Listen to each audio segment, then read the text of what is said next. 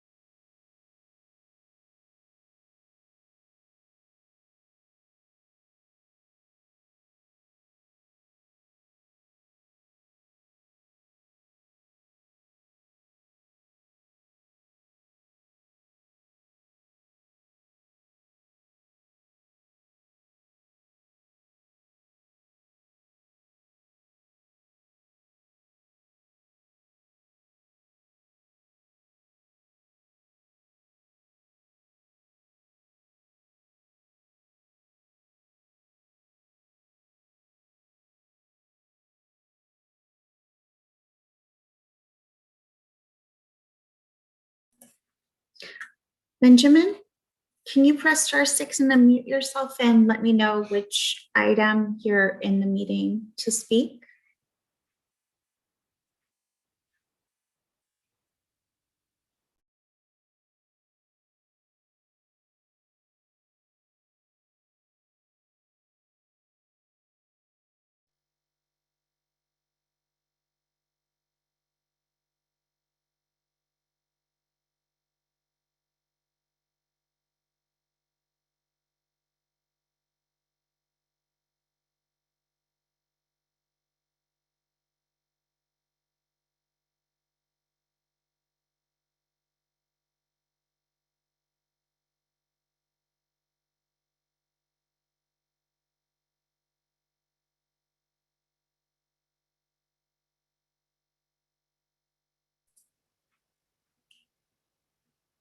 Benjamin, can you please press star six and let me know which item you're in the meeting to speak on?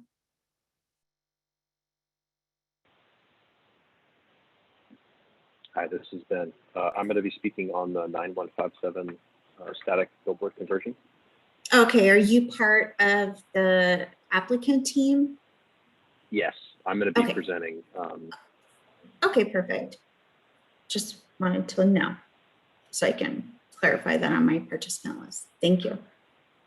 Okay, thank you.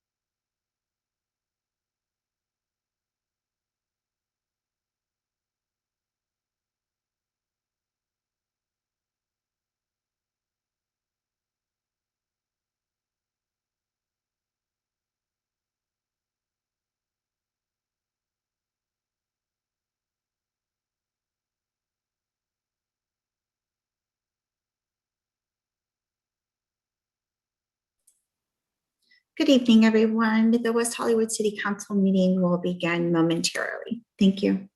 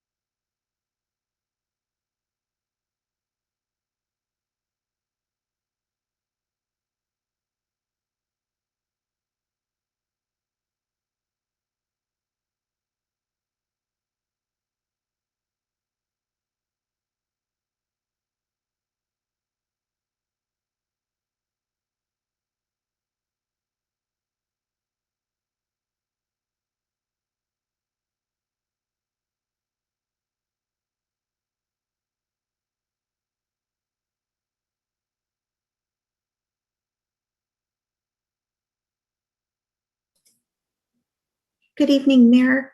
Did you see my text regarding our streaming services?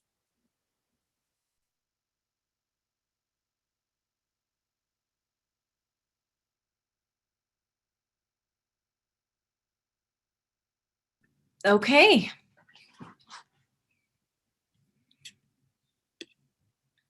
So are we ready, Madam City Clerk?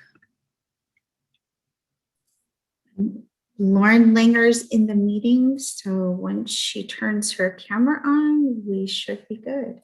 Okay.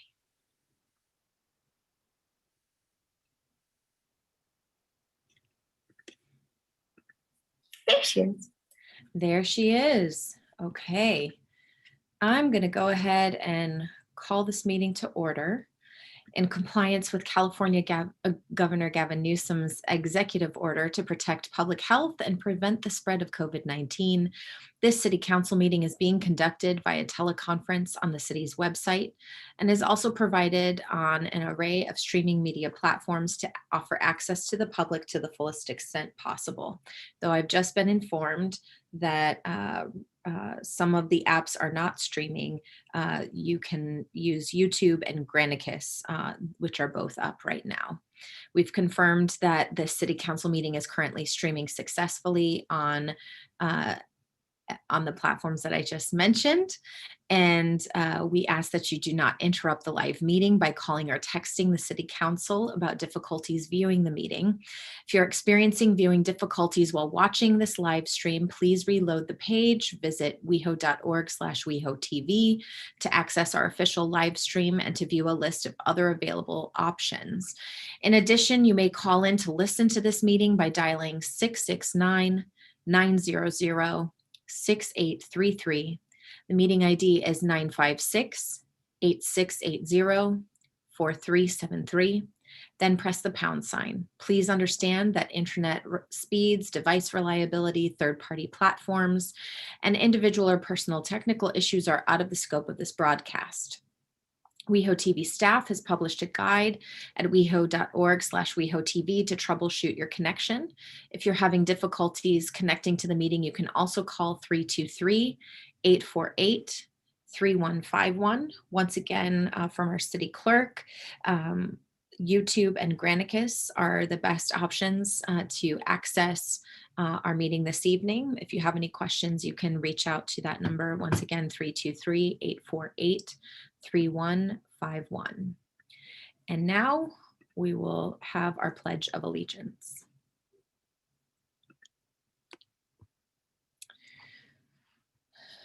Place your hand over your heart. Wait for our virtual flag.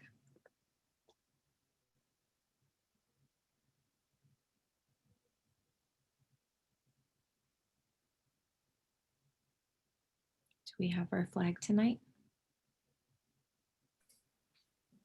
Andy, if you're unable to pull it up, I can pull mine up, if that helps. There we go. Ready, begin. I pledge allegiance to the flag of the United States of America and to the republic for which it stands, one nation, under God, indivisible, with liberty and justice for all. Now, Madam City Clerk, our roll call, please.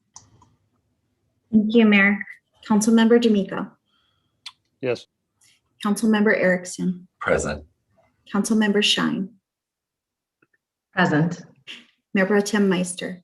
Here. Mayor Horvath. Here. We have a quorum. Thank you. And next we'll turn to approval of the agenda. Madam City Clerk, are there any requested changes from staff tonight? Yes, Mayor, there are. Staff is requesting that item 3B, which is one of our public hearings, be tabled to the August 2nd City Council meeting. That was included in the staff report and on the agenda. And staff is also requesting that the synopsis of the Business License Commission meeting of June 28th be removed from item 2E. So we will remove that from the record. There are no other changes from staff. Okay. Are there any changes from my colleagues? Motion to approve the agenda. Second. Second. Okay, we have a motion and a second to approve our amended agenda. Madam City Clerk? Councilmember D'Amico. Yes. Councilmember Erickson. Yes. Councilmember Shine. Yes. Mayor Pro Tem Meister. Yes. Mayor Horvath. Aye. Motion passes. And now we return to adjournment motions. Does anyone have adjournment motions this evening? Councilmember Shine? Yes, I have two, Mayor. The first is longtime activist, educator, and author Sally Miller Gearhart. She was known for her work against California's anti-gay Briggs Initiative and much more. She has died at the age of 90. She was a Virginia native who taught for many years at San Francisco State University. And in 1973, she became the first out lesbian to be named to a tenure track position in the entire nation. At San Francisco State, she established one of the first women in gender studies programs in the nation. In 1978, she campaigned against California's Proposition 6, a ballot measure that would have barred gays and lesbians from teaching in the state's public schools. It was dubbed the Briggs Initiative for its author, State Senator John Briggs. She joined Harvey Milk in debating Briggs. A clip of the debate was included in the 1984 documentary, The Times of Harvey Milk. Voters ended up rejecting the initiative. Additionally, in the 1970s, Gearhart was co-chair of the Council on Religion and the Homosexual, which educated people about LGBTQ plus issues in Judeo-Christian faiths. In addition to that, I have a sad adjournment for a member of our LGBTQ community, one of our gay brothers named Jesse Moreno. He was part of our community. His good friend, Commissioner Aviles, describes him as larger than life and a human with a heart of gold. He knew how to make you laugh like you were the most special person through the amount of love and support he gave everyone. He would just light up a room when he entered it, not to mention his infectious laughter. His family and friends are going to miss him dearly, and so is the community. Thank you very much. Councilmember Erickson. Thank you so much, Madam Mayor. I have just three. Well, just three, sadly three. The first one is Danny Carr. He was the father to Vanessa Carr. Vanessa Carr is a member of the community who comes to West Hollywood quite often. She also works for Governor Gavin Newsom and is a great individual. She lost her father, and I would like to adjourn in memory of him. Additionally, Carol Christ, who was a feminist theologian and scholar that inspired many of my work and my life. I am very sad to learn that she died last week, very suddenly. No one knew, and it really hits that academic community really hard. And then last, but certainly not least, I want to adjourn in memory of Wanda Gary, who was the grandmother to Lori Yelton on our City Hall staff. And I know that we all send Lori all of our deepest condolences and send her lots of love to her and her family. Thank you. Any others?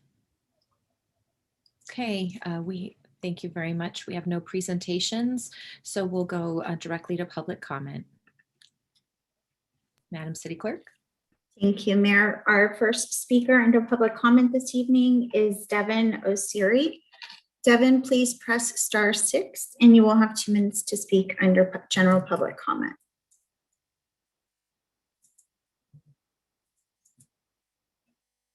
Okay, Devin is not there.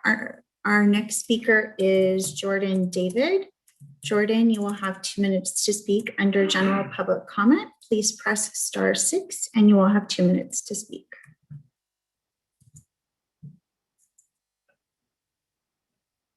I think we got to this part too quickly for them. So our next speaker is Adam Darvish.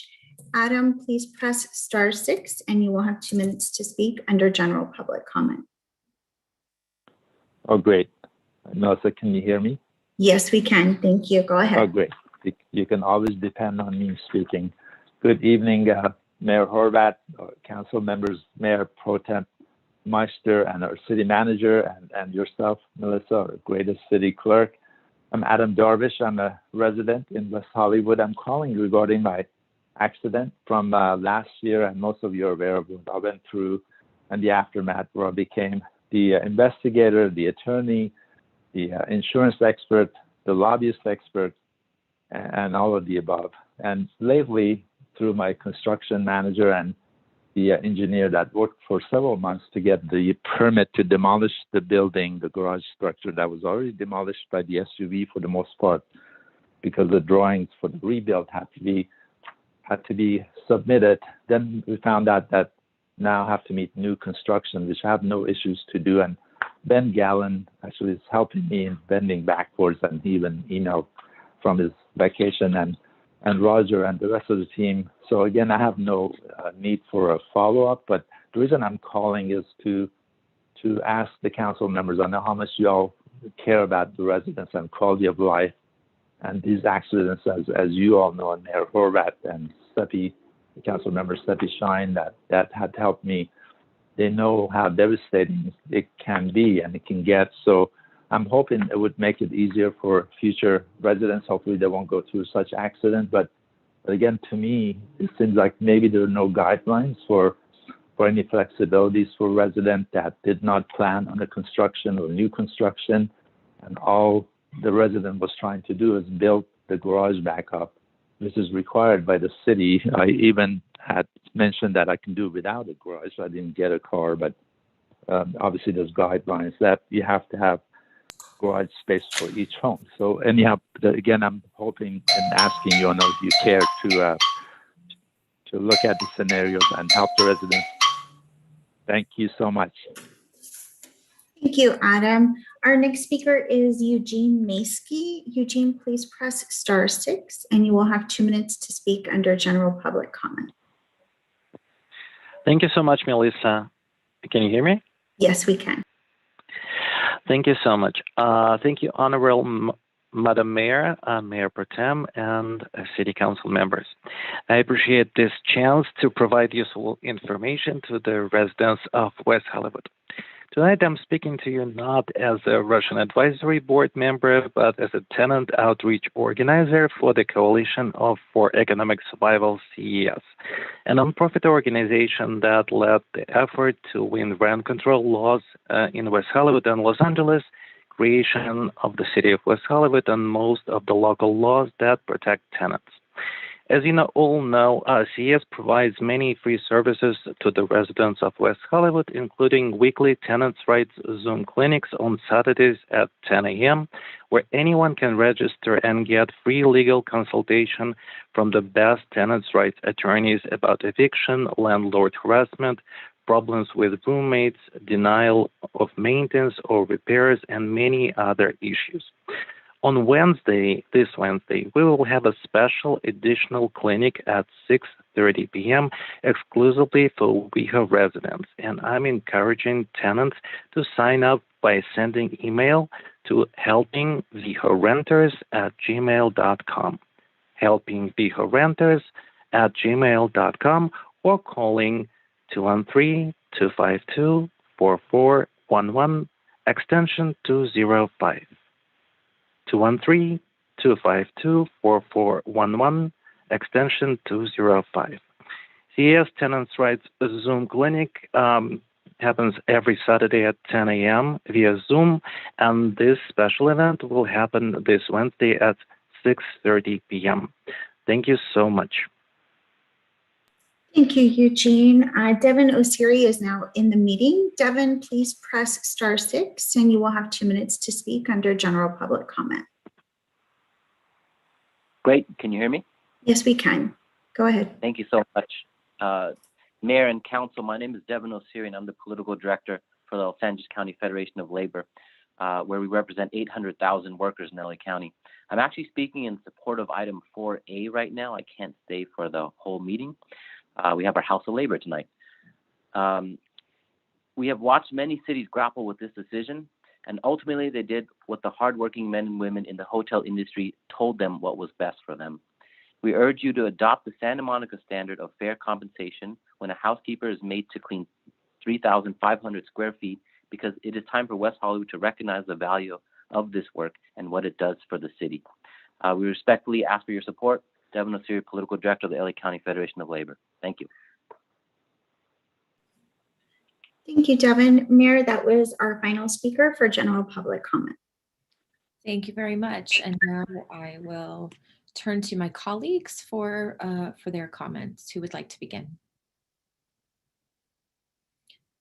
Councilmember D'Amico. Thank you, Mayor. I don't have many comments this evening. I did want to again thank you all for allowing me my absence last time. I had a very eventful and loving family reunion and placing of my mother's ashes in the ocean. It was quite nice. And again, I want to thank you all. I know there's a lot going on here in our city, and it was nice of you to allow me to pause to do that. And with that, I just wanted to say, Mayor, without any actual, without checking with any of you, I just want to say regarding West Hollywood, if you're not vaccinated for COVID, please don't come to our city. Vaccines are safe and effective and free and available. And if you're not vaccinated, please just keep your crazy and your COVID away from our city. And if you're one of the 20% of our residents who are not vaccinated, stay home, stay inside, don't leave the house, or figure out how to get yourself to a place where you can get vaccinated, because this city needs you to be vaccinated. And if you think otherwise, I'm happy to have you write to me and tell me why you don't want to be vaccinated, why you'd rather put residents and visitors and others at risk. But from this council member, I would like to say, if you're not vaccinated, please stay home or don't come to our city if you're a visitor, because we believe in taking care of ourselves, taking care of our residents, taking care of our neighbors. Thank you, Mayor. That's all I have to say. Councilmember Shine. Thank you, Mayor. I was going to ask the city manager, David Wilson, if at the end of this you can update the public on the new mask ordinance. I've seen that Sheriff Villanueva does not believe in science and has said that they will not be enforcing this new mask mandate. It is my understanding that in West Hollywood, indoor places right now have to have masks, but that is, and this is a question that maybe either code compliance or city manager you can verify, is my understanding that code compliance is in charge of this enforcement anyway. The reason I brought up the issue of the sheriff is that residents have been confused with what's been put out and who is in charge of enforcing indoor mask mandates. So I was asking if you can make that clear. Also, since our last meeting, I attended our homelessness subcommittee meeting. I also attended and spoke at the Housing as a Human Right panel as a hearing board member on housing. I marched in the unofficial Pride Parade and celebrated Pride during WeHo Pride weekend. I attended Mickey's grand reopening ceremony and presented a proclamation to the artist Scoot, who created the mural, the beautiful mural on Mickey's wall. I also attended our city co-hosted Black Pride event at Rocco's that was produced by Ivan Daniels, and attended our Pride subcommittee meeting with Councilmember D'Amico, during which we discussed the RFP for Pride 2022. Thank you very much. Councilmember Erickson. Thank you so much, Madam Mayor. I too want to echo what Councilmember D'Amico is saying, and he says it so succinctly, so I have to appreciate that, because we are around 72, 73% vaccinated. I'd have to go look at the Instagram tag that we all got, but get vaccinated. This says you are endangering and potentially killing our neighbors, our residents, our visitors. I know at least 7 people who are sick currently with the Delta variant, who are fully vaccinated, who are taking precautions, who are taking everything. And it's sad because they are going around and they're finding out the person that might have given it to them were not vaccinated, and they are quickly transmitting it to many, many people. And it's very alarming to see the daily rate of cases not only go up drastically, but we do not want to risk what we have been all able to accomplish together for our community to come tumbling down. The mask mandate itself, while I'm not happy with it, I understand why it's happening. I echo what Councilmember Shine was saying regarding the sheriff's statements. Thank you, Karen Oakham, for tweeting at all of us. However, we cannot tweet back at you. That would be a violation of whatever Brown Act. We don't want to all have that serial meeting. So sorry, Karen, I normally would respond, but I did not for many reasons. But if David Wilson or if our sheriff is on, if they could talk about how that will be enforced, that'd be greatly appreciated. I too, along with Mayor Pro Tem Meister and Councilmember Shine, attended the Mickey's Grand reopening. It was so great to walk by it later that weekend and see it happen. So it's amazing. All of the bars and restaurants are quite busy. So please wash your hands and get vaccinated. I also attended the Black Pride event hosted by Ivan Daniels. It was quite wonderful with Kiki Palmer and all the other individuals, with Councilmember Shine. And so I want to thank her for being there with me. It was wonderful. And then in addition to that, I attended our 3rd District Consolidated Oversight Board, which I am on, as well as I too was a hearing on the hearing board for the AIDS Healthcare Foundation's Housing is a Human Right panel, but on hunger issues. So I want to thank them for organizing that. I had heard from so many members of the community that some live here in West Hollywood that are looking for other ways to be creative and help those in our community get food and stay fed, but also great to see so many individuals come out in that great way. So I would be remiss if I did not wish two of the most devilish people I know, former Councilmember John Heilman and Nadia Sutton, a happy birthday today. I know Nadia, if she were calling it right now, she would say she shares it with her little devilish friend, John Heilman. She said this publicly before, so I'm not saying anything she wouldn't. But Nadia, we love you. John Heilman, thank you. Happy birthday. It's so great to see you two about and around in the community, and sending you lots of birthday love and some cake that is properly wrapped and contained, although I know you probably won't eat it. So happy birthday to you both. Thank you very much, Mayor Pro Tem Meister. Thank you. I'm sorry, Councilmember Shine, did you want to say something?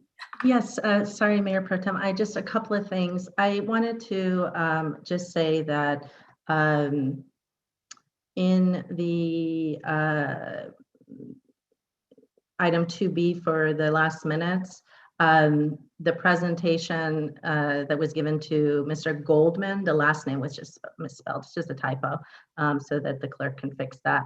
Additionally, I want to just add to the vaccination conversation a very important fact. 99% of the people that are hospitalized are not vaccinated, and the people that are getting it, that are vaccinated, it's mild symptoms. Very few, it's more than mild.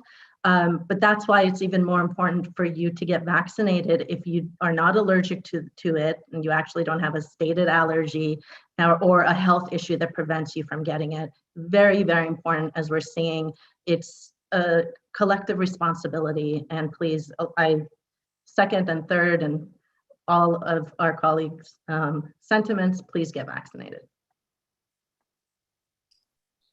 I think I can go now. Okay, so I attended the Southern California Association of Governments CEHD committee representing the West Side City's Council of Governments, where we discussed SCAG's role in economic development, which is under our purview along with housing and some other things. And I also attended the Mickey's event with my colleagues.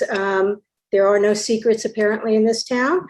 I attended the homeless subcommittee meeting with Councilmember Shine. And I did want to mention that we did have a subcommittee meeting scheduled for Thursday, July 22nd. However, it's been canceled because the Dr. Jonathan Sharon, who we had on our agenda, he change his schedule. So I believe our next meeting will be in August third week or something like that. I'll let you know the next council meeting. And I would just say I agree with all of my colleagues regarding getting vaccinated. And if we want to make sure that our businesses can stay open, this is all of our responsibility. We want to come back from this. So thank you. And those are my comments. Thank you very much.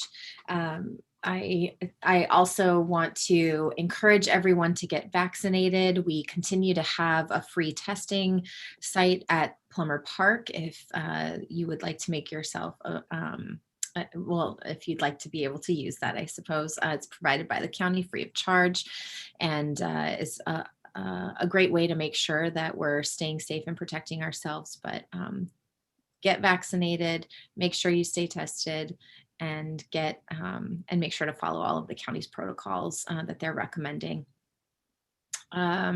Since our last city council meeting, I have a few meetings that I attended, the National League of Cities Summer Leadership Meeting and Board Meeting, the Contract Cities e-Board Meeting as well. I too participated in homelessness with the panel on homelessness with housing as a human right. And I know my colleagues mentioned it as well. It was a really great event. And I think it was the beginning of very important conversations in a different space, ways that we can engage directly with the community that is seeking our service and our care. I want to thank our Chamber of Commerce for facilitating our State of the City, which was a great event. A sad goodbye to our former city manager, but a wonderfully conducted event. And thank everyone at the Chamber, Jen and the team, for putting it all together. Also the employee appreciation lunch, which was another goodbye for Paul and a great way to see faces and reconnect with everyone from City Hall whose work we appreciate all throughout the year. And thank you to everyone who organized that.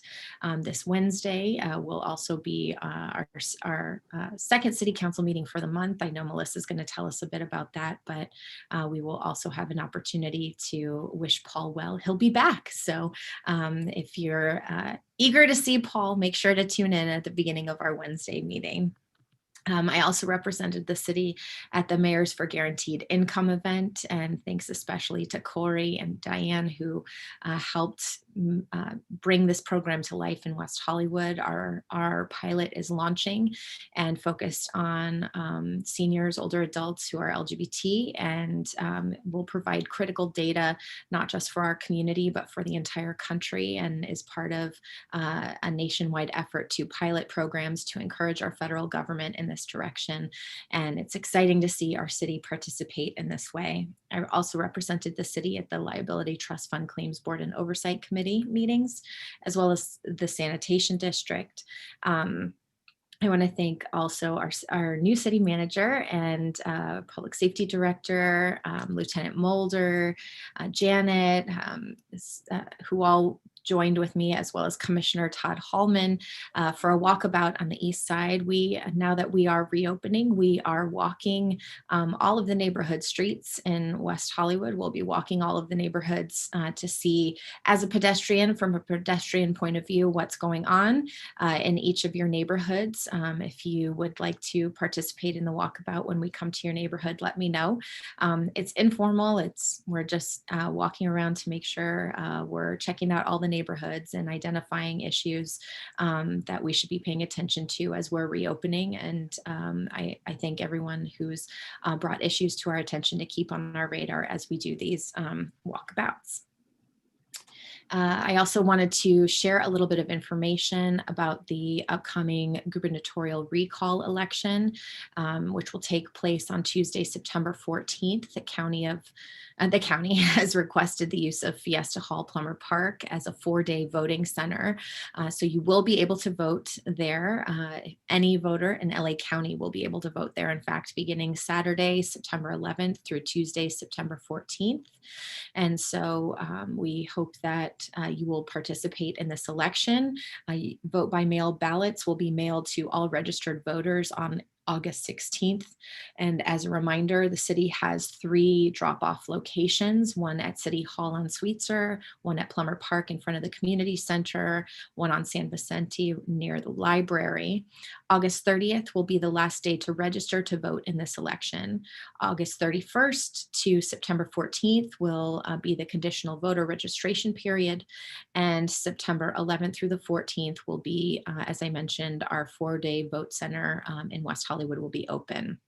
And on election day, the vote center will be open from 10 a.m. to 7 p.m. on election day, as well as September 11th, 12th, and 13th. Election day itself will be 7 a.m. to 8 p.m. as usual. If you have any questions, you can contact our city clerk and she'll provide more information. 2 more announcements. The Los Angeles County Department of Mental Health is proud to announce a partnership with Break the Binary to host a new and exciting project, the 2021 LGBTQIA2S+ Youth Innovation Lab. From August 9th to the 13th, a select group of 16 youth fellows, age 18 to 24, will meet virtually to develop innovative, user-centered strategies addressing mental health barriers and related issues affecting the community in Los Angeles. youth fellows who are accepted into the program will receive a $500 stipend upon completion of the lab. And so if you'd like more information about that, please feel free to contact me or our staff. Applications are due Friday, July 30th at 12 p.m. noon. You can contact me, our staff, or if you'd like to reach out directly to the lab coordinator, Addison Rose Vincent, at addison@breakthebinaryllc.com. Finally, I wanted to take a moment to give a special shout out to Nick Wagman. Nick is the brother of Kobe, the City of West Hollywood's parking operations supervisor. Nick is headed to Tokyo Summer Olympic Games with Team USA as a dressage rider. Okay. Nick has been sharing his story as an out gay athlete for the first time with the media, and all of us in the city of West Hollywood wish Nick and his husband Kurt the very best for the Tokyo Olympic Games. Woohoo! Team USA. And I will now turn it over to our city manager. Thank you, Mayor. Good evening, Mayor Pro Tem, and council members. So yeah, for an update on the LA County health orders regarding masks. So effective Sunday, yesterday, July 18th, the county is requiring masks be worn by everyone indoors at public settings and businesses, regardless of vaccination status. Concerns related to mask mandates could be reported to the county Department of Public Health through their website, or by calling them at 888-700-9995. They can also be reported to the Code Compliance Division. We try to provide education before we issue citations, but we are still able to issue citations. So you can contact our Code Compliance Division at 323-848-6516 or through the city's official West Hollywood app. Just to add to the vaccination reminders, anyone 12 and older in LA County is eligible for a COVID-19 vaccine. And you can visit vaccinatelacounty.com to find the nearest location to you. City Hall is scheduled to reopen next week, July 26th. That is, unless there is some significant change in the county's orders again, but we do plan to open by appointment only. We are setting up a website, the city's website, so appointments can be made through the city's website or the West Hollywood app. And the city departments and divisions that will be open for appointments are parking, rent stabilization, the cashier, the city clerk, and the planning and public works departments or divisions. And I believe that's all. Okay, and I believe our city clerk has a little bit more information to share with us before we go to our vote. Yes, thank you, Mayor and council members. Originally, our Wednesday, July 19th meeting was to be our first hybrid meeting with partial attendance from members of the public as well as via Zoom. However, as David, our new city manager, mentioned, the updated health order is requiring masks for everyone indoors. And so to be safest and to take all of that into consideration, we have decided to do a teleconference meeting. The agenda has been updated. Our website has been updated. So if you would like to speak on any item, please email me prior to the meeting on Wednesday evening. Thank you. Thank you, Melissa. And our fiscal impact on our consent agenda tonight, please.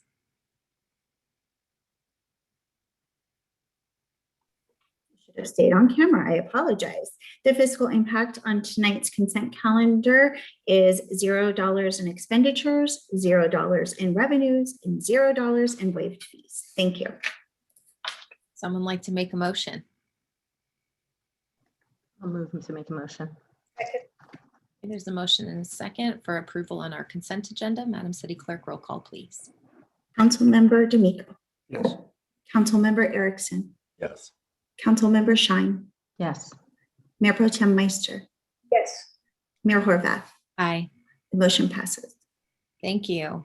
And Now we will turn to our first and only public hearing of the evening. Item 3A, a request to permit the conversion of a static on-site advertising billboard to a new digital off-site advertising billboard on the property located at 9157 Sunset Boulevard. I'll turn it to our staff for a presentation.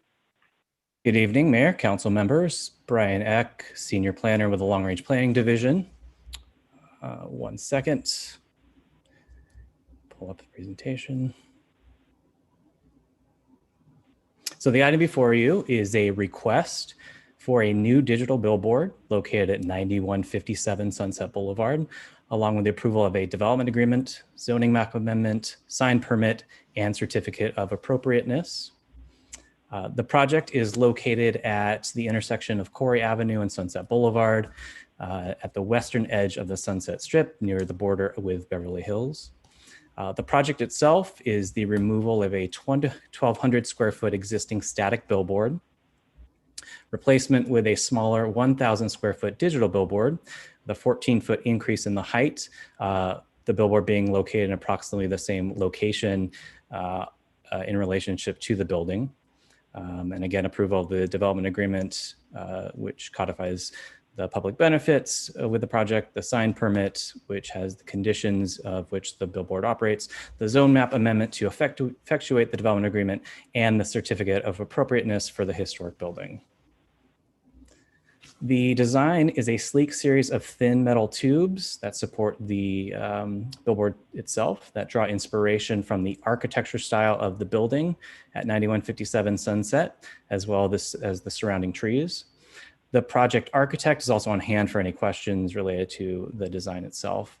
So here are 3 successive views moving from west to east along the south side of Sunset Boulevard, showing the relationship between the billboard, the existing historic building at 9157, and as well as the surroundings. I'll also note that rendered in here is a proposed billboard at 9165 Sunset, which does not currently exist and is going through the entitlement process.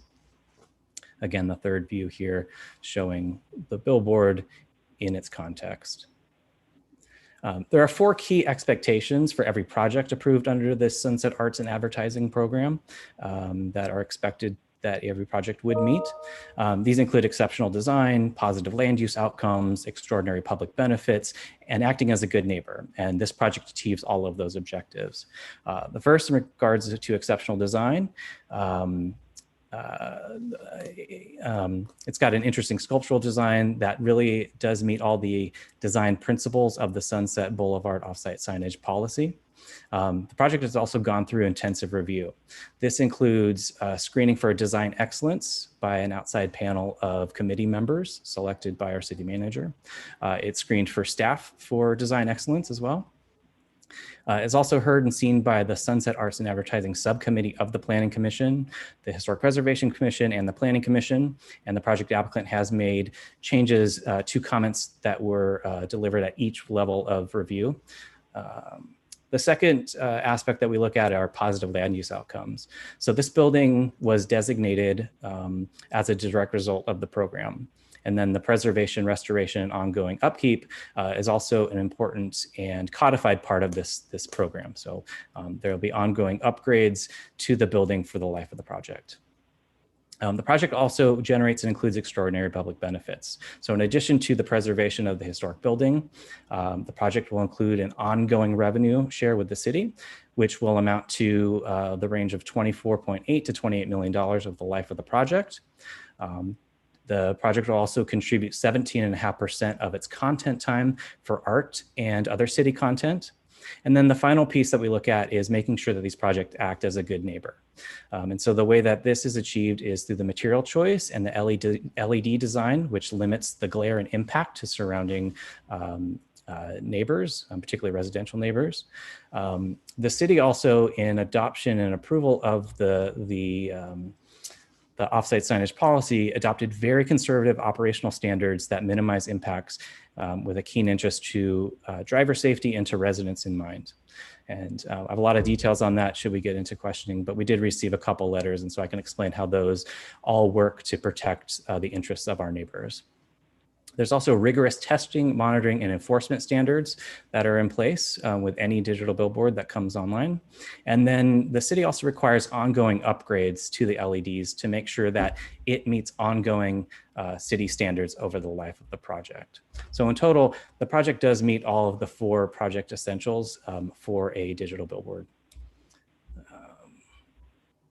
So just to wrap up here, the recommendation again is the approval of the project, including the development agreement, the sign permit, the zone text amendment, and certificate of appropriateness. And staff does request that we look at modifying the conditions to attachment C to change the unit of measure from lumens to candelas per meter square, which is how we measure brightness, and then update condition 3.6 to require that any architectural lighting be shielded from view from the public right of way. That concludes my presentation, and I am available for any questions.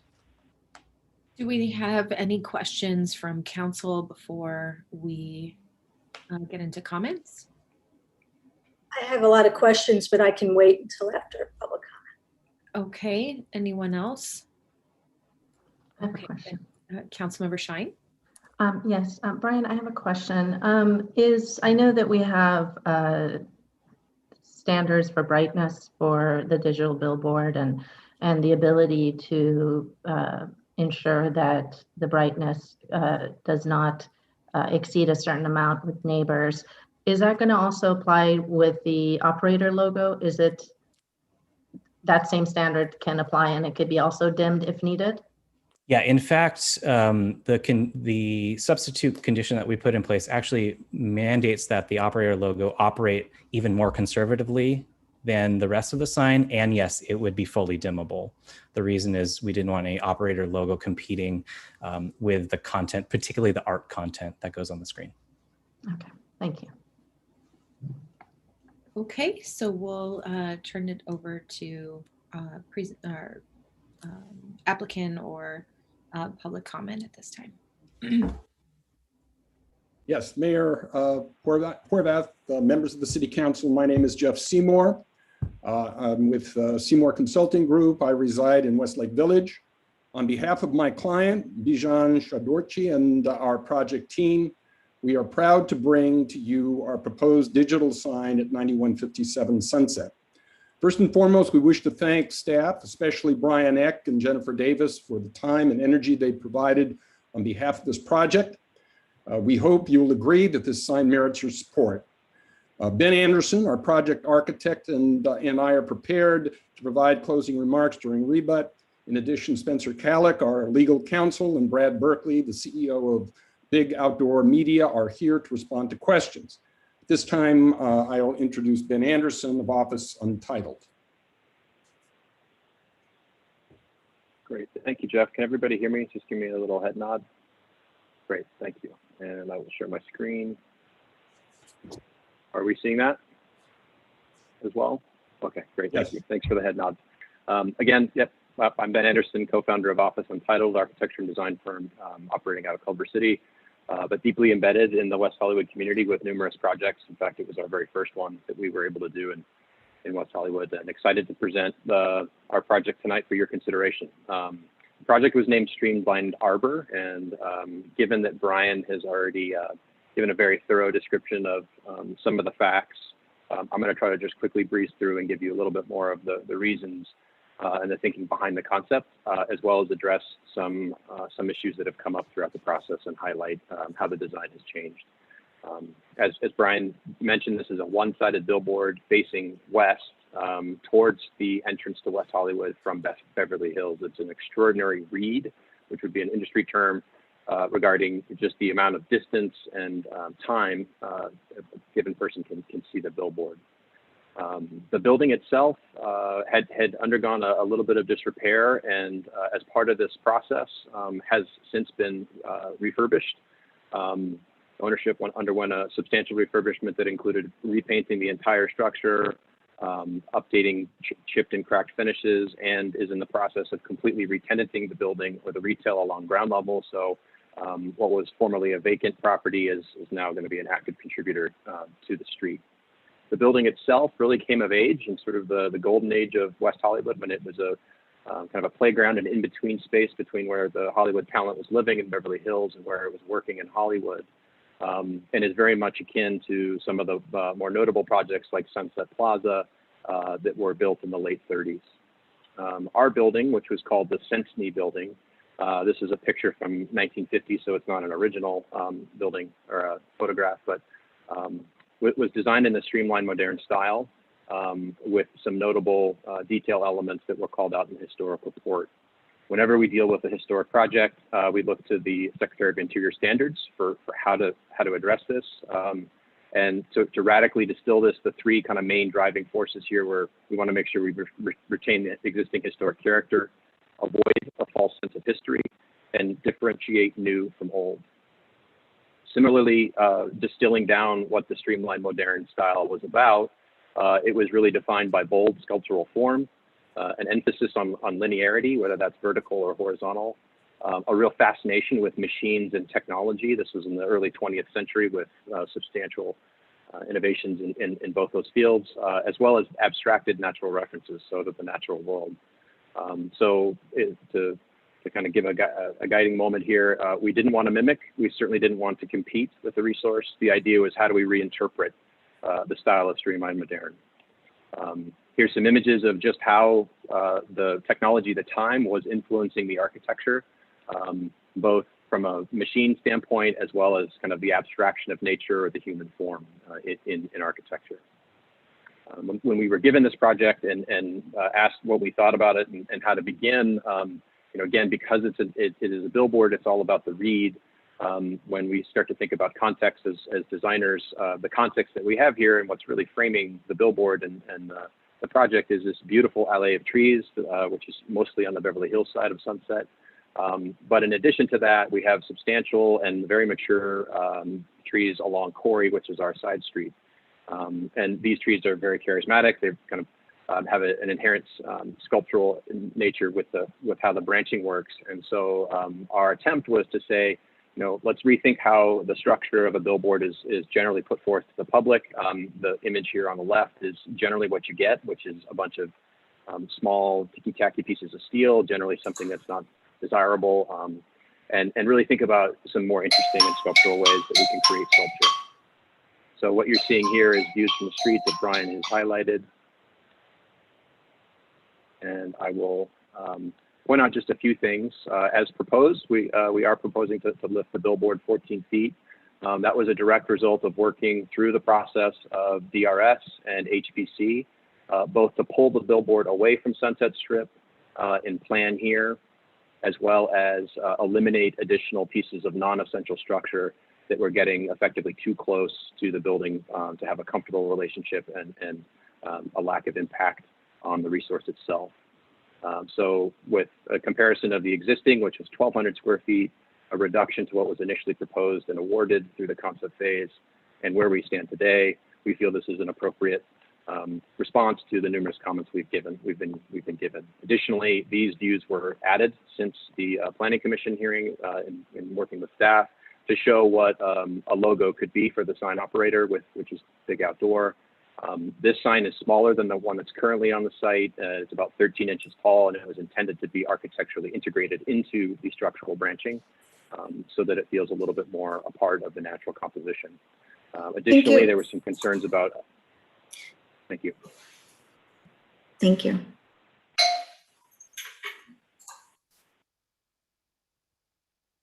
And I believe we'll now go to public comment. Yes, Mayor, thank you. Lynn Russell is our speaker for item 3A. Lynn, please press *6 and you will have 2 minutes to provide public testimony. Oh, hi, good evening. This is Lynn Russell speaking, West Hollywood. Good evening, Mayor Horvath and fellow council members. This request I'm making is to make a small modification to the armature holding the signage atop a recognizable historic resource, which is streamlined modern structure. The armature, which was apparently inspired by the nearby tree branches, is a lovely idea, but it has unfortunately produced an Art Nouveau element, which is different. While this is not a life-threatening issue, it could be modified to benefit the integrity of the recognized historic resource above which it's located and not detract with over-embellishment. I'd appreciate your consideration on this. Additionally, a few remarks. Given the other comments that were submitted online, fine details of the specific elements are becoming compromised or lost given the indistinct timing of purviews between HPC, Design Review, and Planning Commission. There are often simple remedies when folks are actually informed about what details they're looking at in relation to the entire project.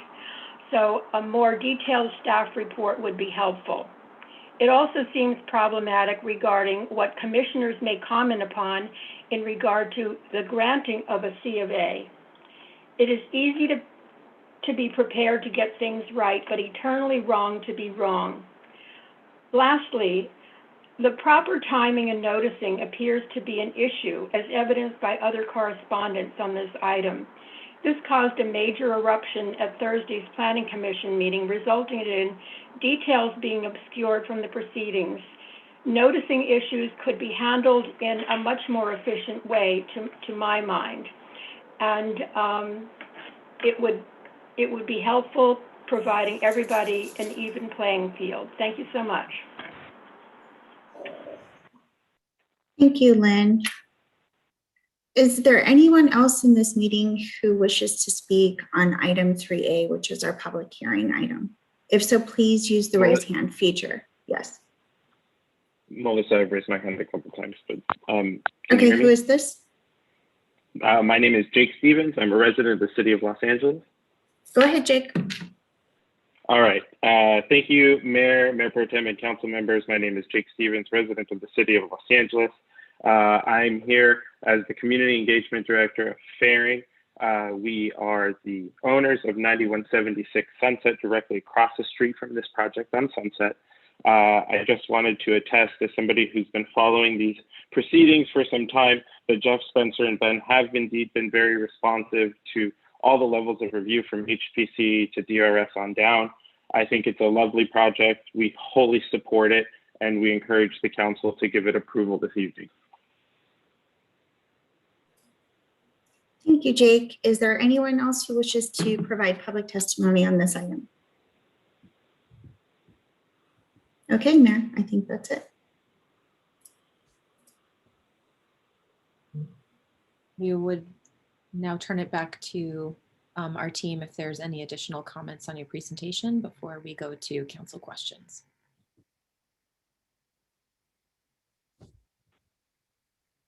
Okay, Councilmember D'Amico. I know Councilmember Meister had a bunch of questions, so if she wishes to go first, I don't mean to jump in, but. Go ahead. All right, so I have, this is for Brian and really for the entire council. So this billboard effort, now many years in the making, is theoretically more than just the making of digital and new billboards. This billboard effort is targeted to an urban idea about the Sunset Strip, one that is grounded in activity at the street level, funded by activity above. And one of the signature moves that the previous council made with respect to this was regarding the Roxy and the Rainbow. And we understood those historic properties and not just the fact that they were buildings that were old, but that they had cultural activities happening in them. And we tied the ongoing existence and occupancy and use of those buildings to the lighting and existence of the billboard. And I don't think it's appropriate for us to move away from that. So what I guess I'm asking is if we could, as part of this billboard, this development agreement, put in some language that might say that if the commercial space is vacant for more than 6 months, the billboard has to be turned off. Because the last thing we want to do is create businesses that can live on their billboards alone. This city cannot live on billboards alone. We need to have commercial activity and spaces at the ground level that are active, because we have all seen the building at Doheny and Santa Monica Boulevard now in its 35th year of being vacant, with a very pleasant, much viewed from a good distance, the view shed probably from Santa Monica Pier. You can see that billboard from everywhere and nothing is going on at that corner. So I would encourage Brian and our city attorney to write some language this evening and put it in there that says if that commercial space, any of those commercial spaces are vacant for more than 6 months, the billboard must be turned off. That's all I have, Mayor. Thank you. Thank you. Mayor Pro Tem Meister. Thank you. I just want to ask, because I thought I read something in the DA about that, or the resolution, so I'd be curious about that as well. We received one email from Michael Lombardi, who happens to be in the lighting industry, and I wondered if staff could address his questions. I think that they've addressed question number 3, which is about shielding from street view, but if they could address question 1 about the 200 lumens. I saw the change in the text, but I didn't see the number. And then question 2 about the operator logo being dimmable. So I wondered if staff could address those 2 questions. Yeah, so that was in the substitute language that I had suggested for attachment C. Those were all handled. The change from lumens to candelas. I did every aspect of architectural lighting on this is required to be fully dimmable. And then, yeah, so his comments were extremely helpful. And then the shielding from the public right of way so was it is included. So it is 200 candelas per meter squared for question 1 about. Correct. Okay. So now that I'm talking about the logo, I'm a little concerned that the logo, the operator's logo, was not discussed both at HPC and it was discussed at Planning Commission, but the discussion was that it was not on the plans, and so it wasn't something that HPC could look at and decide whether or not that worked in terms of their conditions, their certification. And the Planning Commission conversation, as I remember it, because I was watching, very much was about that logo, about it not being there, and the applicants made it very clear that they were okay about it not being there. So then there was no real conversation about lighting, where it should be located. And so my concern again about location is it hasn't gone through SASE, it hasn't gone through HPC. Do you want to respond? Yeah, so following Planning Commission, and although the applicant at the time suggested that it was not essential that they had a logo, they did have a change of heart and did request that we bring forward to you a proposed logo design, and understanding that it had not been seen at any of those levels of review. And so we did an analysis of it based on the design criteria that's in the Sunset Arts and Advertising policy. And that's what we brought forward, saying that it does conform with those design guidelines. However, it was not, or the motion that was offered by Planning Commission was that no logo be included. But to your point, it was because they had not seen a logo, and the applicant at that time suggested they did not need one. And do we feel that it's not going to affect the COA?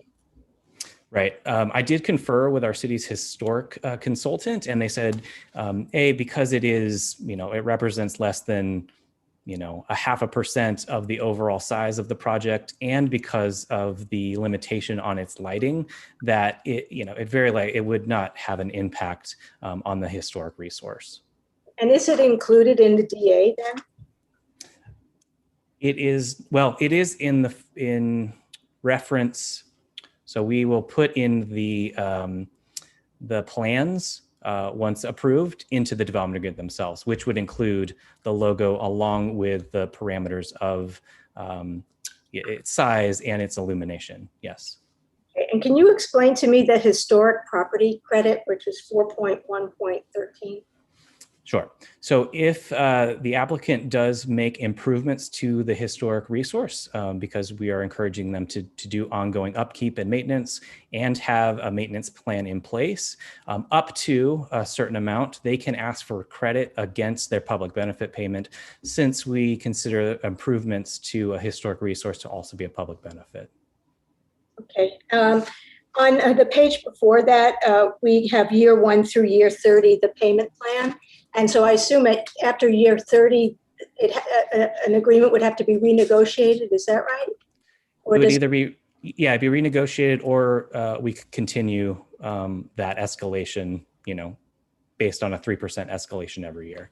So my concern is we have this 3% escalation, but we don't tie it at all to the CPI, to inflation. What happens if we're hearing all these things about inflation? That amount is not worth what it's worth today. Yeah, in negotiating this, we do get a lot of pushback on that 3%, because as you see, it starts at 600 something thousand in year 1, and by year 30 is at 1.4 million. That comes as a direct recommendation from our valuation consultant, who has looked at the escalation. It's not necessarily a CPI reference that they're looking at. They're looking at what happens when you introduce a billboard to a site, and what does that do to the escalation of the property values. That's part of their consideration. So this keeps it generally in line with inflation. And in fact, this outpaces inflation for a lot of years, but yes, it could fall behind in certain years. On 6.2.1, which is minor changes, that's on page 23 and 24. There are 3 items, and A is relocation or reorientation, B is a height adjustment, and 3 is a square footage adjustment of up to 33%. I'm having a hard time understanding how those are minor changes that should be made by the city manager, and I would like to throw it out there to my colleagues that actually should be something that goes to the either a director's hearing, which could be appealed, or a planning commission hearing. Because I don't see where, even in our own zoning code, a minor adjustment is 10%. And on this, a square footage adjustment of up to 33% could be up to 400 square feet out of a 1,200.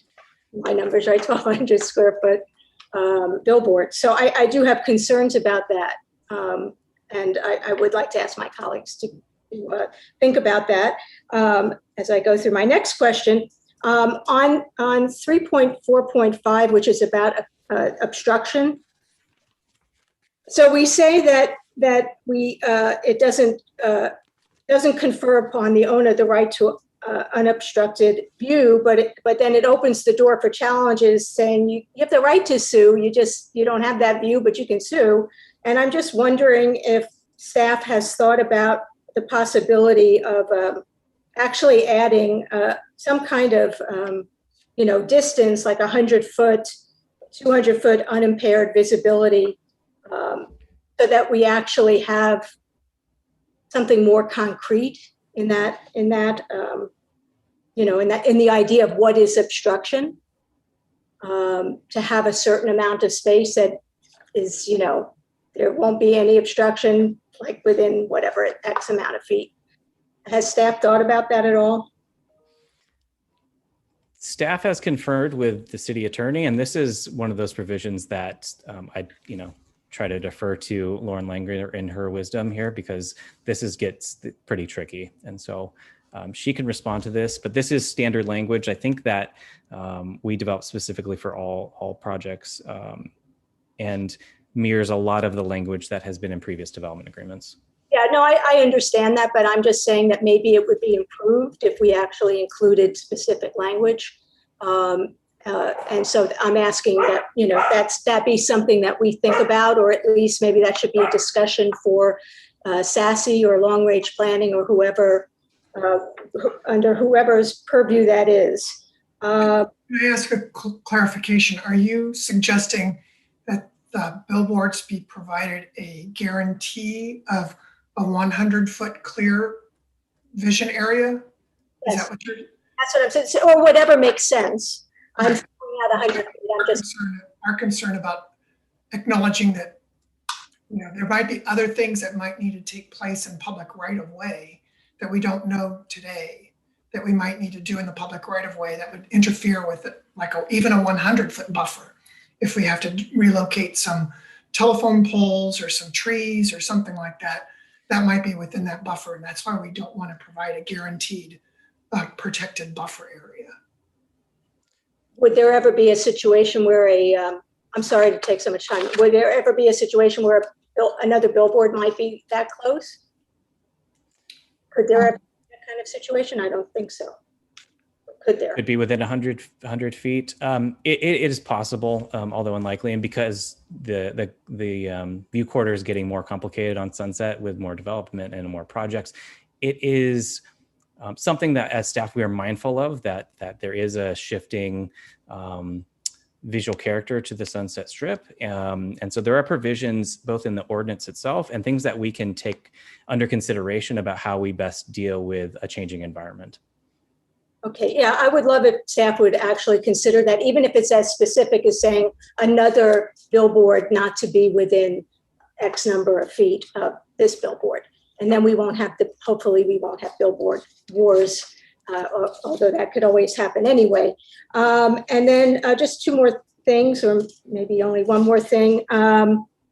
The picture, the photo of, or the drawing of the billboard with the operator sign, the piping didn't look like what it looked like in the other. And I just want to make sure that the piping is going to be a brushed metal look without being reflective, because the picture that was shown, or the rendering that was shown, looked like a bubbly, you know, it didn't look as nice. So I just want to confirm. Yeah, in the updated plan set, in the description, it says it will be of the same material and have the same powder coating that the structure itself has. So it is a seamless operator logo. So you won't be able to tell the distinction between those two. It should look like it's actually carved out of the structure. Okay, great. And then I just want to confirm that there is not going to be any lighting on the piping, or there might be lights on the piping. What is, because I know the HPC really recommended against not having lights that on the piping. So right now the condition is that the lighting be obscured from view. I know the applicant intends to do minimal lighting, not any lighting affixed to it, but just pointed at select pieces of it, because Planning Commission actually in discussion, they said they liked the fact that there would be some lighting on it. It's not intensive lighting, but it does highlight the structure itself as a nice sculptural element. Okay, great. And I'm just going to say I like it very much. So I'm just trying to cover all of the points that that I heard. And that lighting would be dimmable as well, in case. Correct, and subject to all the same brightness and illumination standards, and subject to the same testing, monitoring, and enforcement standards that any part of the sign or structure would have. Great. And then just my last question is, can you address the concerns that were sent to us from the residents who live they live pretty close?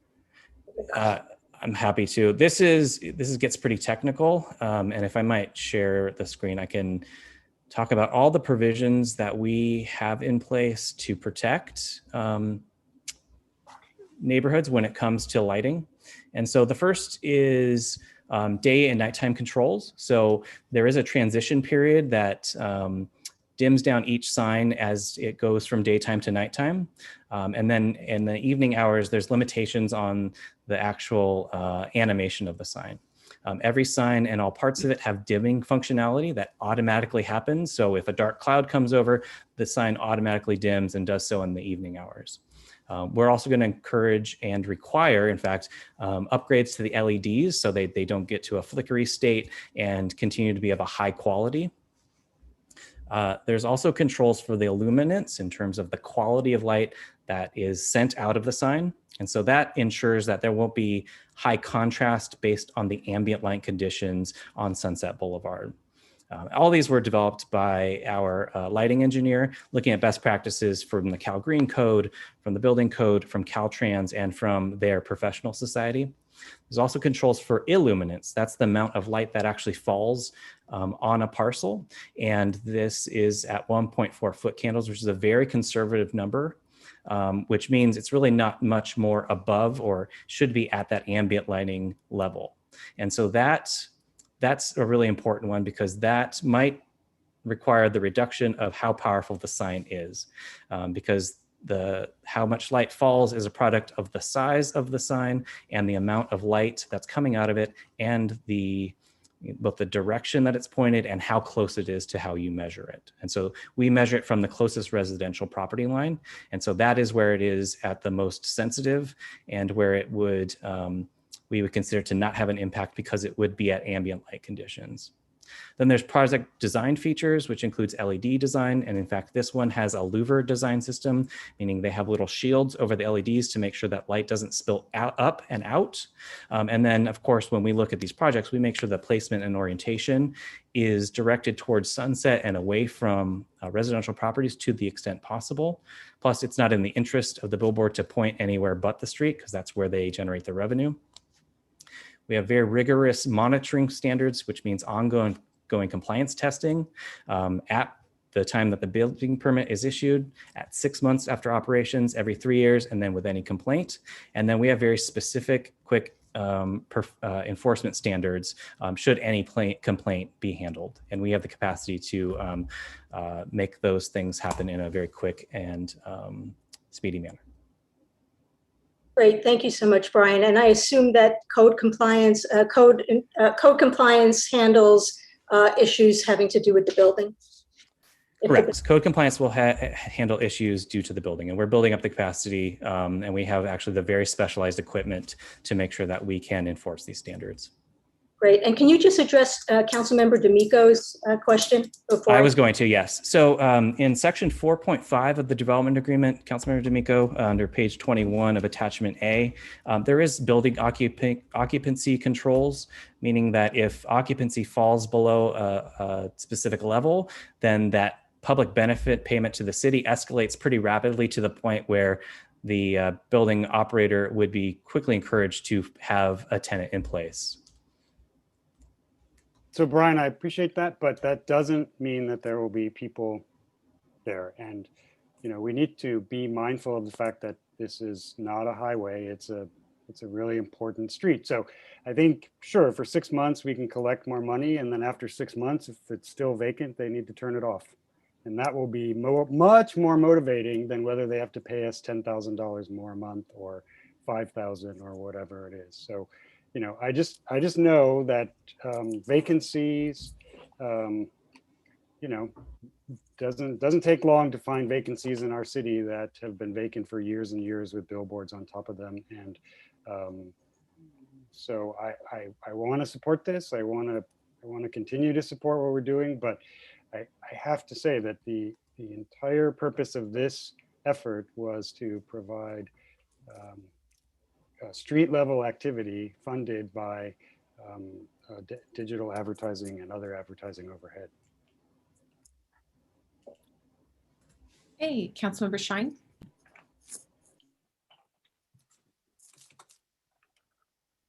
I don't have any additional comments. Councilmember Erickson.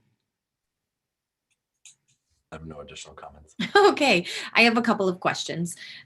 First, I know in the description of this project, it is described as signifying a gateway, but I believe that Councilmember D'Amico and I have worked as a subcommittee in the past on this issue and making sure that we're designing the gateways from a city perspective. So I just want to make sure we're very clear that this is not an official gateway, that it's just sort of describing the location of the billboard on Sunset, and that it's not intended to be a city gateway project. Correct. Yeah, this is acknowledgement that it is at the gateway and needs to contribute to that, but it is not in itself the gateway feature. Great. I think we've covered the logo on the structure sufficiently with regard to illumination, its location, and all of that. I agree with Mayor Pro Tem Meister regarding the illumination of the supporting structure. It's just this kind of design that really addresses more kind of beautifying what the pole is, or the support for the art is not my preferred type of creative design. And I think illuminating the support itself doesn't necessarily contribute to what we're trying to achieve there. But I think if other of my colleagues are interested in having the illumination, I just would like us to have a review period, perhaps after 6 months or some set period. So that way we make sure it's not creating any additional impact to the neighborhood. I think what we're trying to evaluate first is the ability to have digital billboards here. And I know that there are some concerns that have been raised. My other comment is that it seems to be a bit high. I know renderings can be interpreted in a variety of ways, but it seems to be a bit high in relationship to the existing building. Originally, it was a little bit lower. I understand there was direction from Historic Commission to have a little bit of separation, but maybe we can kind of split the difference so it's not sort of all the way up in the air and kind of sits more within what's already going on Sunset, as opposed to being as elevated as it currently is. If there's support for that, I'd be interested in that. Otherwise, I'd be interested in knowing if somebody's prepared to make a motion with regard to the comments, or I can try to do it. Pro Tem Meister. Question: how much more would you lower it? How much would you want to? How many feet?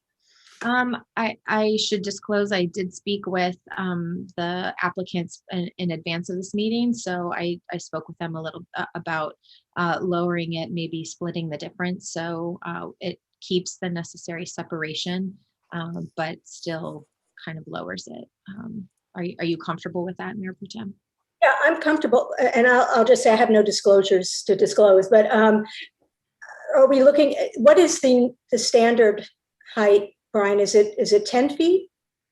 It's 14 feet above is the standard in the ordinance. So an existing billboard, any existing billboard can request, if there is proof that it would improve its view, above the height limit. It can go above 14 feet. And this one is how many feet? It's at 14 feet exactly. So this is the standardized height we would require? This is the maximum allowed, and it doesn't mean that it could be granted. It's not a by right amount by any means, but this is the maximum that could be requested. And is there a minimum? I think the point is we don't want it to go into the building, right? So. Yeah, and that was the concern from, and what HPC particularly liked about it is that it gave the building some room to breathe when compared to the billboard today, which sits on the billboard. It's not directly on it, but it is pretty heavy in relationship to the building itself. Understood. Brian, what was the difference between the original submittal that HPC saw and how much they went up? How much did they increase that space? Ben showed it in his drawing, and I'm not sure if I don't have those exact details right in front of me. Maybe the architect could respond to that. We're willing to show you Ben's slides, kind of clarify both the armature and also the height if you wish. I'd like that. Thank you. Ben? think he's on mute, and I think he's Yep, pulling it yeah. up, is what he said. There we go. Thank you for interpreting that. Can you hear me? Yes. Okay, excellent. So, and apologies that I had to breeze through this so quickly. What the middle slide here was the design that was brought to DRS and was awarded the concept award. The comments that we got from, so we were initially asking for the 14 feet, in part because this has such a long read down Sunset. In that sense, it's a very unique billboard in West Hollywood. So the additional height lets it perform at that additional distance. We felt and presented it as such at DRS and at HPC that the additional height was a good thing. The comments that were received that influenced the design between DRS and HPC that were supported by HPC was the idea that too many of these branches down below created an uncomfortable relationship to the building in terms of its spacing and letting the resource breathe. So the branch that's shown here in the green dotted line was what was omitted to provide even more height, because we weren't asking for any more height beyond the 14. And this is what HPC signed off on and felt was appropriate as it relates to the relationship with the existing building. That lower branch is about 3 feet below the current lowest branch, which is a critical element for our structure to be able to support the billboard, just for reference. So it sounds like perhaps you're suggesting it could be lowered 3 feet and still work? That would be about the limit. That would be about the limit in terms of not creating a more significant impact or going against something that HPC had sort of explicitly asked to be removed based on its proximity. Okay, Mayor Pro Tem, I'll turn it back to you. I guess I'm a little confused. So they're taking out one of the branches and would like to lower it a couple of feet. Is that the request? So it would be 12 feet. I mean, is it going to make that much of a difference, Brian? Anybody? Ben, do you want to? Oh, I'm sorry. I think our preference is to leave it at the 14 feet to provide as much breathing room as possible with respect to Councilmember Horvath's comments. And just wanted to point out the specific direction that did influence the design coming out of HPC regarding removing one of the branches that was even closer than as our final design shows. And I'm comfortable with the design as it is then. Would you like to make a motion, Mayor Pro Tem? Yeah, I would make a motion to approve the project, the billboard, and the development agreement with a couple of changes, and that would be that on 6.2.1 minor changes, that these would be made by the planning director, because at least that way there could be a public hearing and there could be appeals if there is a concern from the public. Also, I would like to address Councilmember D'Amico's concerns with the 6 months. If there's 6 months, was it 6 months vacancy, that the lights go off? Is that right? Councilmember? That's what I think. I mean, we have all kinds of ways to fill a business. You can fill it with a pop-up, you can fill it with a long-term tenant, you can fill it with a short-term tenant. I have 10 years of experience. We have 35 years of cityhood of vacant buildings underneath billboards. And I'm sure that the applicant and the architect are correct that this is a gold mine. And $10,000 and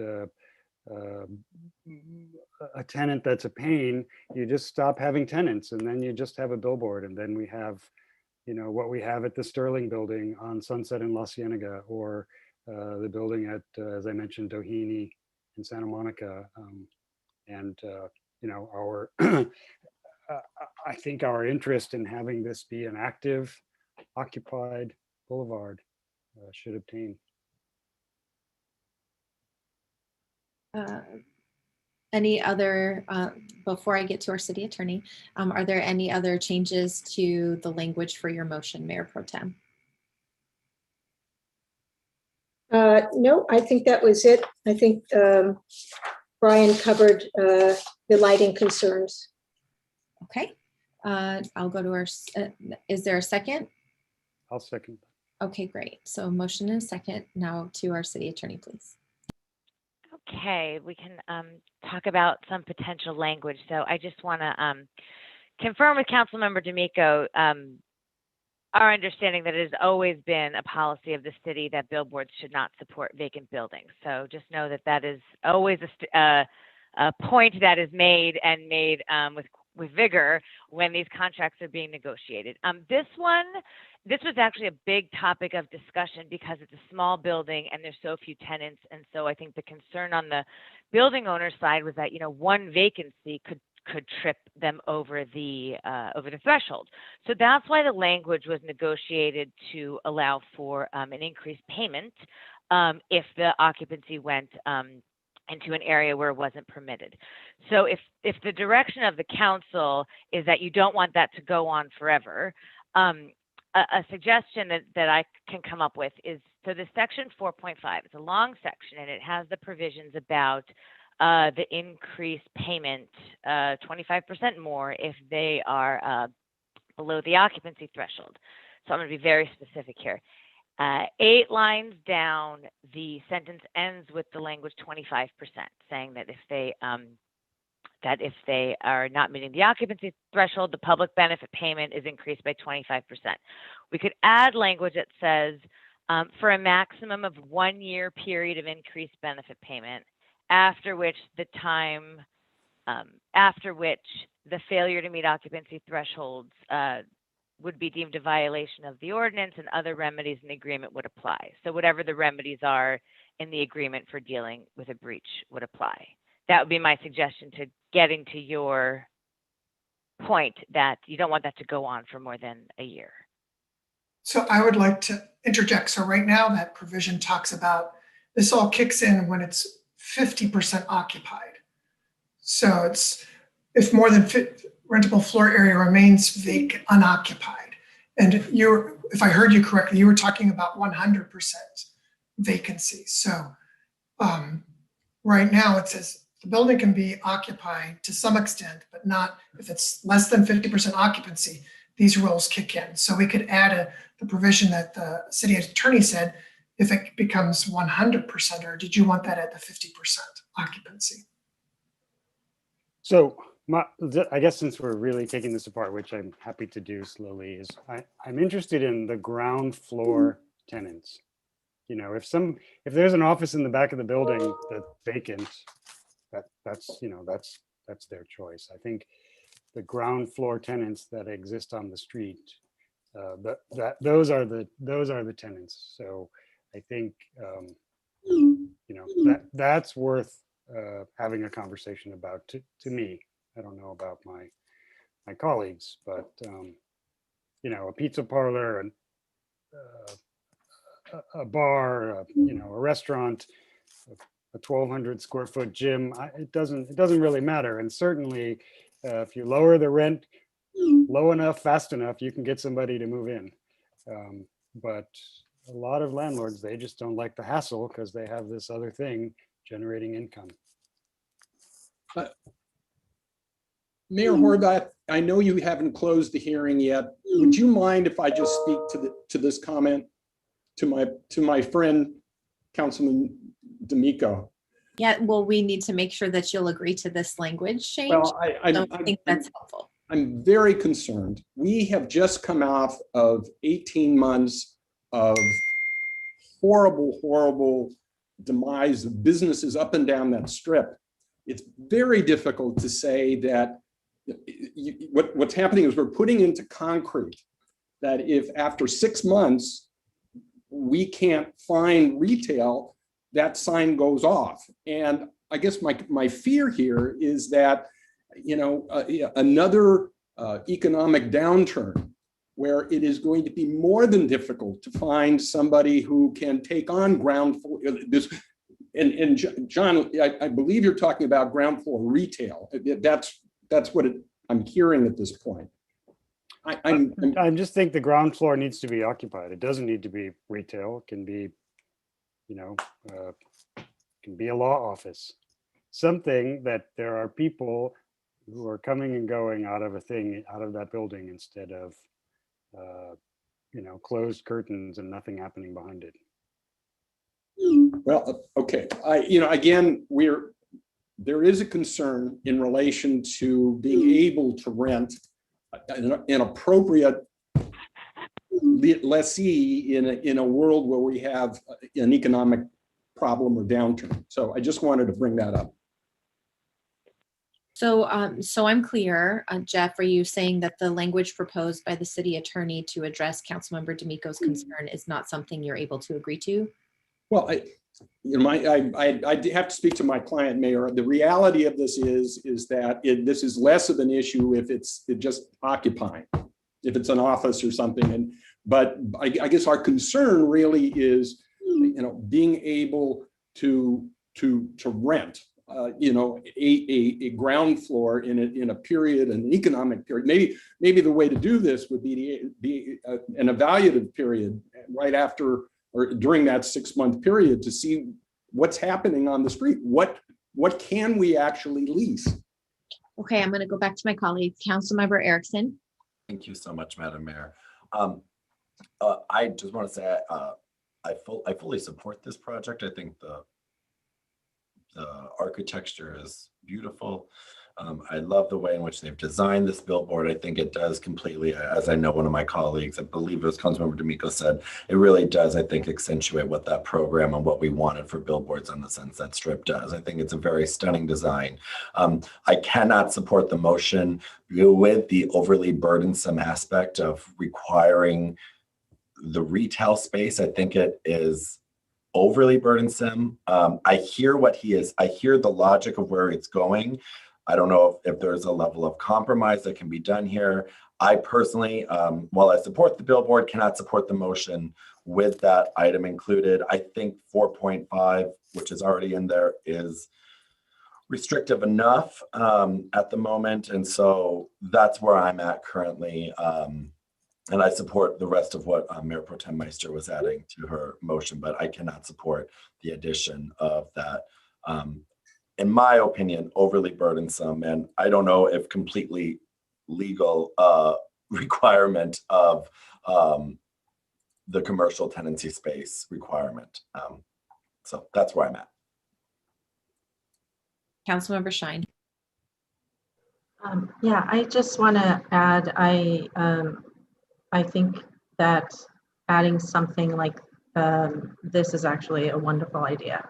I have hesitations for 6 months because sometimes negotiations can happen. It takes a few months and then it falls through, and then what? So a couple of things. I would like to support this, Councilmember D'Amico, if you would consider maybe a little bit longer than 6 months, maybe 9 months, a year. And also with respect to Mr. Seymour's concern about the economy, the great thing is we're not often in this space that we're in now. And the space that we're in now has certain emergency resolutions attached to it. So if Councilmember D'Amico would be open, I wonder if our city attorney can come up with any kind of language, perhaps, that if we are in a state of emergency like we are now, it doesn't become the case that they're doing their due diligence and just because of the economy, they're not able to rent it. And then we end up turning off the lights, which would in essence mean we won't get the income coming in from the billboard. Is that correct? This is to Lauren Langer. Sorry, can you repeat that last part of the question? I was looking at the language for force majeure language, which might address your, okay. your question. If the lights turn off, that also means we won't get any income from the billboard. Okay, So in a time of downturn like this, these billboards have been on, which is good for us. Is there any language already in there that you're saying the force majeure language? Would that address Mr. Seymour's concern already? I believe so. I am looking for it now. It is a very long agreement.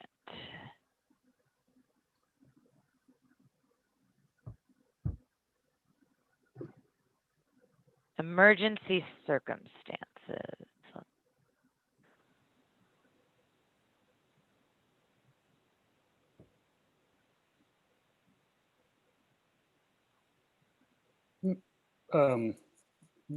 Mayor, I guess what maybe a simple solution to this would be to change in the very first sentence of 4.5. It says, notwithstanding any terms to the contrary herein, if more than 50% of the rentable floor area within the building remains unoccupied for more than 6 consecutive months, and so on and so on.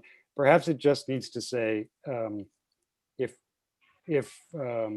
any portion of the street front rentable floor area remains unoccupied for more than a year, and then we can have that. Because I know this is super complicated to bring up at the end, but I did read this over, and then I read it over the weekend, looking for the same kind of requirement we had for the Roxy and the Rainbow, because that's an important cultural location. This is a historic building. I have it up on my other screen. A pizza shop opened there several months ago. It's super famous now, but the rest of it remains vacant, has been vacant. There's a billboard on top of it. I understand there's a pandemic, but there's also ways to put businesses into existing vacant locations.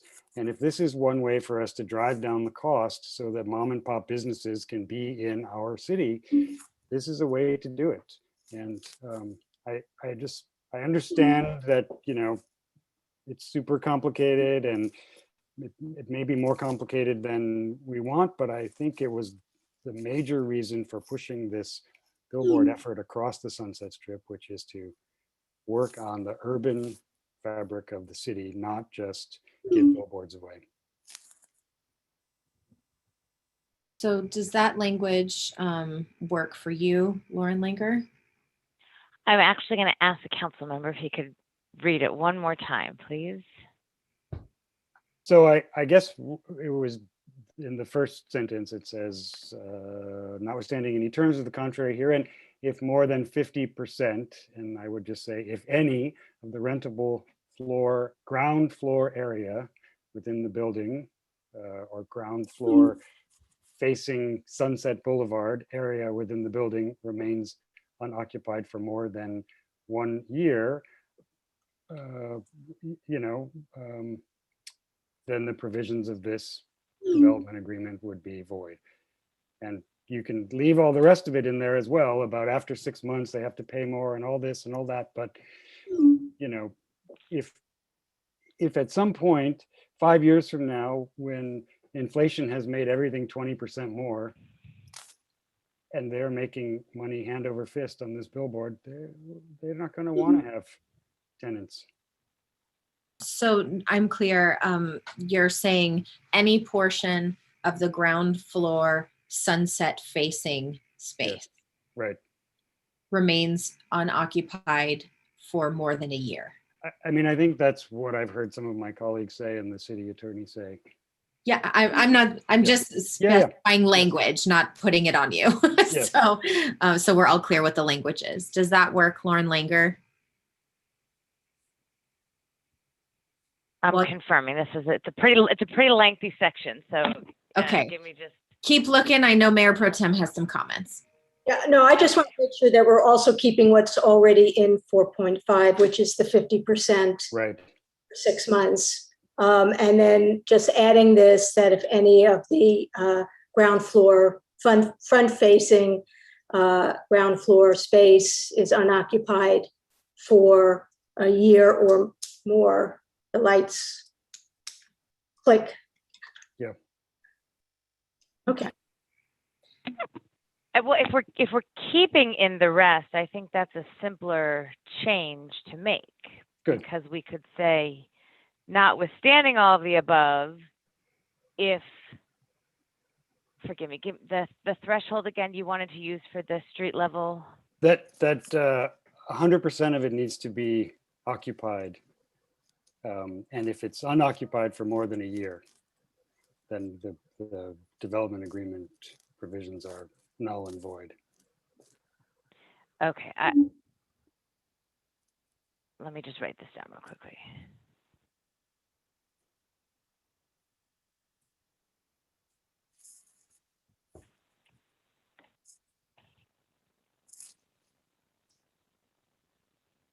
Mayor, Yes.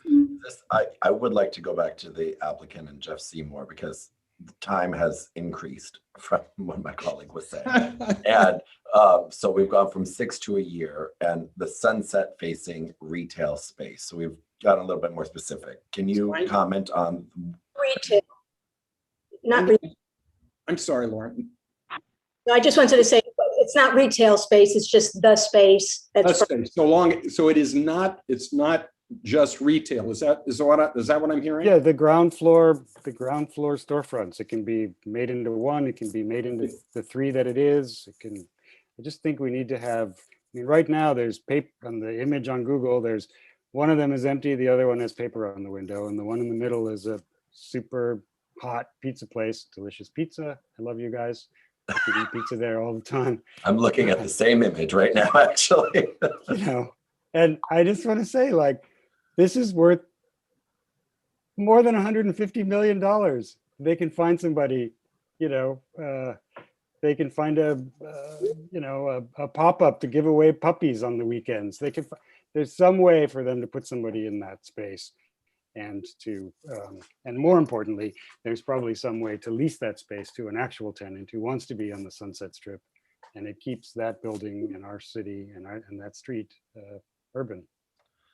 And correct me if I'm wrong, the building right next to it, isn't that having a new billboard on top of it? Or am I thinking of another building that's completely? That's a future discussion. That's a future discussion, right? Okay, so this, okay, that actually, thank you, Councilmember D'Amico, that helps because I'm thinking about activations on this site. When you look at not only the store frontage, when you look at this billboard, but you look at the future billboard that is being proposed there as well. I understand that. So I can personally support the year. And thank you, Mayor Pro Tem Meister, for clarifying what I incorrectly said before regarding the space. So I can support that because I do see the development and redevelopment of this area in a different way now, actually looking potentially at this other billboard that will be coming in as well. Lauren Langer. And I'd like to make one clarification that's relevant because this is digital, and that is the request is just that the sign be turned off until the vacancy is filled, not that the sign has to go away or the whole DA goes away, just literally the lights are turned off until it's filled. Yes. Okay, that is a very helpful clarification. So what I might add just at the end of this sentence is notwithstanding the above, if the street level spaces facing Sunset remain unoccupied for more than 1 year, the sign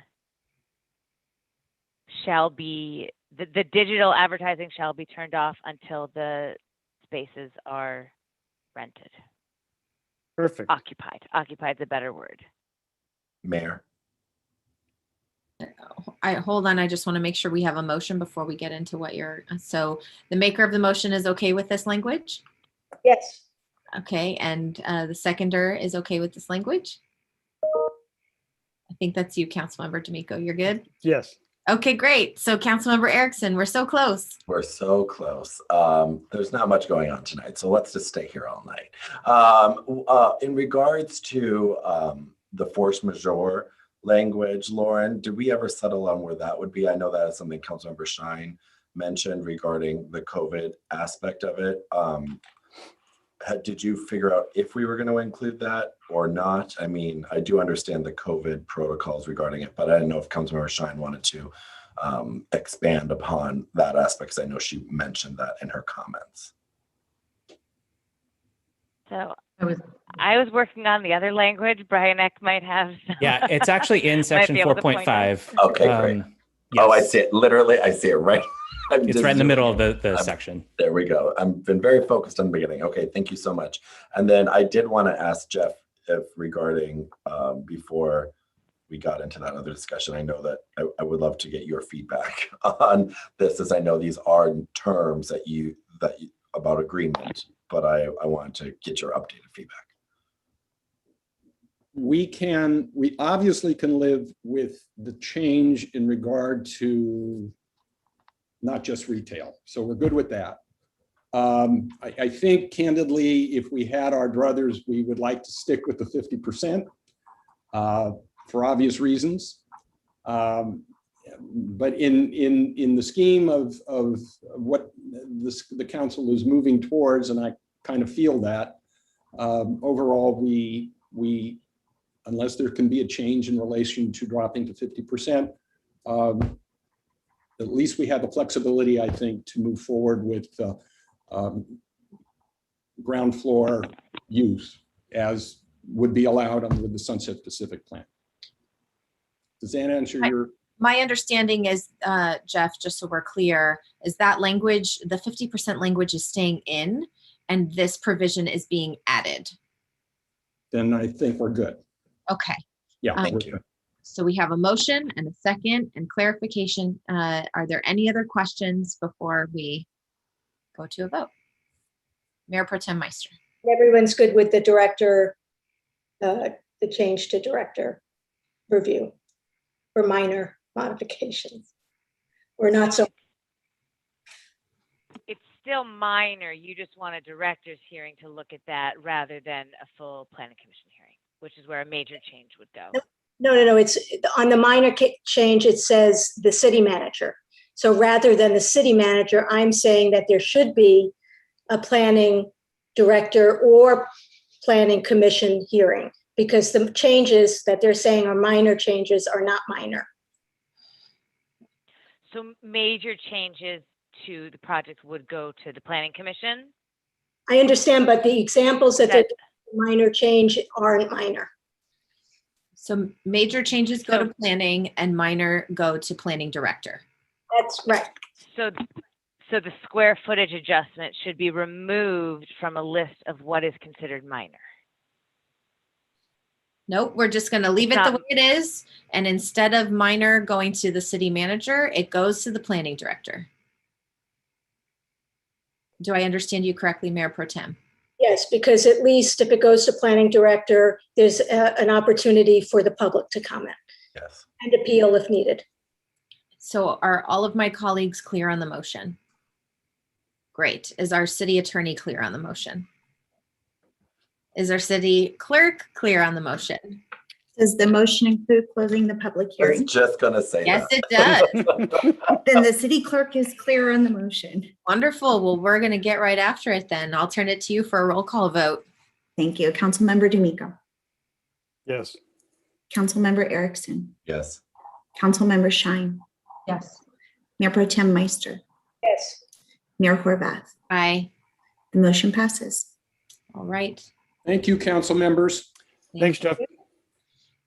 And our second public hearing has been tabled. So we will go to item 4A, which is the last item on our agenda for today. And just to kind of lay out, I know there's a lot in here that we'll get into to kind of lay out how I would like to see this go. So we all have an understanding of how it will unfold. We'll have the staff report. If there are any questions from council before we go to public comment, and then we'll go to public comment from there and then have additional questions and deliberation after. At some point in there, I'm sure we're going to want to sneak in a break. So I'll just, as we're preparing that's kind of how I expect the flow to go. Just so everybody has an idea of what we're up to. Councilmember D'Amico, did you have a question before we get started on the report? I did. I had a question about public comment. So you, like I, since we all received city council emails, received probably 2,000 emails. Very interesting.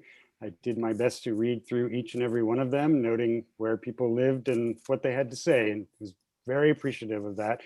I just wonder, given that I think it's fair to say everything has already been said about this item in public comment, maybe just not by the 62 people on the phone. I'm wondering if you would consider limiting comment to 1 minute.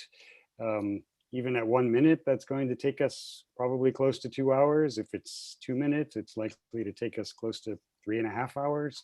I'm certainly willing to hear all of everyone's points of view and want to be really super clear about it. However, I think if people wanted to get their points into the public record, they are there and we have had a chance to review them. Yes, I think my feeling on that, as I shared with the city clerk in advance of the meeting, is, there has also been a lot expressed about a desire to be heard and have, a full understanding of what all people would like to raise on this issue.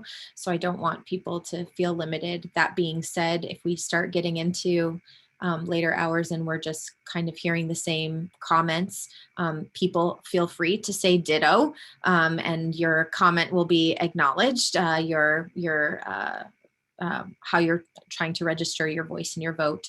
But at some point we may go do just that, Councilmember D'Amico, and go down to 1 minute. But I think we're going to start with 2 and see how far we get and how we go.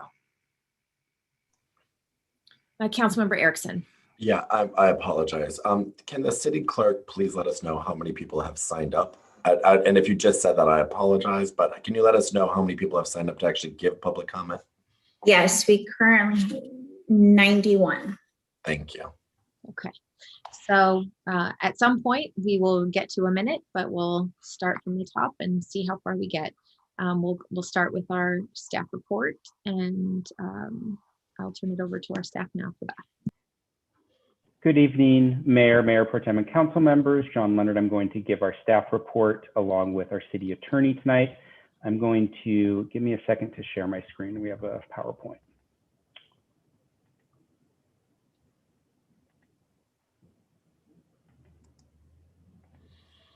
Okay, can everybody see that?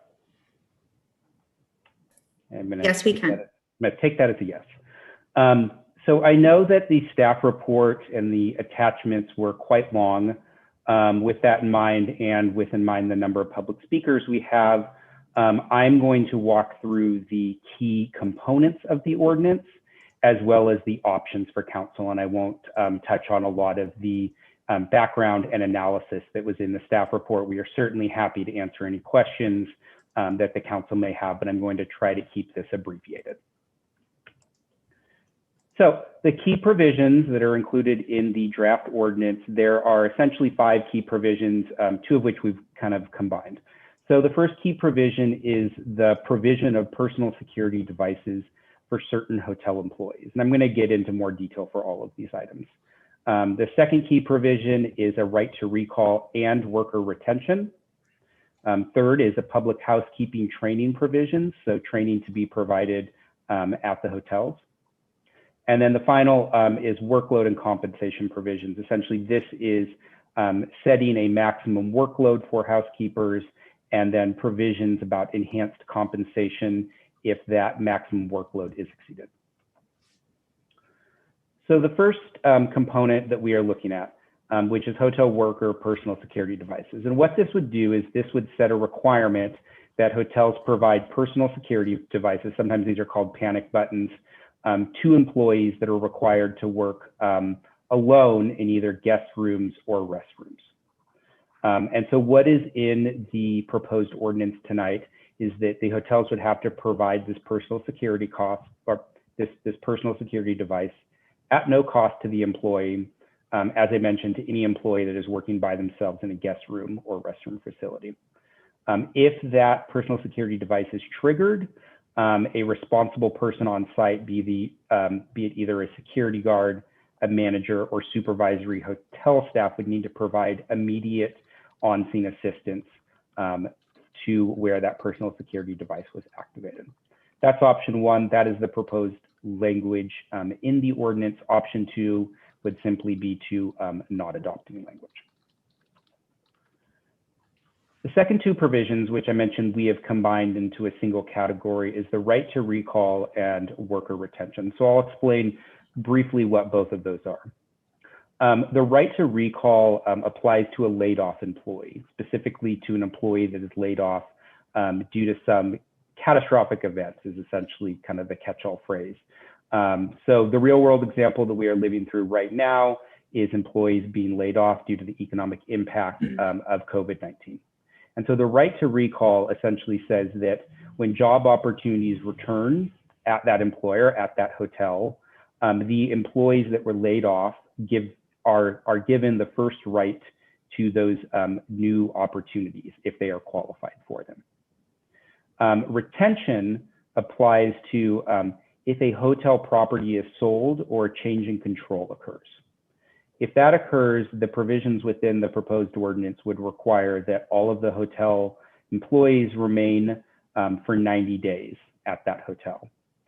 During that 90-day period, the new owner would need to provide them with an employee evaluation. And then after the 90-day period, the employer would need to consider, not require, but consider hiring the employee permanently. The 90-day period essentially allows for kind of a period where the new employer can become acquainted with the employees, and the employees can show that they are good employees and should remain there. So the options before you tonight is shown here. Option A is simply to adopt the right of recall provision. As mentioned here, the employee, once the laid off employee is notified that a new opportunity is available, they would have 10 days to accept or decline that offer. If they're not recalled, the hotel needs to provide them with notification of why they were not hired. If there is an opportunity and more than one employee is qualified for it, the employee with the highest level of seniority would be provided with that position. That's option 1A, to adopt the right of recall provisions that are in the ordinance. Option 1B is to adopt the worker retention policies that I outlined. Option 2 would be if council wants to add a sunset date to either of those items. Right now, those items go on indefinitely, but there is also a similar right to recall provision at the state level. The state level covers our hotels right now, but has a sunset date of December 31st, 2024.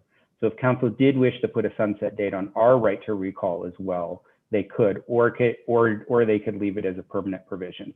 If it's left as a permanent provision, Lauren Langer is going to discuss this a little bit more at the end. If it is left as a permanent provision, we would ask that council put an end date to the COVID-19 emergency so that everybody is clear when that right to recall portion ends for COVID-19. And in future emergencies, we would bring forward a resolution to the council to essentially start a new right to recall provision as a part of that catastrophic event. Option 3 essentially is council can choose to adopt one or both of these items. You do not have to adopt both the right of recall and worker retention. And 4 would be to adopt neither. So the next component is public housekeeping training. And as written right now, what the ordinance would require is that the city set up a certification process for public housekeeping training organizations. And the city would set up that certification process, and we could do one of two things. And this can be done administratively, these two options that I'm providing. The city can open up the certification process to any organization and certify a variety of organizations. The city could certify as many organizations as they want. Or the city could put out an RFP and select one specific organization to do the training. That certified organization would then contract with the hotels to provide training on 5 different topics, and those topics are listed here. They include the workers' rights and responsibilities under this proposed ordinance, best practices for identifying and responding to incidents such as human trafficking, domestic violence or threatening contact, best practices for cleaning, best practices for identifying and avoiding vermin infestation, and best practices for identifying and responding to other potential criminal activity.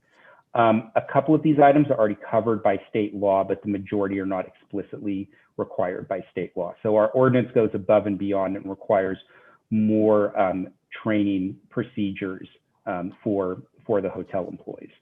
So option one, as it is proposed in the ordinance, would be for the city to certify one or more public housekeeping organizations, and they would be providing annual trainings to hotel employees at the cost of the hotel. Option two would require the hotels to provide the same training, but would allow them to do it on their own and provide documentation to the city that they have performed that same training. This is above and beyond what they're providing now because it includes more categories, but the hotels would be able to do it on their own. And this is what has been requested by the hotels.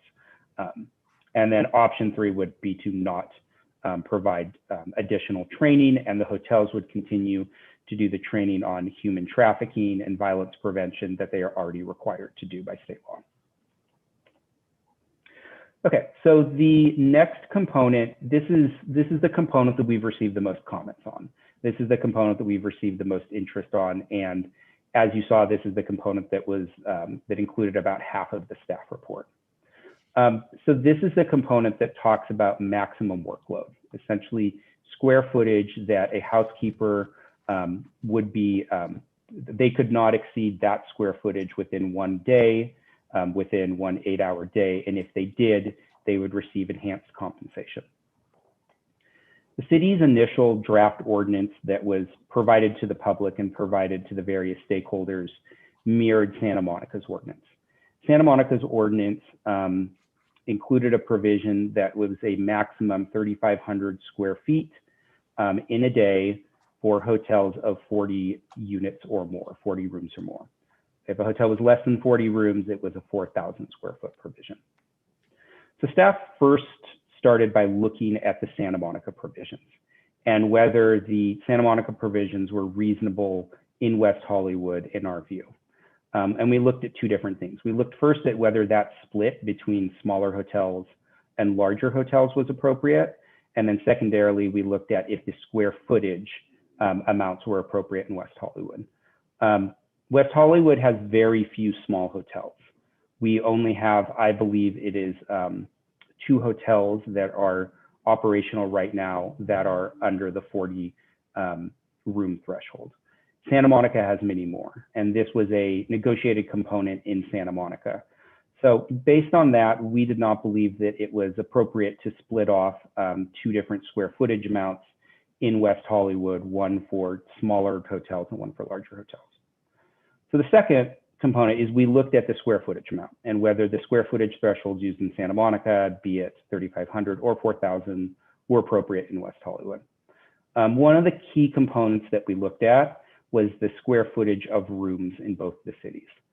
On average, nationally, hotel rooms are approximately 280 to around low 300s in square footage. In other cities where similar ordinances are in place, such as Oakland, Long Beach, and Santa Monica, they are more closer to the national average. In West Hollywood, our hotel rooms tend to be much larger. On average, what we heard from the hotel industry was that our hotel rooms were approximately 500 square feet in size on average. That's for a couple of reasons. The first being that many of the city's hotels were converted from apartment buildings. I believe it was either the late 80s or early 90s. They were existing apartment buildings that became hotels. So the rooms were much larger than a building that was built specifically to be a hotel. And we can see that in some of the newer hotels that have been built in the city, the rooms are smaller.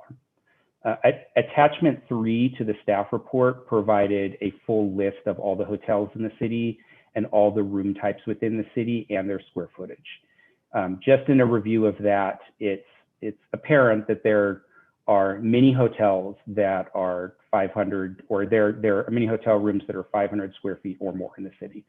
The third component is that many of our hotels have more suites than other hotels in other cities, and they have a number of suites.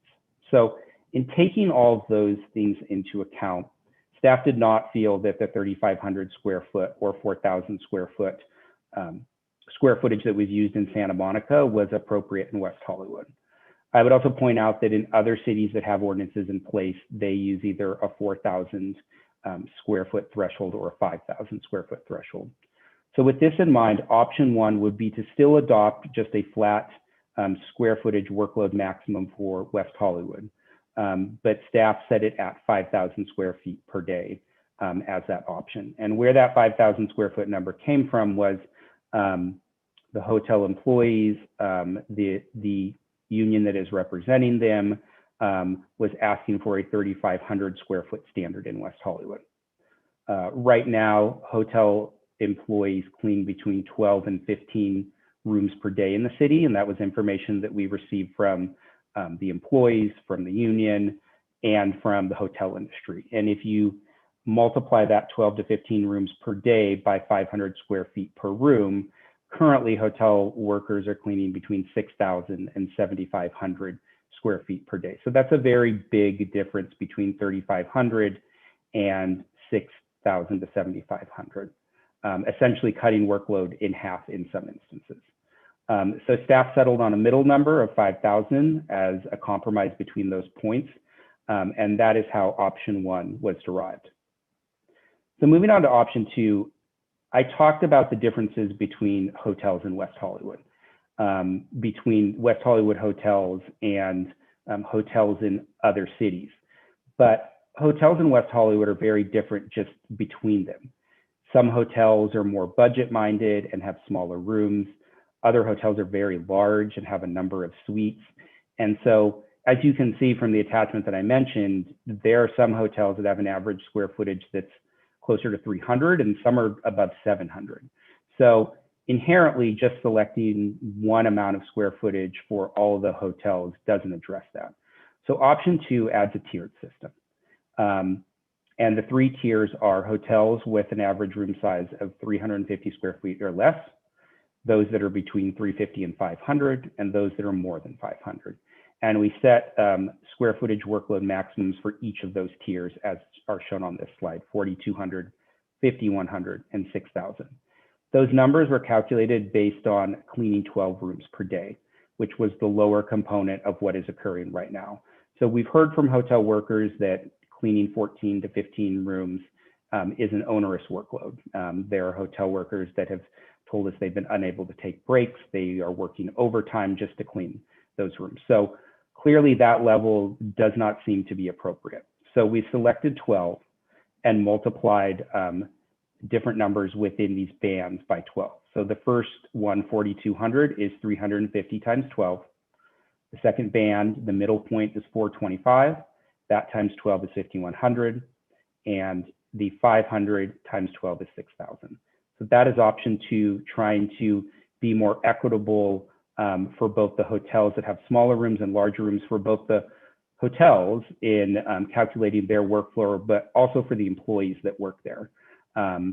If it is a flat square footage amount, employees at hotels that have much smaller rooms are going to be cleaning more rooms per day than employees where the hotel rooms are much larger. So going to option three, option two still doesn't address all of the inequities that exist for both the hotels and the employees in terms of workload because of the large number of suites and different size rooms in the city. So option three takes the 12 rooms per day that I just mentioned in option two and simply multiplies that for each hotel by their average square footage. So in this option, every hotel would have a different square footage workload maximum, and it would be calculated based on 12 times their average square footage for their rooms. And the city would verify that average square footage to put those numbers in place. Final option that is provided for in the staff report is a credit system. This is the option that was asked for by the hotel industry. The hotel industry already uses a credit system for housekeeping workflow. Most of the hotels within the city, including unionized hotels, use a credit system. This option we would not be able to adopt tonight. Staff would need to go back, likely hire a consultant with expertise in the hotel industry, talk to both the union hotel employees and the hotel industry to establish what that credit system would look like. There would likely be a set amount of credits and certain parameters, such as how many credits for different size suites, but this could also take into account overly dirty rooms or other factors that were mentioned in the staff report. So a couple of other quick components relating to workload standards and compensation. We found that it would be helpful if we included a definition for room cleaning within the ordinance. The definition that we included in the staff report came from Seattle's ordinance. This was some of the questions we particularly got from the hotel industry. What does room cleaning exactly mean? So the ordinance, we would suggest adding this adding this definition into the ordinance for clarity's sakes. It was actually something that Seattle added. Seattle's first voter adopted measure was struck down by the court, and Seattle put in a council approved ordinance, and this was something that was added later on. So we believe that this was the best practice that they found. So item 2 here is enhanced compensation. So if an employee exceeds the square footage maximums, they are then compensated at an enhanced rate. As the ordinance is written right now, for example, if council were to set the square footage amount at 5,000 square feet, if an employee worked over 5,000 square feet in a day, they would be enhanced at twice their hourly rate for the entire day worked. So that is option 1 here. Option 2 would be to do the same thing, compensate someone more for all hours worked, but at a 1.5 hourly wage.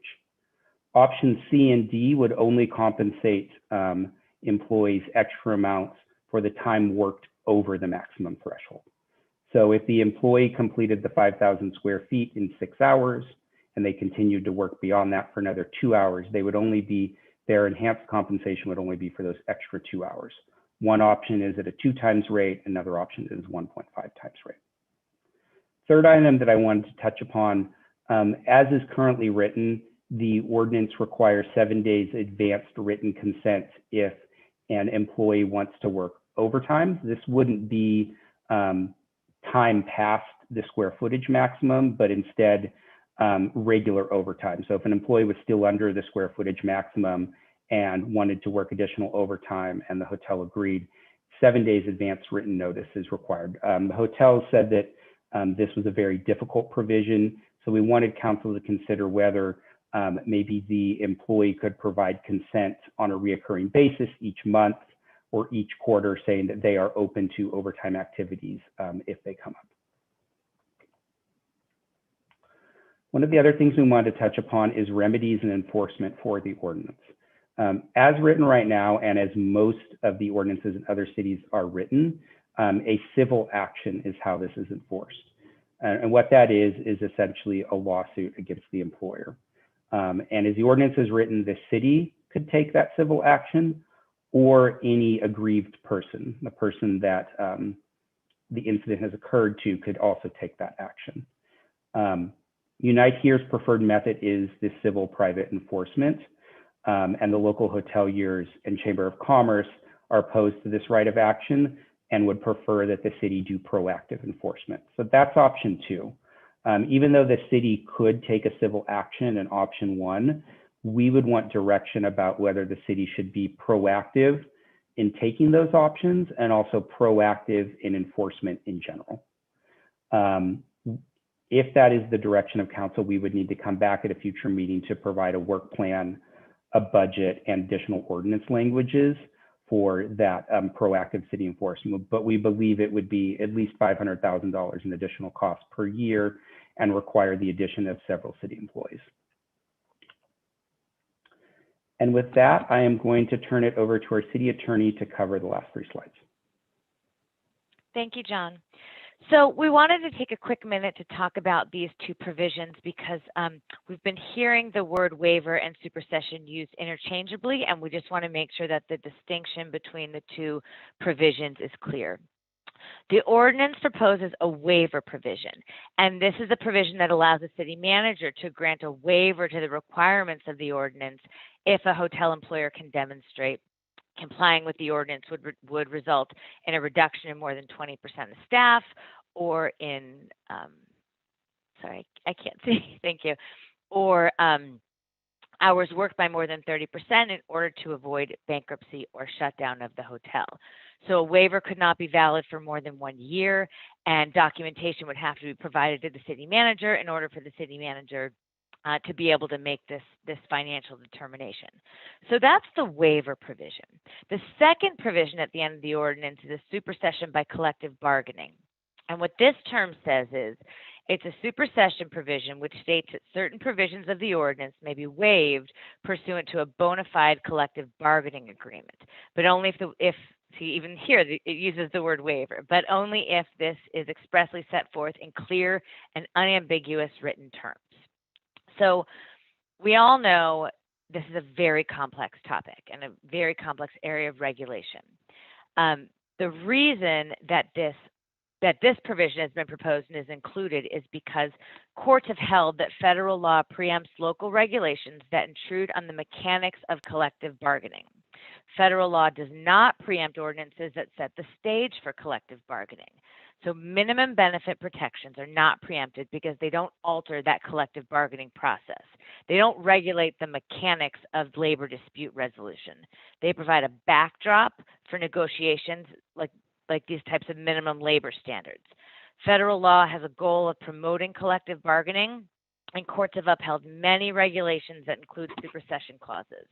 So essentially, the clause is included to prevent the city from intruding too far into the mechanics of collective bargaining, and that's the reason the clause was included.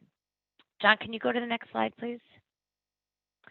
So another topic that a supplemental memo was released at the end of last week. There's two more topics that we would ask the City Council to provide direction on. One is a question came up as to what are the operative dates for all of these provisions. Some of these it may be appropriate to implement immediately, and some of these the regulated hotels may need a little bit more time to ramp up and comply. So a draft ordinance was also attached to the agenda at the end of last week, and at the end includes a provision for the City Council to provide staff direction on a date that each provision of the ordinance would go into effect. So we can talk about that during council member deliberation. The second topic that was discussed in the supplemental memo from the end of last week is this recall time period.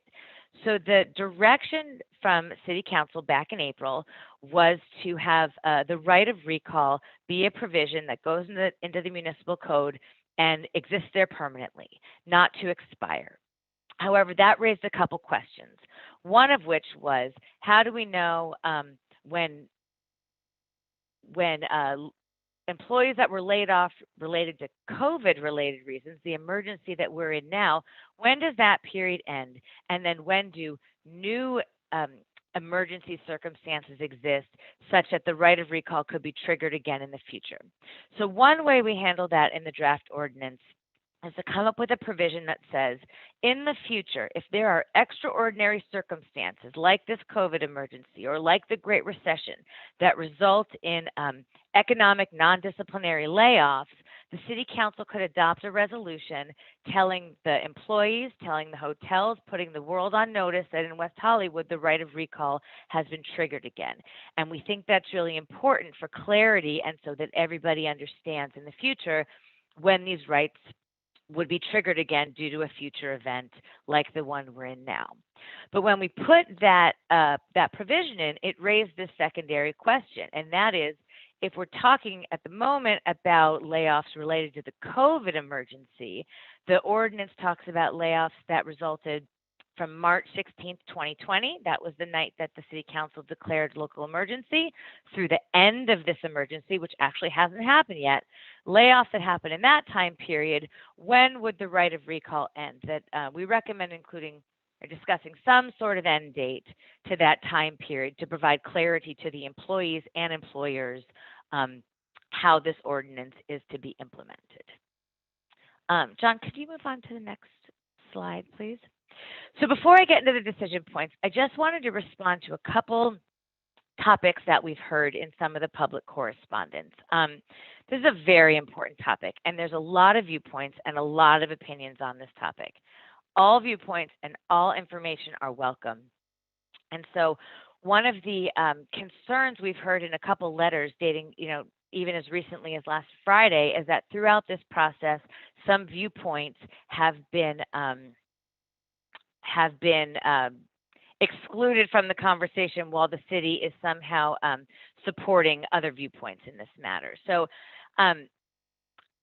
I want to make a couple points to that statement. First of all actions, all correspondence we've received, all direction from the City Council has been to get to this point tonight, where the City Council can have an open meeting, hear all viewpoints, deliberate amongst themselves. All of the correspondence has been to get to this moment. And so we're going to have an open and public meeting where all the positions can be heard. Secondly, there was a question that certain correspondence submitted to different staff members around City Hall back in April when this agenda item was initiated wasn't all posted in a timely manner. And I just want to point out that one, City Hall is still not open to the public. Workers are still working remotely in a hybrid fashion, and it's a really complicated time. And so the agenda is very clear that correspondence related to City Council agendas should be sent to a specific address listed on the agenda or submitted as e-comment. When correspondence is sent out in City Hall to other staff members or the council, it's not guaranteed to get posted immediately because a human being has to get the email, understand that it's meant for an agenda item, and then manually forward it to the city clerk. So while there may have been some concerns with timeliness with this item back in April, the city's heard the concerns raised by the public about the April meeting. And the language on the agenda has been clarified. A better email address has been provided to get all the correspondence for this item to the city clerk in a place that it could be posted with this agenda. And there have been hundreds, if not thousands, of pieces of correspondence. So I just ask that everyone has some patience and compassion for staff that are working really hard in this remote world to get everything. There have been hundreds of pieces of correspondence, and myself included have been manually forwarding everything to the city clerk to ensure that the city council can have all of the information that's been sent to City Hall. So please rest assured that everyone's been trying so hard to get all the correspondence and all the viewpoints together so that it can properly be considered at this meeting tonight. So no viewpoints have been withheld. Everyone's viewpoint is welcome here tonight. The last thing I want to say to that point is just to go back to what the mayor said right before we started the staff report. I would recommend the same amount of public comment time be provided for everyone, and the time not be changed in the middle of public comment, because we want to make sure that everybody has the same amount of time. That being said, as the mayor mentioned, if people are just repeating things they've already heard before, it can certainly move the item along to just say that they agree with other public speakers and don't necessarily need to take up the full amount of time. So just with those few housekeeping points, I'll go back to this last slide, which are the decision points.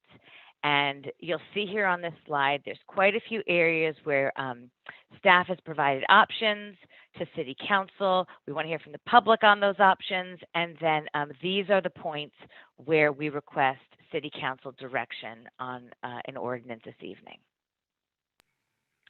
And I believe that concludes the report. I believe our city clerk also wanted to make comment about our procedure so far. Yeah, so I want to just share how public comment is going to go this evening. As it's been shared, we have a lot of public speakers this evening. So we have 2 interpreters from American Language Services who will assist with interpretation.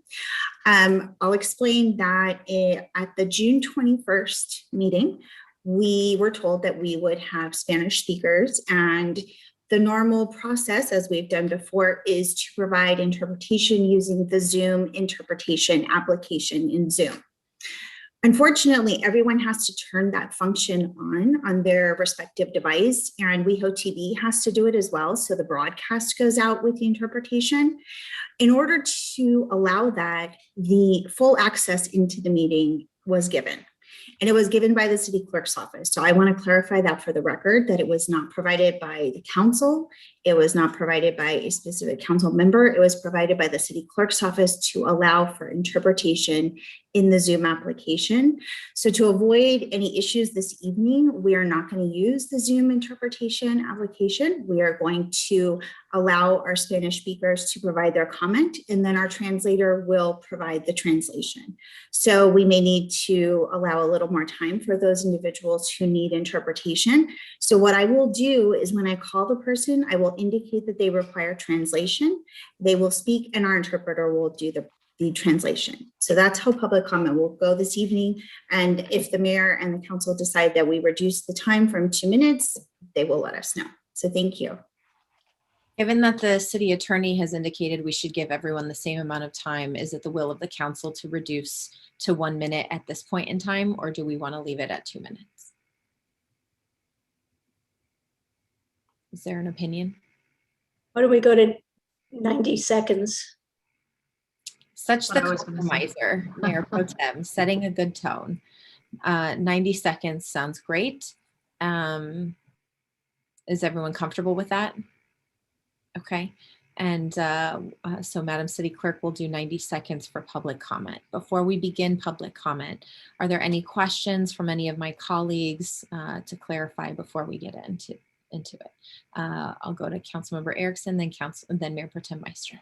Thank you so much, Mayor.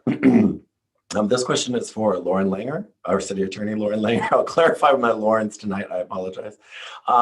Lauren, I've seen a number of emails and received several mailers that this ordinance is a tourism cap ordinance. Can you let me know if that is true or false?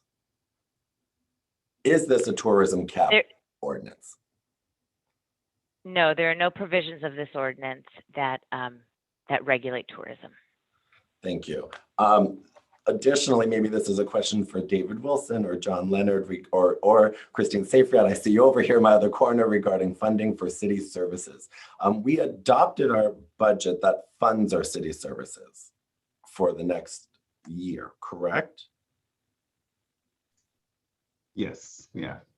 So saying that city services aren't going to be funded would not be true because city services are funded. And I see you shaking your head. You can say yes, I understand that. I'm just trying to get to the record of what is true and not true in regards to us getting down to the facts. So thank you. I appreciate you saying that this is not a tourism cap ordinance and that our city services, of which there are many, are fully funded for the fiscal year. Those are all my questions at this time. Okay, Mayor Pro Tem Meister. Thank you, Mayor. So this is questions for staff. First, what is overtime pay based on state law? Overtime pay based on state law. So first, when overtime is triggered if an employee works more than 8 hours in a day, or if they work more than 40 hours in a week, and it is 1.5 times their hourly rate for the hours worked in over the normal amount. Okay, and are there any other industries that pay overtime rates for all hours worked rather than just the overtime hours where an employee goes into overtime? I am not aware of any. Okay, well, you may not be able to figure this out now, but would it be possible to have enforcement by the city if it's a complaint based? Would that wouldn't cost $500,000, would it? It would likely be costly because even just with a complaint based, we would have to go out and investigate those complaints as well. If the city wants a higher level of enforcement, whether it be complaint based or proactively based, we would need to take a closer look at that and come back to council with a plan and a budget on that. Because based on the labor board numbers, it doesn't sound like there are a lot of complaints or have been a lot of complaints over the years. So maybe a complaint basis for city enforcement would make sense. I'm just concerned about litigation and people becoming litigious. And then regarding recall and retention, we had a lot of people at our last meeting talk about the Standard Hotel being laid off from the Standard Hotel. And of course, as you know, the Standard Hotel went out of business and shut its doors and took its accounting records with them.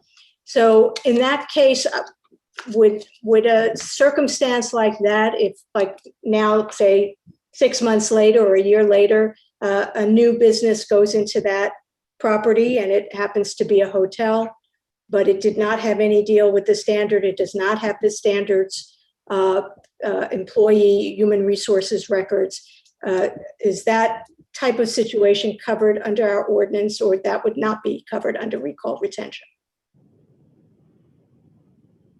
I can try and address that. It's certainly an unusual situation that a hotel has closed its doors before this ordinance was adopted and before the terms were in place. So I could say with certainty that if the ordinance is adopted, once it's in place, both a hotel that is going out of business and a hotel that's buying a business would be on notice of what the requirements are of this ordinance and would be obligated to maintain all the documentation and all the employment records, like you mentioned.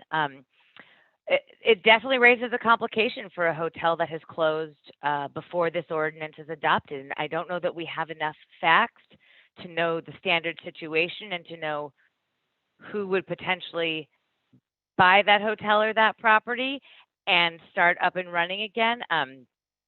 To know how this ordinance could impact the new purchasers. The ordinance does talk about changes in control when there's continuous operation as a hotel, and this indicates a moment where there's not continuous operation as a hotel. So there's definitely a break in time, and I think we would have to know more about when a new operator comes in to give a definite answer as to how it would apply. Yeah, because my concern is that, if someone goes out of business and they take their HR records with them, there's really no way of, you can say preference that someone could put it on their application, but I don't think that there could be a way that it would be forced, because they would have no way of knowing what that employee's records, were, if they were, great employee, not a great, whatever. So anyway, those are my questions for now. Thank you, Mayor. Yes. Any other questions? I have just a couple. Does this ordinance direct cutting workers' hours? It does not. Okay. And my last question is regarding staff's preparation. Thank you for the work that you put into making this report available to us and exploring all the options that you've presented tonight and in the staff report.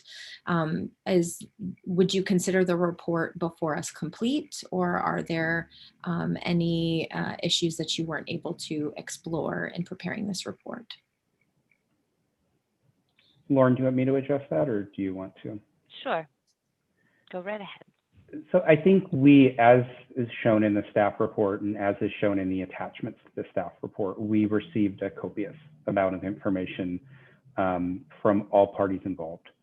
There was also significant outreach to all of the parties, and numerous meetings were held. And as you can see, there was a lot of analysis within the staff report. Certainly with any topic, I think that there could be more research done, but we feel that this is quite a complete record of the issues and an analysis of the issues. So we feel confident in the analysis that we were able to do with all of the information that was provided by both sides, and are able to, provide the different options to council and answer and respond to questions about the issues. Those are all my questions.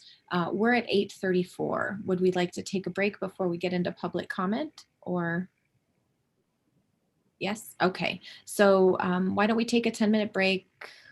Let's just round it up to 8:45. We'll come back and begin public comment at that time. Thank you.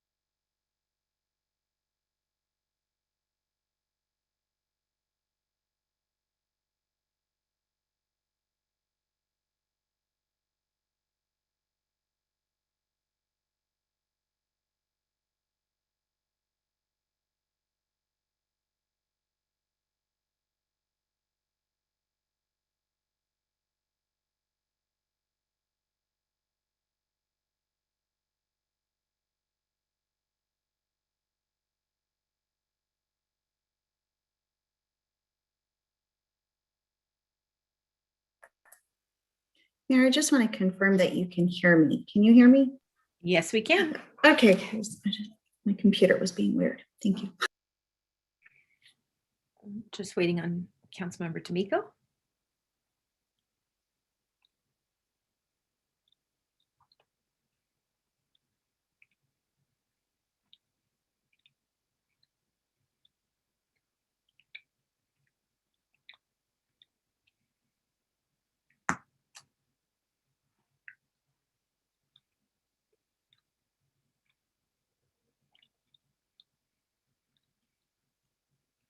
There he is.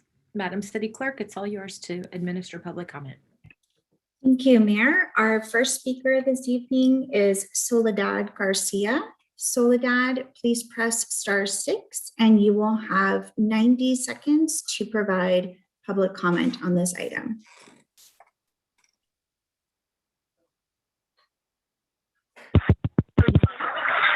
Hello?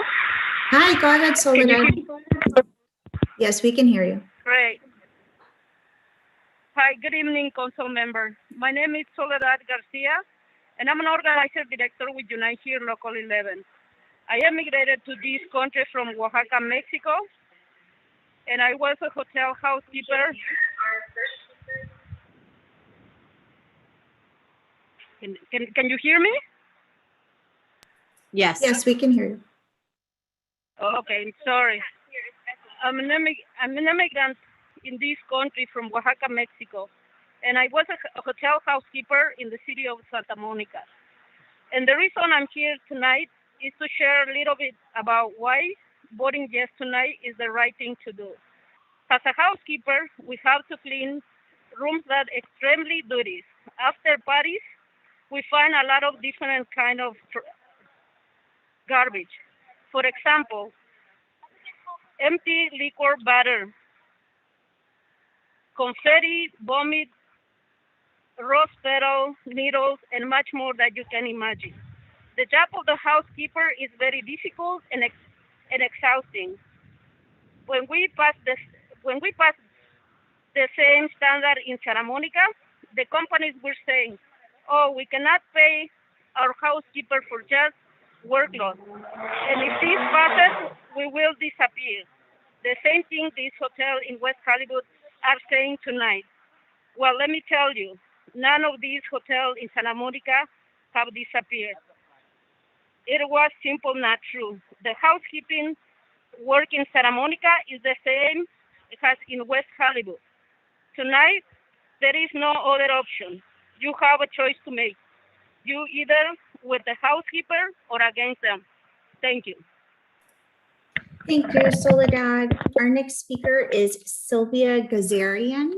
Sylvia, please press *6 and you will have 90 seconds to speak on this item.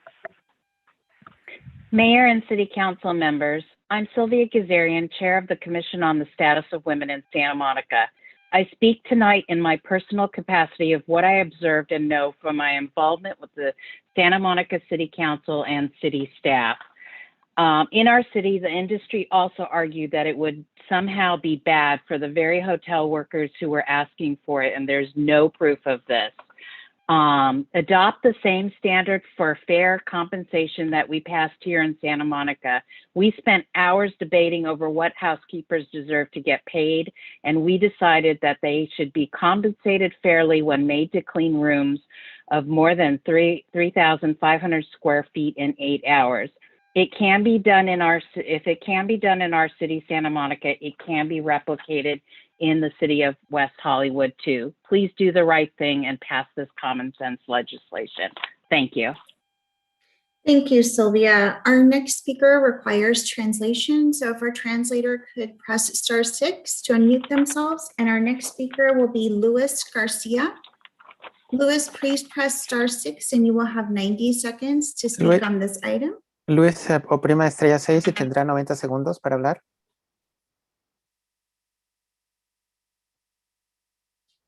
Okay, we'll move on to our next speaker, who also requires translation, Marlene Calindras. Please press *6 and you will have 90 seconds to speak on this item. Presione estrella 6 y tendrá 90 segundos para hablar.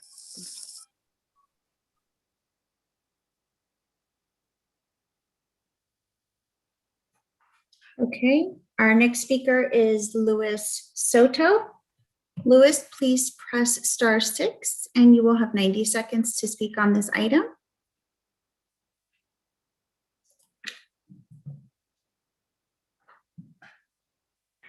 We have Marlene available.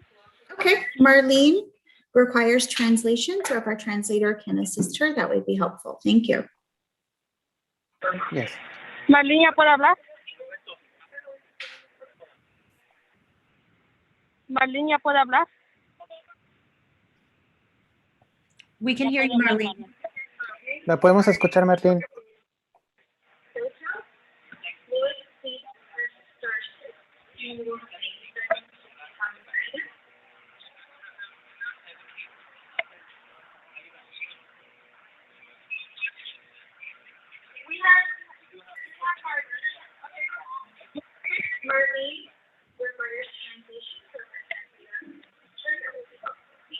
Marlene, if you're there, please go ahead and speak.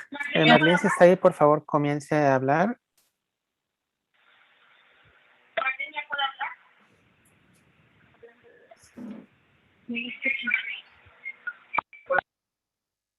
Okay, I'm going to move to Eno Gueron. Eno, please press *6 and you will have 90 seconds to speak on this item.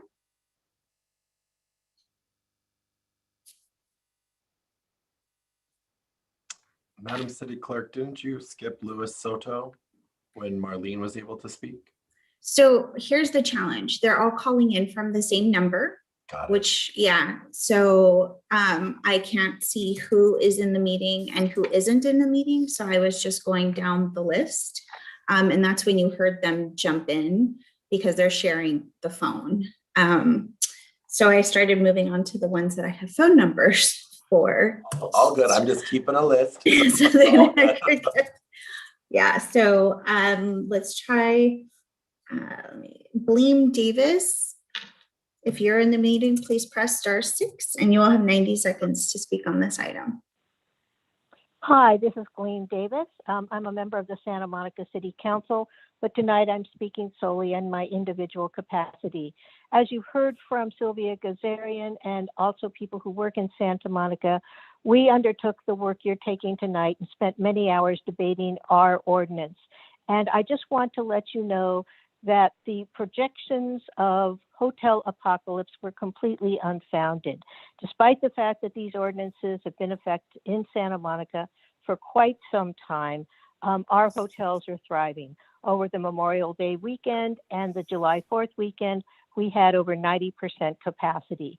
Like all tourist-based cities, we are still waiting to come out of COVID, but we're on the rise, and this ordinance in no way affected our ability to deal with the COVID emergency, and it in no way impaired our hotel's ability to offer great service to our tourism customers. In fact, the fact that workloads were regulated allowed our hotels to claim that they had greater cleaning protocols than some of the hotels in other cities that didn't have the same workload issues, and therefore they were able to provide potential patrons with the knowledge that they were in fact meeting all COVID protocols and in many cases exceeding them.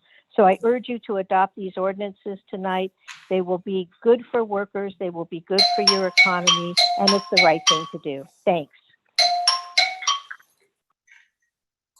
Thank you, Gleam. Our next speaker I'm going to go to that I know is in the meeting is Caroline, and I'll spell the last name, Luce. Please press *6 and you will have 90 seconds to speak on this item. Hi, thanks, council members. I was a West Hollywood resident for over 10 years, and my little in-law unit on Harriet Street, right off of Sunset, gave me a front row view to the explosion of luxury hotels in the city. I've seen how this government privileges the interest of those hotel developers over its own citizens right on my own little block. When construction began on the massive new luxury boutique hotel on the corner, nearly half of the block's parking spots were given over for construction. My car was towed twice, despite suggestions from the contractor that the city would take care of it. And then in the heat of summer, the construction burst a pipe on the street, leaving all of us without water for 24 hours. The constant noise and disruption from massive trucks coming in and out was too much for me and many of my neighbors.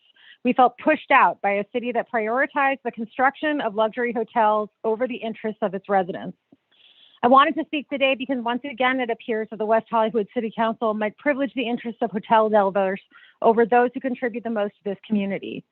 Simply put, these hotels could not operate without the labor of the people who clean them, and those workers deserve fair wages and workload protections. Like me and my neighbors, they have been asked to be patient and accommodating, to put up with mistreatment by hotel owners, to see their sacrifices as contributing to the greater good of the city's economy. But when does it end? If your boss could come along and ask you to take on twice as much, 3 times as much, 4 times as much work without additional compensation, wouldn't you protest? Could you clean 350,000 square feet in 8 hours? Hotel workers must have minimum workload standards to protect them from this kind of exploitation, and I will stay in the fight with them until they do. Thank you, Caroline. So we're going to queue up the following individuals who require translation. Our first one is Norma Hernandez. Norma, please press *6 and you will have 90 seconds to speak on this item. Norma, oprima estrella 6 y tendrá 90 segundos para hablar.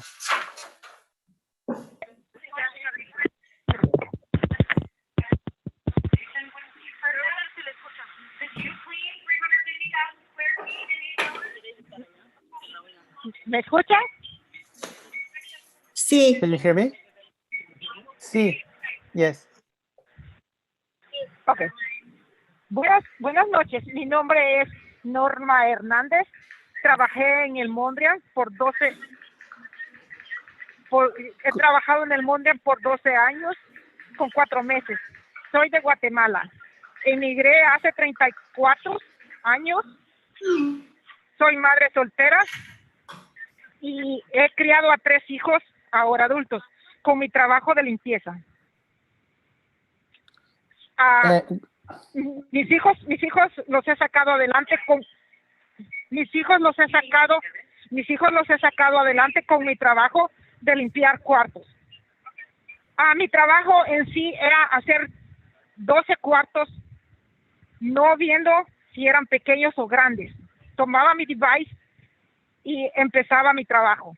Algunas veces me tocaban chicos y grandes, pero a veces cuando los cuartos grandes los rentaban para fiestas, tardaba hasta 2 horas en esos cuartos. Me encontraba en el cuarto demasiado sucio, con lo que era vómito, botellas de alcohol, confeti, pastel tirado en los pisos y en las paredes. Demasiada basura.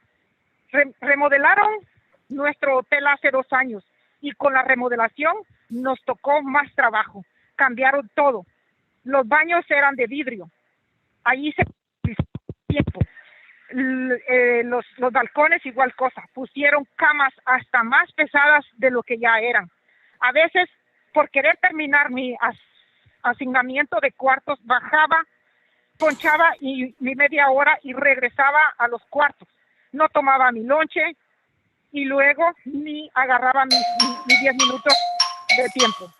Good evening. My name is Norma Hernandez. I'm a single mother. I've been working for the Mondrian Hotel for 12 years and 4 months. Camareras de estos cargos serán compensados justamente. Por eso les pido que pasen el mismo estándar que ya existe en la ciudad de Santa Mónica, que son 3,500 pies. Por favor. Se le venció el tiempo ya, son más de 90 segundos, perdón. Okay. I will go on and interpret. Hi, good evening. My name is Norma Hernandez. I'm working for the Mondrian. I've been working for 12 years and 4 months. I'm originally from Guatemala. I immigrated 34 years ago. I'm a single mother and I'm cleaning the rooms. And sometimes I clean small and big rooms. Sometimes the big rooms, after a party has been going on, it takes me 2 hours to clean it because there is vomit, alcohol bottles, confetti, and cake all over the place. The hotel was remodeled 2 years ago, and now the beds are heavier and it's more difficult to clean. And sometimes I am not able to take a lunch because I just have to punch downstairs and come back 30 minutes later and continue my work.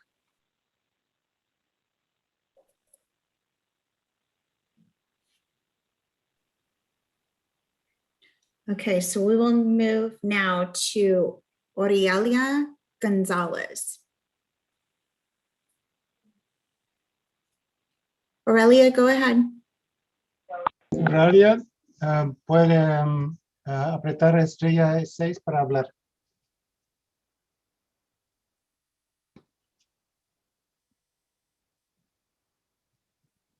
Okay, let's try Esperanza Cernas. Esperanza Cernas.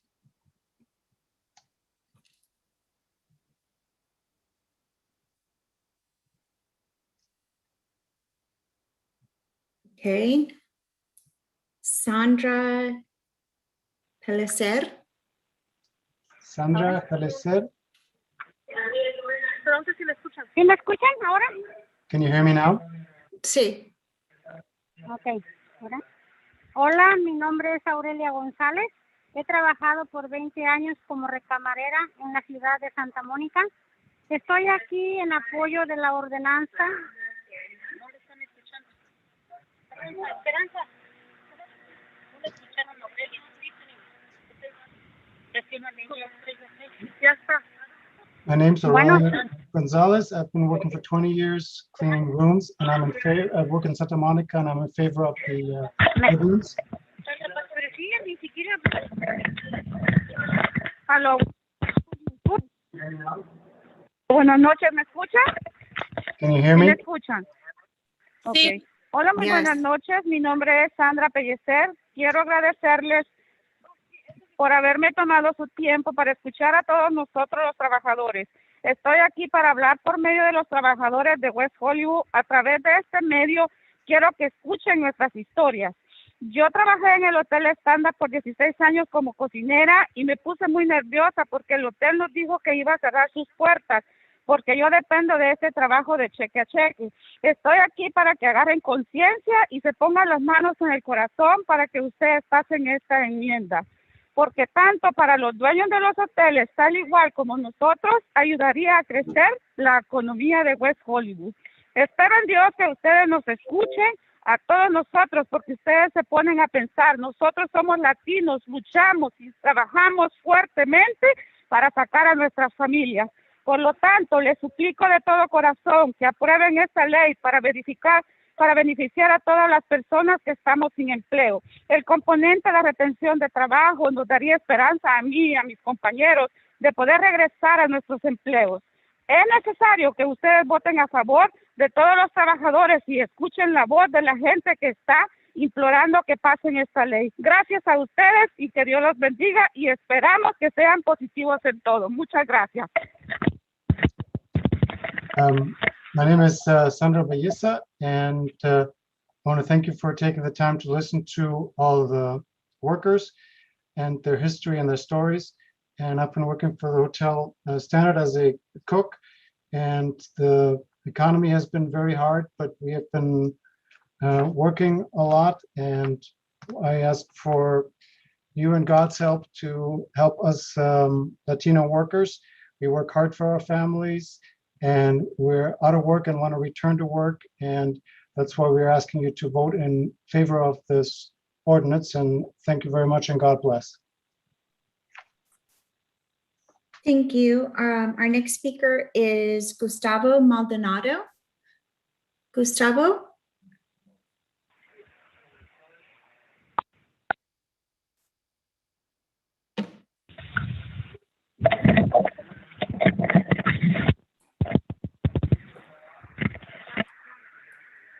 Gustavo, go ahead. Adelante, Gustavo. Muy buenas noches. Mi nombre es Gustavo Maldonado y trabajé en el Standard Hotel 19 años como cocinero.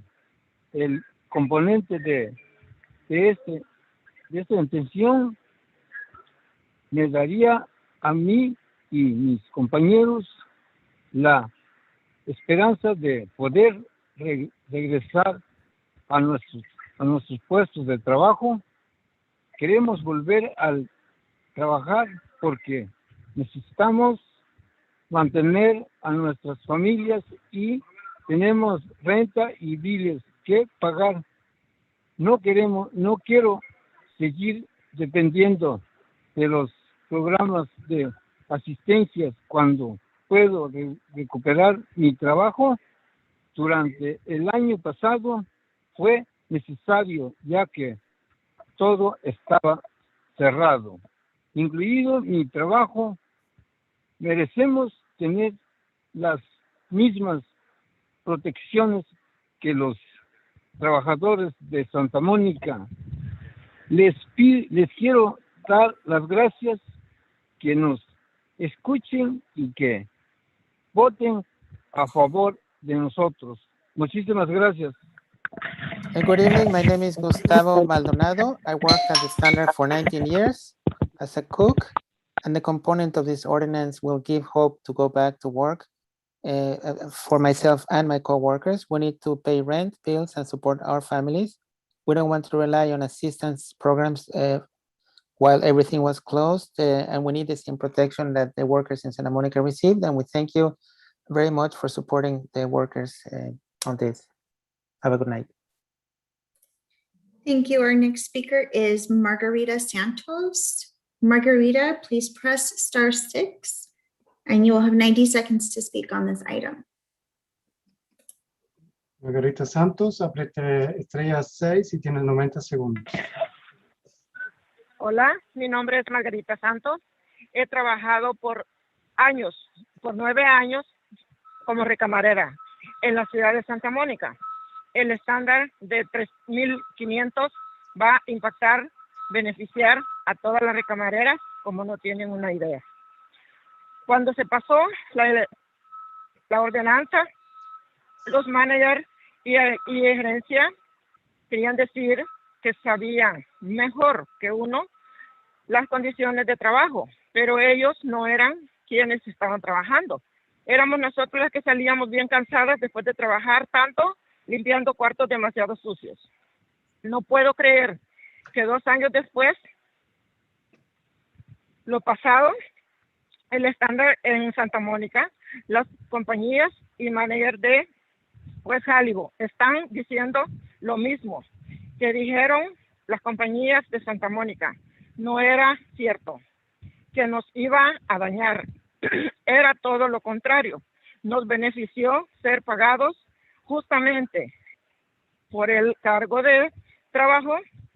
Es lo justo y primero Dios, los trabajadores de West Hollywood también van a ser beneficiados. Muchas gracias. Que Dios les bendiga. My name is Margarita Santos, and I've been working for 9 years in room service in Santa Monica, and the 3,500 square feet standard is a great innovation, and the managers are saying that it won't work, but they said the same thing in Santa Monica, and 2 years later, everything there is going well. So it's going to be great for the workers, and we thank you and God bless. Thank you. While they organize some of their speakers and queue them up, we're going to move to some of our other speakers. So Yola Dore, please press *6 and you will have 90 seconds to speak on this item.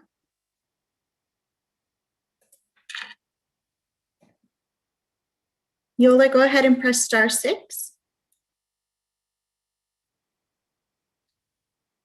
I see you in the meeting.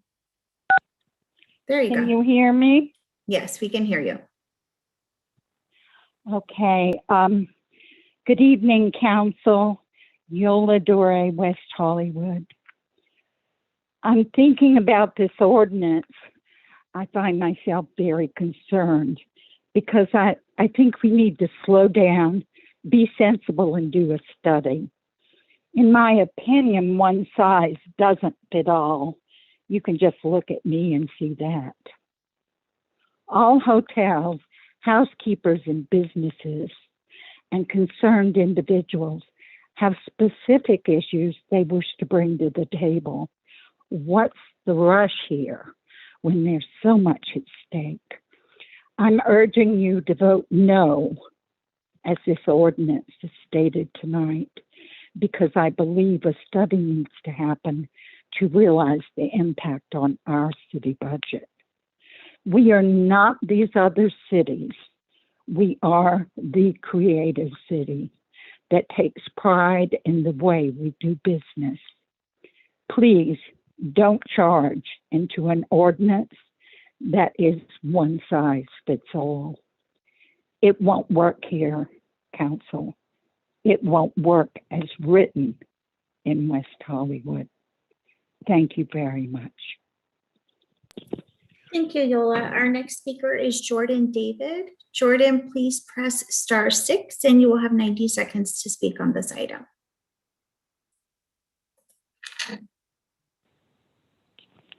Hi, can everyone hear me?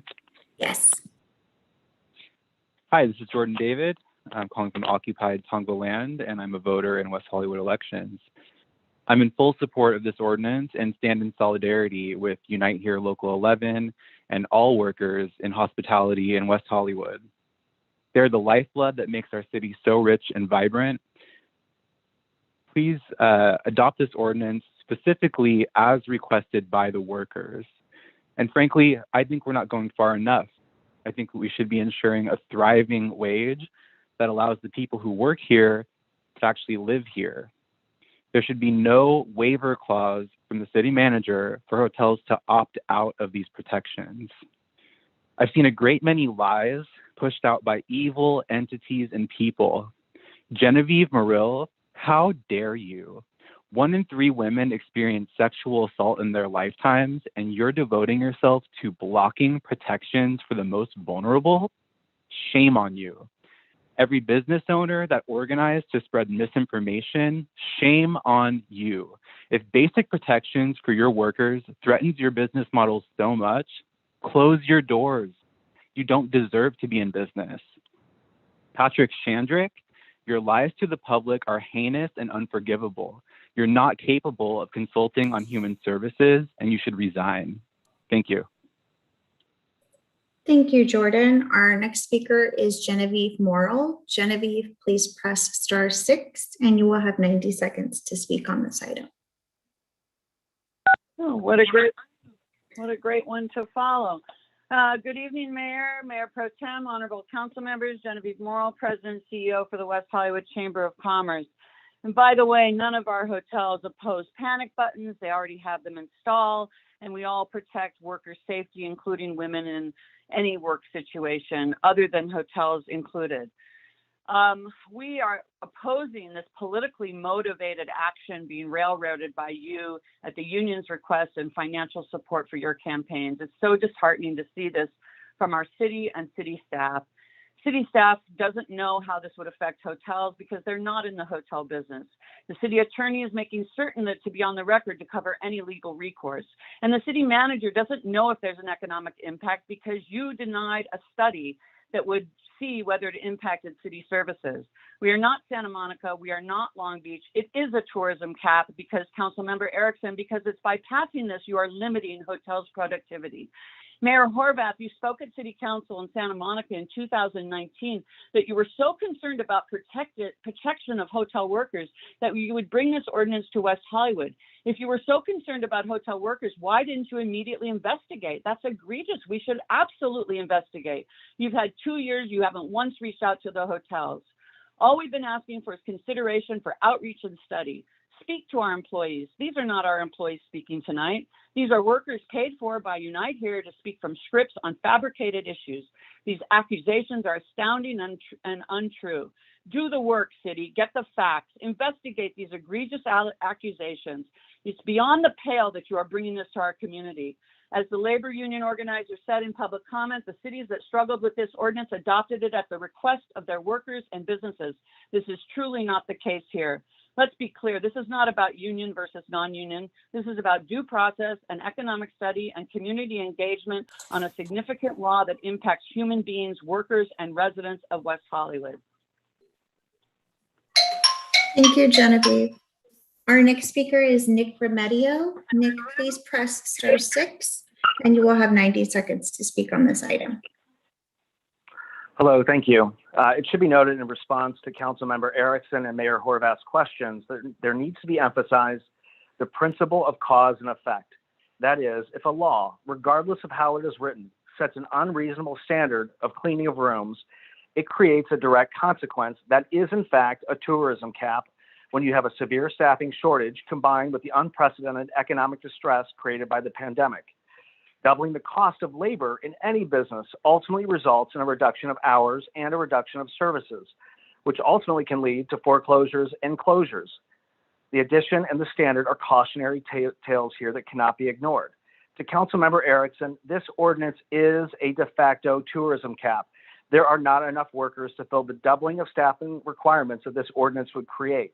To Mayor Horvath, your ordinance will create a reduction of wages, a reduction of services, whether it's realized through the elimination of daily cleaning services or the elimination of room service or other services that ensure that a hotel can compete at a 5-star level, as we are surrounded by such hotels outside of our borders. Hello, Beverly Hills. This cause also creates the effect of a tourism cap because those guests will stay outside the city. The staffing crisis is real. It's well documented. Our tourism future is at risk, and the complete lack of any economic study or even a study session shows a dangerous precedent where any business is at risk to this invasion of corrosive politics here tonight. If politics aren't in this issue, City Council, then where is the study? Thank you, Nick. Our next speaker requires translation, and that is Morena Hernandez. Morena, please press *6 and you will have 90 seconds to speak on this item. Morena Hernández, apriete estrella 6 y tendrá 90 segundos para hablar.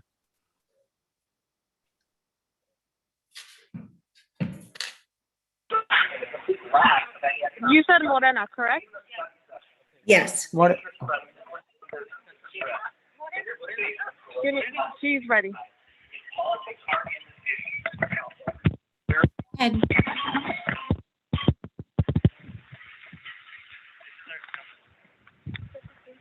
¿Aló? Hello? Sí. ¿Aló, me escucha? ¿Aló? Sí. Buenas Can you hear noches. me? Good evening. Buenas noches, mi nombre es Morena Guadalupe. Yo trabajo en el Andas Hotel por 23 años. Y aquí estoy apoyando de la ordenanza del trabajo de una recamarera. Es muy pesado y me da coraje que las compañías estén diciendo que saben lo que conviene a los trabajadores. Mejor que nosotros mismas. Ellos no son los que están arriba haciendo el trabajo de limpieza. Si las recamareras no hubieran, si nosotros las recamareras no hubiera industria hotelera, el estándar de 3.500 no solamente es lo correcto, pero sí Ciudad de Santa Mónica lo puede tener. Entonces, ¿por qué no aquí en la ciudad de West Hollywood? Estoy aquí en apoyo y espero en ustedes que nos escuchen las palabras de nosotros las recamareras. Gracias y voten sí a favor de la ordenanza. Muchísimas gracias. Buenas noches. Good evening. My name is Morena Guadalupe. I work at the Hotel. I've been working there for 23 years, doing very heavy work as a housekeeper. And I'm angry that companies are speaking about how the hospitality workers are treated and not speaking the right things that they should be speaking, as we are the ones that can vouch for ourselves. And regarding the hospitality industry's 3,500 square feet, this ordinance that happened in Santa Monica, why can it not happen in West Hollywood? So I thank you for your support on this ordinance to pass. Thank you. Have a good night. Thank you. Our next speaker requires translation. Jessica Diaz, please press *6 and you will have 90 seconds to speak. Yo trabajé en Santa Mónica, en el cual en Santa Mónica se aprobó una ordenanza similar a la cual se quiere pasar en West Hollywood. Cuando se introdujo la ley en Santa Mónica, pues los supervisores comenzaron a decirnos que la ley... Jessica? Jessica? Me pide que hablara con los compañeros de trabajo. Jessica, un momento.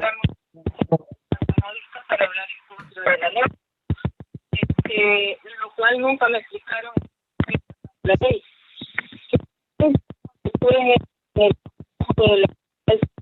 Hasta ahí we can't hear you very realmente a well. nosotros No, lo que necesitamos. Jessica, no le podemos escuchar bien.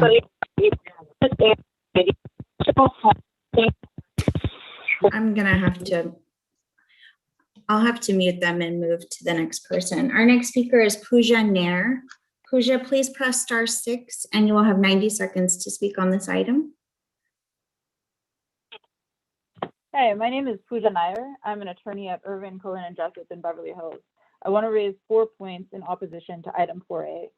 First, 3,500 square feet is not a reasonable standard. Local 11's own training manual says that the appropriate amount of rooms for a housekeeper to complete on a single shift is between 12 and 14 rooms. The collective bargaining agreement for union hotels in West Hollywood and in Santa Monica is between 12 and 15 rooms. Second, the ordinance does not apply to all hotel workers. Because of the supersession clause, it only applies to non-union hotels. Therefore, union workers will continue to clean 12 to 15 rooms pursuant to their CBA, but non-union hotels are for non-union housekeepers will clean less rooms and not be eligible for voluntary overtime. Third, the waiver process is vague and cumbersome, especially as we're still on an ongoing COVID-19 pandemic. Hotels will take until 2024 to rebound based on the best estimates, and the Addition Hotel just announced the UCC foreclosure. 4 hotels have closed permanently during the pandemic. Not having a reasonable and clear waiver process for this ordinance is significantly prejudicial to hotels. Lastly, the voluntary overtime requirement for non-union workers requires 7 days of written consent. Therefore, if housekeepers are covering for a last-minute event that's booked or somebody took sick leave, they will not be able to accommodate voluntary overtime. Thank you. Thank you, Pooja. Our next speaker is Albert Munoz. Albert, please press *6 and you will have 90 seconds to speak on this item. Thank you. Hello, members of West Hollywood.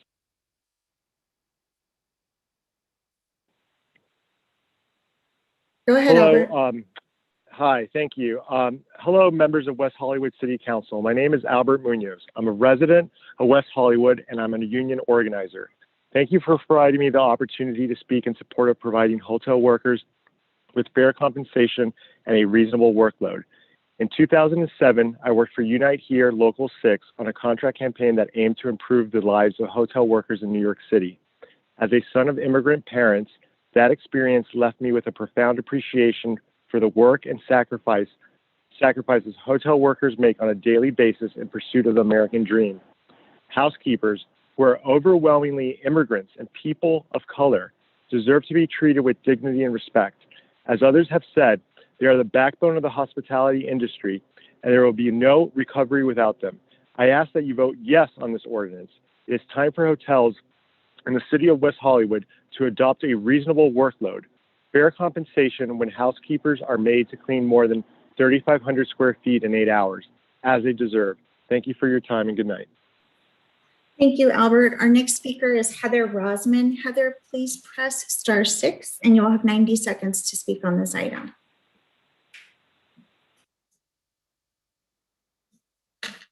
Heather, go ahead. Good evening, Council. My name is Heather Roseman, Executive Director for the Hotel Association of Los Angeles. On behalf of the Greater Los Angeles hotel community, we are calling in to express our concerns about the proposed ordinance and work rules specifically, if implemented, will bring great economic harm to the very workers the proponents say they are looking to help. Many of the provisions of the ordinance are existing state laws and industry standards that the business community wholeheartedly embraces. There was a document submitted to the City Council with 22 state, national, and local organizations, including the Chamber of West Hollywood, that support all of the sexual harassment and human trafficking prevention trainings, as well as panic buttons. But the conversation we're having here today around square footage is really a political conversation. We are looking to tip the thumb, to put our thumb on the scale to take away employee bargaining rights of non-union employees and trying to force hotels to unionize, as indicated by Councilmember Seppi Shine in previous meetings, where she said if hotels feel they would get a better bargain by unionizing, I would encourage them to provide that for their employees. If this ordinance passes, Unite Here members will not receive any of these protections. If the intent is safety for all, then square footage limitations should apply to all. Unite Here's own certification program says they must demonstrate the ability to clean 14 rooms per shift. The calls and emails and correspondence petitions received by City Council are paid union organizers to tip the scales in their favor. Thank you, Heather. Our next speaker is Rod Gruendijk. Rod, please press *6 and you will have 90 seconds to speak on this item. Good evening, Mayor Horvath and council members. My name is Rod Gruendijk. I'm the general manager of the Sunset Marquis Hotel. The Sunset Marquis opened in 1963 and has been operating for the last 58 years. Our average length of employment for our staff is over 18 years, with many employees celebrating over 30 years with us. I oppose item 4A, the hotel ordinance. With LA's new public health order reinstating the indoor mask mandate, this makes it crystal clear that the pandemic is not over. COVID cases are significantly up by over 500% in LA County in just 30 days, which will have a detrimental effect on tourism. Each West Hollywood hotel has invested $100,000 in PPE and COVID-19. This ordinance will result in West Hollywood hotels having to cut back on safety measures, resulting in hotel public areas being cleaned less. Thank you for consideration. Thank you, Rod. Our next speaker is Jeff Kulik. Jeff, please press *6 and you will have 90 seconds to speak on this item. Good evening, Mayor and City Council members. Regarding this ordinance, there has been no systemic issues in West Hollywood to have warranted an ordinance of this nature. We ask that the City Council and Mayor consider a study session, as none of you have ever worked in a hotel, to consider these measures. And very much of this is a made-up problem. And I'm going to provide you with some statistics because you're unwilling to study the issue. The Department of Industrial Relations records reflect 0 complaints in the past 5 years related to any West Hollywood hotel employer. The California Department of Fair Employment and Housing records reflect a total of 6 complaints filed by employees in all West Hollywood hotels since 2015. This represents 1 allegation per year out of 2,000 plus employees who work with us on a full-time basis.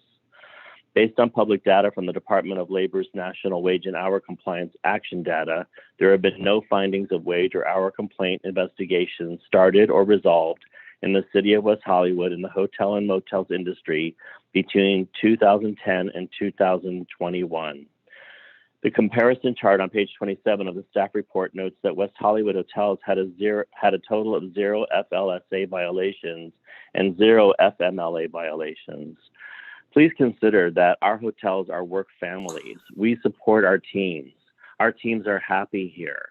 Our relationship with the city has always been a wonderful relationship, and this is definitely driving a wedge between the city and its businesses. Thank you very much. Thank you, Jeff. Our next speaker is Olga Aquino, and she will require translation. Olga, please press *6 and you will have 90 seconds to speak on this item. Olga, por favor, apriete *6 y tendrá 90 segundos para hablar. Ok, mi nombre es Olga, también trabajé en el Hotel Mondrian durante 22 años en el departamento de lavandería. En una reunión nos informaron que el hotel cerraría temporalmente y 3 semanas nos enviaron una carta que me despedían. Deberíamos poder volver al trabajo por orden de antigüedad. También estoy preocupada porque escuché que la compañía podría estar usando trabajadores de agencia en mi departamento en lugar de traerme de regreso después de 22 años de servicio. El componente de retención de trabajadores de la ley evitaría que esto suceda. Gracias. Good evening. My name is Olga Aquino. I work for the Mondrian a hotel for 22 years in the laundry department, and they advised us that they were closing temporarily, so they fired me. And I feel that we should go back to work. And I learned that the hotel is giving work to agency workers that are being hired, not giving me the priority after being there for 22 years. So I believe the component of retention is a very important thing that should be taken into account here this evening. Thank you. Thank you, Olga. Our next speaker is David Fanaroff. David, please press *6 and you will have 90 seconds to speak on this item.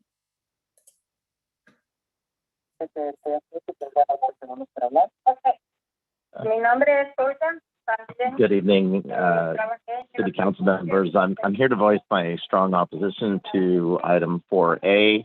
Just really briefly, as a small business owner, this ordinance scares the death out of me because of the slippery slope that it represents.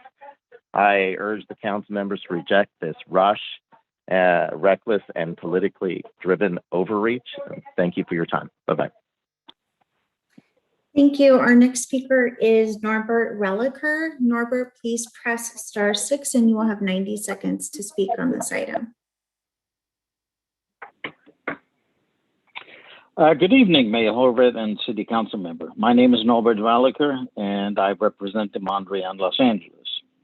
The housekeeping hotel worker ordinance is on the agenda for tonight's meeting. We all had ample time to review the various scenarios and what might happen when this change of work rules would impede the hotel businesses. I'd like to add some economic perspective to the process. The estimated impact of $2.5 million each year for each hotel. Santa Monica and Long Beach ordinance have adversely impacted the hotels by at least $1 million a year. This is not accounting for the staff. This is not accounted in the staff report, which also looks at the occupancy rate, not at the revenues lost or tax revenue lost to the city. Our hotel itself would have an additional labor impact of $859,000 a year. We would lose the competitive edge when compared to neighboring cities, Beverly Hills and Hollywood. The cost of doing business would exceed anything we have seen prior. As suggested by the Hotel Council, there's always a way to find a compromise. I can only hope that you are willing to work with us, the team of business who have supported the city in all aspects and making West Hollywood what it is today, different and excellent. Thank you for your time. I yield my 15 seconds. Thank you, Norbert. Our next speaker is Bambi Sauceda. Bambi, please press *6 and you'll have 90 seconds to speak on this item.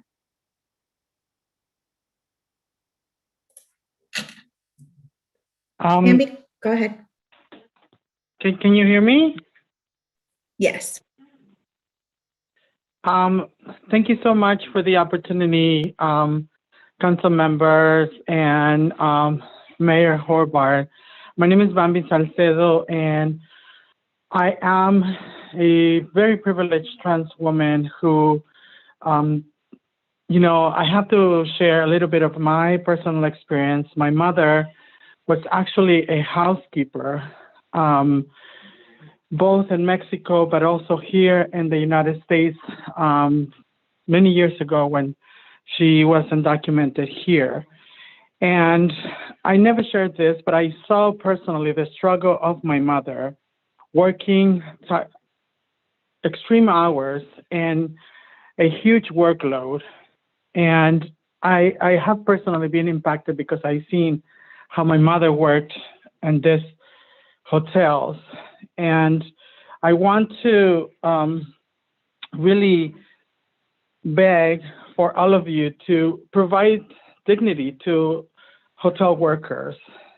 It is time that we actually provide support to the people who enriches these companies and these hotels. People really deserve to be paid what they deserve. And I just want to ask to please vote yes on this ordinance, which will obviously be fair to employers. Thank you so much for the opportunity. Thank you, Bambi. Our next speaker is Father Ike Udo. Father Ike Udo, please press *6 and you will have 90 seconds to speak on this item.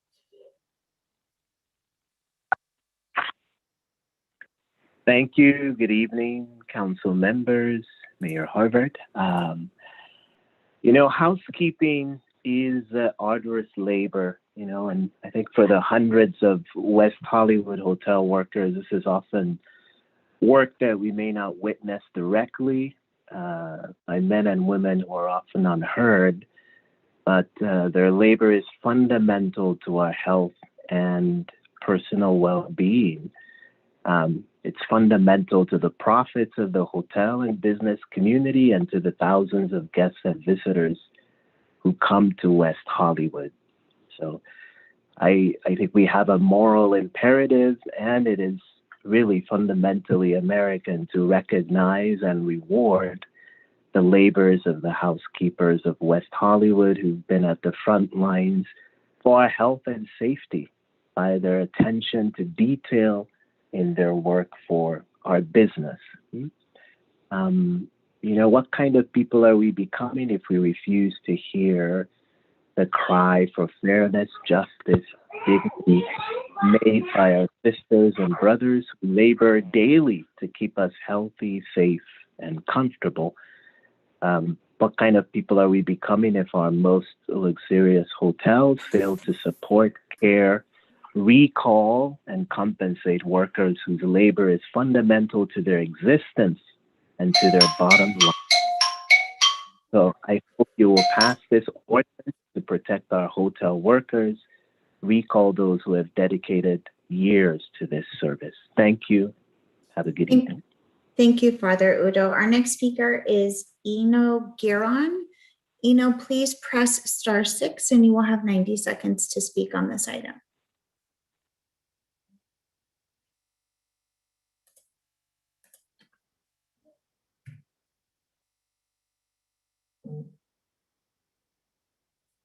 Eno, please press *6.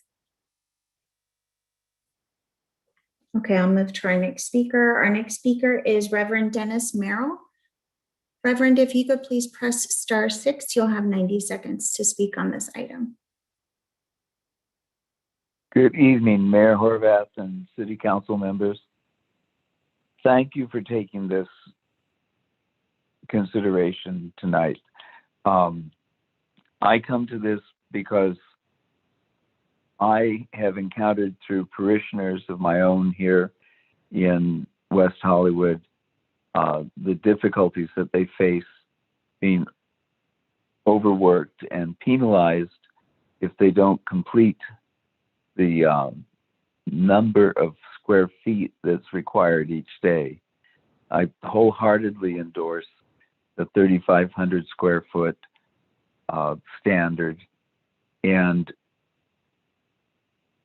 contrary to not having examined the case, I'm very impressed with the work that's gone into the study that has gone into this ordinance, and the idea of just dragging feet and kicking the can down the road prevents taking the steps to honor the dignity of the workers who are doing the hardest work for those who make the profits. It's extremely difficult work with attention to detail every day, and without these workers, the environment here, the idea of visiting West Hollywood loses some of its luster. And we all depend on this part of the economy to support the city. So thank you for considering this ordinance tonight. Thank you, Reverend. Our next speaker is Victoria Best. Victoria, please press *6 and you'll have 90 seconds to speak on this item. Good evening. I'm a longtime resident of Santa Monica, and I've been an activist with Clue Santa Monica for nearly 7 years. The law that's before you today is the same law we fought for in Santa Monica to improve the working conditions and safety of hotel workers, particularly the women who clean the rooms. They were being overworked, injured, and oftentimes left unprotected from predators while working alone cleaning rooms. Santa Monica has not suffered as a result of our multi-pronged ordinance passed in Santa Monica. We're now hearing that the West Hollywood hotel industry is somehow different from Santa Monica's, and that West Hollywood workers should not be compensated at the same rate as Santa Monica housekeepers. That is absurd. These are luxury industries. West Hollywood borders Beverly Hills. If there's a staffing crisis, then improve the working conditions and the pay. We've heard stories from workers who clean 12, 14, 16 rooms a day. That's really unreasonable. Please adopt the same standards as Santa Monica and ensure that housekeepers are compensated fairly for workloads exceeding 3,500 square feet per day. A great deal of analysis went into determining the best way to keep workloads reasonable and compensation fair, and the standard of 3,500 square feet was the answer. Please don't make the West Hollywood ordinance weaker than the one we passed in Santa Monica. Worker protections in West Hollywood need to be just as strong as the ones we have in Santa Monica. I urge you to pass the proposed ordinance that is before you. Thank you. Thank you. Our next few speakers require translation. Jessica Diaz, please press *6 and you will have 90 seconds to speak on this item, and you will be followed by Jesus Lopez. Jessica Díaz tiene 90 segundos. Apriete la estrella 6 para hablar, por favor.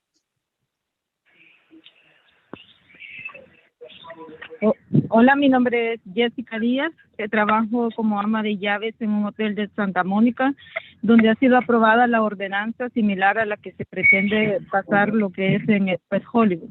Cuando se introdujo esta ley, pues en Santa Mónica los supervisores comenzaron a decirnos que esta ley nos perjudicaría, que nos iban a reducir horas, días, a lo cual no era así, ya que nunca nos explicaron en realidad en sí en qué consistía de esta ley, ya que la cuota diaria de nosotros era de 16 cuartos y a veces hacíamos hasta 25 habitaciones.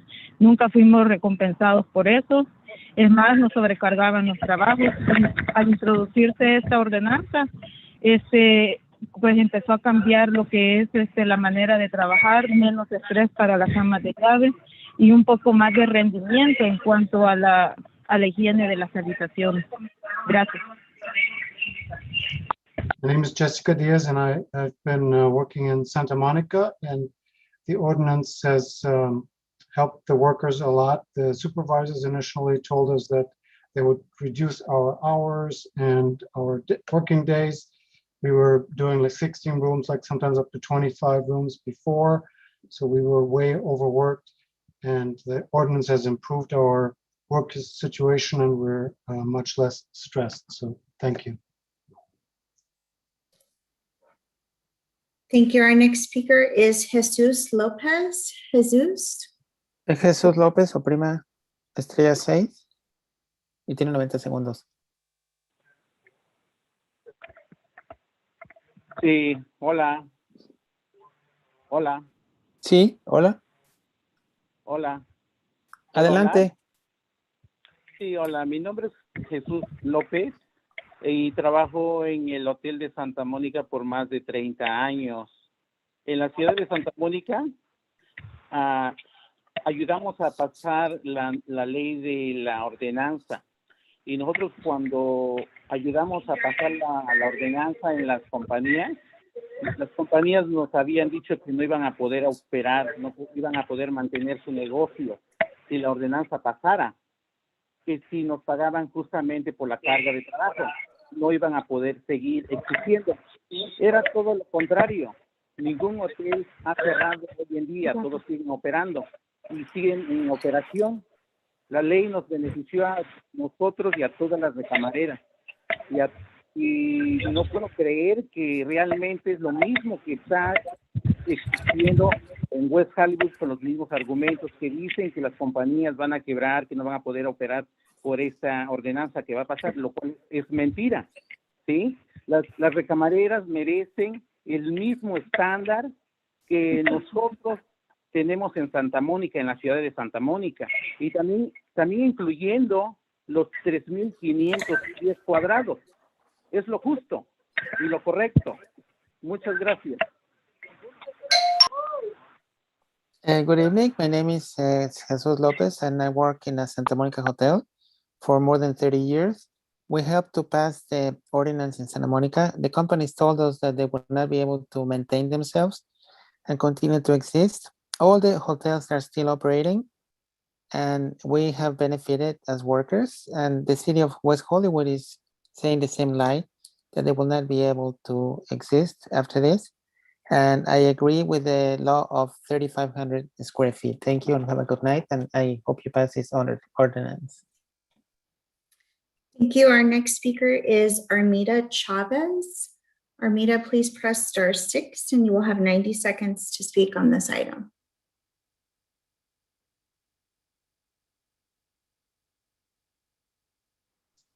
Armida Chávez, apriete estrellas 6 y puede hablar. Okay, our next speaker is Angel Languan. Angel, please press *6 and you will have 90 seconds to speak on this item. Ángel Leguán es el próximo. Por favor, aprieta estrella 6 para hablar.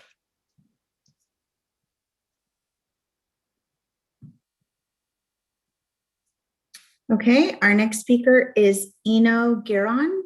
Eno, please press *6 and you will have 90 seconds to speak on this item. Próximo es Eno Girón. Por favor, apriete estrella 6 para poder hablar por 90 segundos.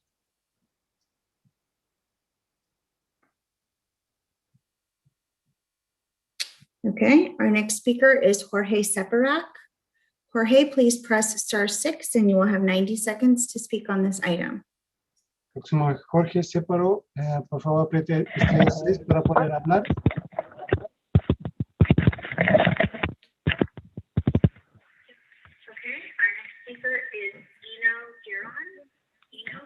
Hi, if you could mute the meeting in the background and let us know who is speaking, ¿Puede please. mudar el sonido en el fondo?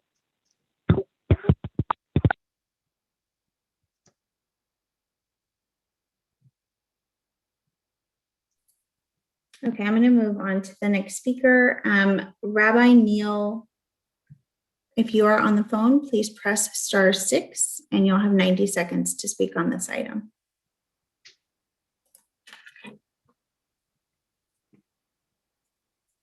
Okay, the next speaker is Ada Briseño. Ada, please press *6 and you will have 90 seconds to speak on this item.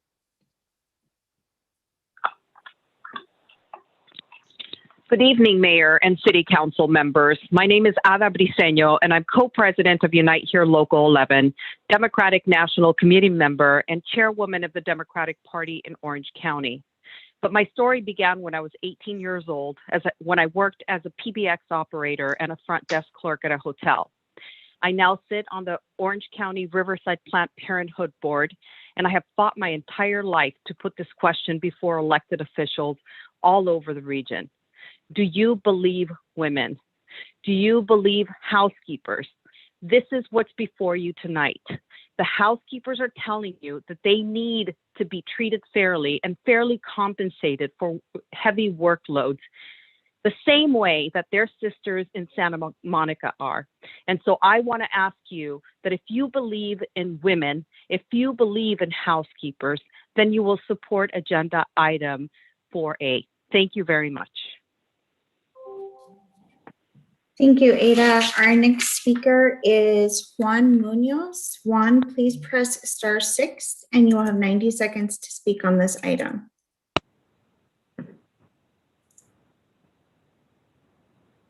Go ahead, Juan. Hi, can you hear me? Yes. Hello, my name is Juan Munoz, and I am a researcher with Lane, who works closely with Unite Here Local 11. I'd like to focus on Pebblebrook Hotel Trust, which owns nearly a fifth of WeHo's hotels, including the Grafton on Sunset, the Mondrian, the Chamberlain, the La Park Suite, and the Montrose. Earlier this month, Pebblebrook, along with 4 of 5 hotels named above, signed onto a letter addressed to the City Council opposing the proposed ordinance. Pebblebrook is beginning to make a pattern of fighting legislation that would protect hotel workers. Its CEO and 3 other hotel executives wrote an op-ed in January 2021 opposing Chicago hotel workers' efforts to advocate for a similar right to return law, which has since been passed. Pebblebrook has paid $49.8 million in preferred dividends to shareholders since March 2020, while leaving its West Hollywood employees without any binding commitment to be rehired with respect for their years of service. A Pebblebrook executive also stated in an earnings call last year that there's no doubt that these properties will be operated with fewer people in the coming years. West Hollywood hotel workers have a message for Pebblebrook. Your focus on shareholder dividends and cutting costs is squeezing us to the breaking point. If you don't want to help us get our jobs back and make our jobs safer, you have no place in our great city. Thank you so much for your time. Thank you. Our next speaker requires translation. Catalina Tapia, please press *6 and you will have 90 seconds to speak on this item. Catalina Tapia tiene 90 segundos, apriete estrella 6, por favor.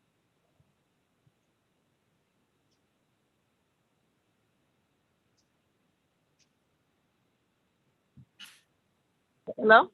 Hello, go ahead. Hola, mi nombre es Catalina Tapia. Estoy llamando desde el departamento de limpieza de Lepar Hotel. Tengo 24 años de trabajar en este hotel. Llamo en oposición a los 3 cuadrados porque afectará mi capacidad para obtener propinas y horas extras. Yo voto no. Gracias. My name is Catalina Tapia, and I've been working in the Park Hotel for 24 years, and I'd rather have the tips, and I'm not in favor of the 3,500 square foot ordinance. Thank you. The next speaker is Patricia Priest. Patricia, please press *6 and you will have 90 seconds to speak on this item. Yes, can you hear me? Yes. Hi, my name is Patricia Priest. I'm calling from Montreal, West Hollywood, housekeeping department. I have worked for 17 years at this hotel, and I'm calling in opposition of the square footage because I will hurt my ability for tips and overtime, and will affect me and my family. I have family work here too, and I'm encouraged to say no on this proposition. Thank you. Thank you. I'm going to try calling Jorge Separac again. Jorge, please press *6 and you'll have 90 seconds to speak on this item. My name is Jorge Seperac. I'm from the West Hollywood. I'm working at a hotel industry for a decade. I know how hard housekeeping work wherever it is in West Hollywood, Santa Monica, or anywhere else. I ask the council to give the workers of West Hollywood the same protection that workers have in Santa Monica. Please have West Hollywood stand up for working people and pass a strong housekeeping protection ordinance. Thank you. Thank you. Our next speaker will be Angel. Angel Laguna, please press *6 and you will have 90 seconds to speak on this item.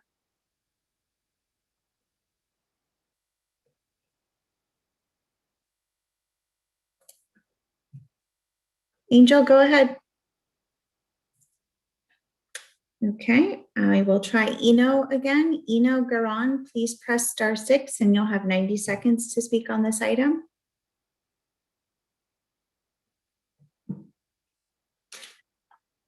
Okay, I'm going to move on to Reverend Jennifer Gutierrez. Reverend Gutierrez, if you're on the line, please press *6 and you'll have 90 seconds to speak on this item. Okay, Ana Maria Jara, please press *6 and you'll have 90 seconds to speak on this item. Go ahead, Anna.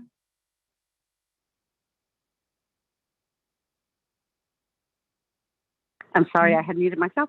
I'm sorry. My name is Ana Maria Jara. I am a former city council member for the city of Santa Monica.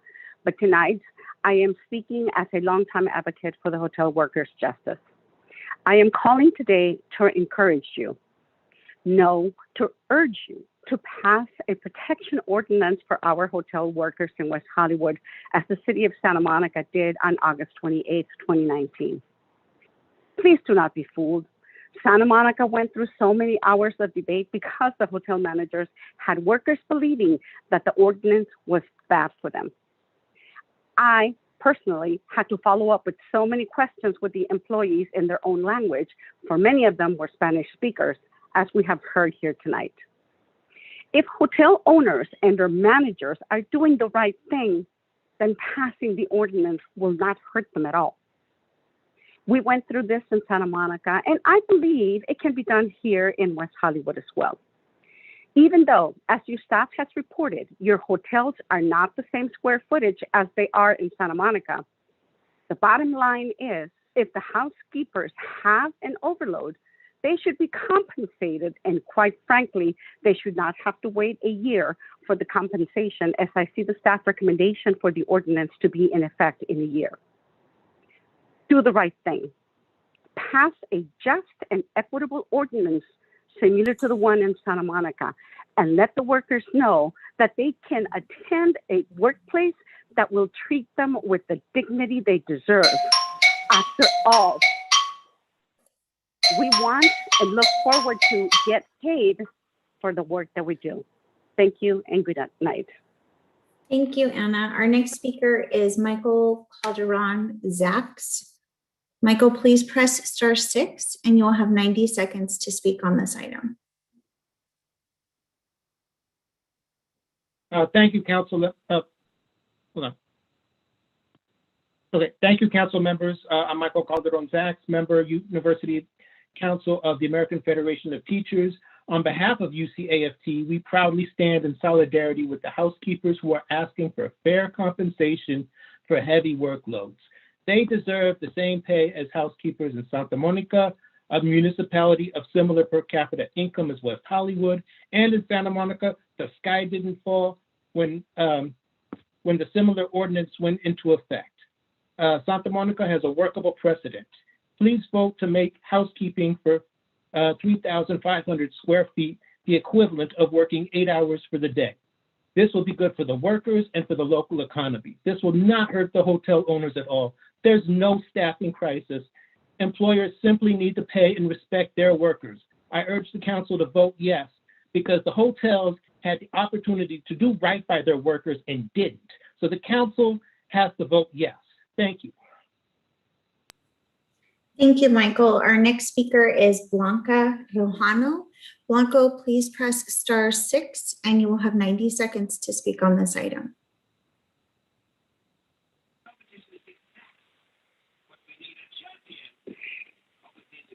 Go ahead, Good Blanca. evening. Yes, you hear me really well, right? Yes. Hello? Okay. Hi, my name is Blanca Rojano. And good evening, Mayor and council members. I work as a housekeeper at JW Marriott, and I've been in the hotel industry for 22 years here in Vegas. And I went to Arizona and I worked in 1,000+ degrees heat for months to save the democracy. I did this because I believe the Democratic Party represents working people, and that we had to stop wealthy business owners from destroying our democracy. I worked hard and mobilized working people to vote. Arizona voted for a Democrat for president, and surprised everyone I did that. Now I asking the same Democratic Party to represent working people at home. I am outraged to hear leaders of the hotel industry disparage my union and claim that we are doing something wrong by speaking up and proposing a law. And this is happening in a progressive city. Every Democrat should reject this kind of attacks on workers. Every Democrat should celebrate the workers like me are here advocating for legislation. I am the future of the party. Please vote yes to the ordenanza. Thank you very much. Thank you, Blanca. Our next speaker is Mito Aviles.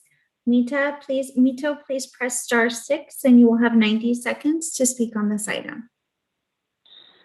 Good evening, everyone. Hola, mi gente. My name is Mito Aviles. I'm an Arts and Cultural Affairs Commissioner and a resident of the city of West Hollywood going on 18 years.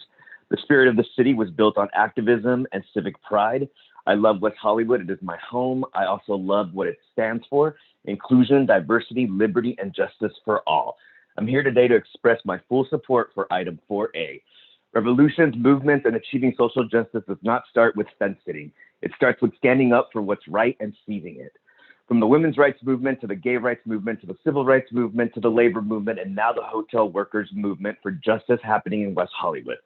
It starts by casting the stone of solidarity and dismantling broken systems that don't serve but harm, suppress, marginalize a subset of our community, disguising under the guise of hotel corporation, being financially impacted, and declaring a bogus employment shortage over equal protections for workers who want to return back to their jobs.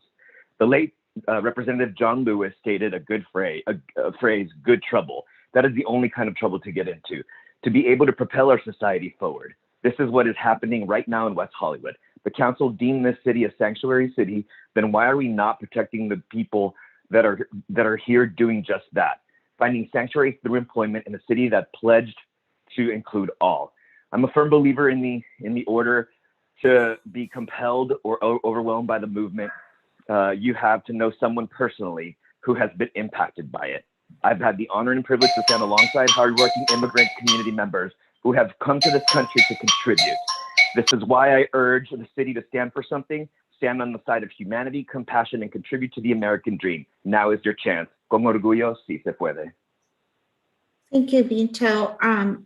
I'm going to try calling one of our Spanish speakers, Angel Laguan. Please press *6 and you will have 90 seconds to speak on this item. Ángela Juan, oprima estrella 6 y tendrá 90 segundos para hablar.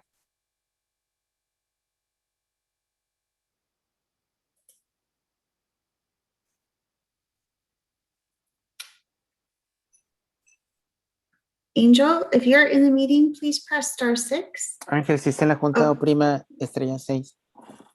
Go ahead. Adelante. Hello, hi. Is this Angel? Yes, hi, this is Angel Aguan. Okay, go ahead. Oh, okay. Hi, I started working at the Standard when I was 18 years old. It was my first job. I worked there as a houseman, helping housekeepers by delivering supplies and taking away dirty linens. But sometimes there was no other housekeepers during my shift, which was in the afternoon. I had to clean and inspect rooms on my own to make sure that guests had the common decency to just have a room ready. I was the sole housekeeper and employee in my department for the evening shift. Cleaning hotel rooms is very difficult and tiring. Because I was asked to help the housekeepers, there were times where I wasn't able to complete my own workload as a houseman separately. I even got in trouble with it once with my HR. Please pass this law to ensure fair pay for housekeepers' workloads, and so workers like me can go back to work. West Hollywood should at least have the Santa Monica standard for fair compensation. Our hotels are luxury properties. Just like Santa Monica, so please pass the Santa Monica standard at the 3,500 square feet mark. Thank you, Angel. Our next speaker is Juan Munoz. Juan, please press *6 and you will have 90 seconds to speak on this item.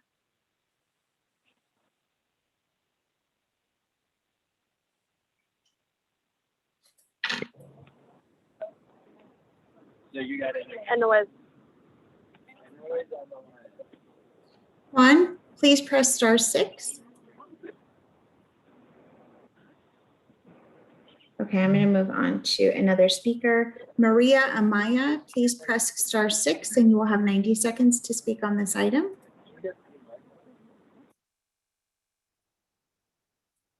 Maria? Okay, our next speaker is Sarah Wiltfong. Sarah, please press *6 and you will have 90 seconds to speak on this item. Thank you very much. Good evening, City Council members. My name is Sarah Wiltfong, and I'm contacting you on behalf of BizFed, the Los Angeles County Business Federation, I'm here to oppose the ordinance before you because it would add unnecessary and burdensome regulations to hotels when the city should be supporting their economic recovery. As the City Council is well aware, hospitality and tourism were hit hard during the pandemic and now needs the support of its local community and leaders to bounce back. As stated by others, hotels are already providing the needed safety measures in the ordinance. That is not the concern. The other provisions, such as square footage limits, are well below even union standards and will only lead to cut hours for room attendants. Further, at the cost of $1 to $2 million per hotel in other cities who have implemented this, the City of West Hollywood should at least consider an economic impact study to fully understand the impacts. We believe that this ordinance is incredibly misguided, and we strongly oppose it. Thank you. Thank you, Sarah. Our next speaker, I'm going to try to call Eno again. Eno, please press *6, and you will have 90 seconds to speak on this item.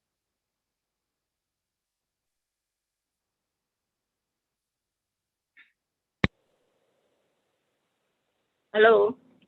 Hello, go ahead. Oh. Buenas noches. Mi nombre es Enoe Girón. Trabajé en el Hotel Mondrian durante 31 años como recamarera. Antes de la pandemia me disciplinaron varias veces por detalles mínimos. Si los huéspedes encontraran un solo cabello, podría meterme en problemas. Eso hizo más difícil terminar mis asignamientos de trabajo, ya que me asignaban demasiadas habitaciones. Y yo tengo un hijo a quien se somete a tratamientos de diálisis y yo lo apoyo económicamente. Los pagos por desempleo no son nada para mantener una familia. Desde marzo dejé de recibir mis pagos por desempleo. La compañía me trajo de regreso por un tiempo y luego me despidieron nuevamente.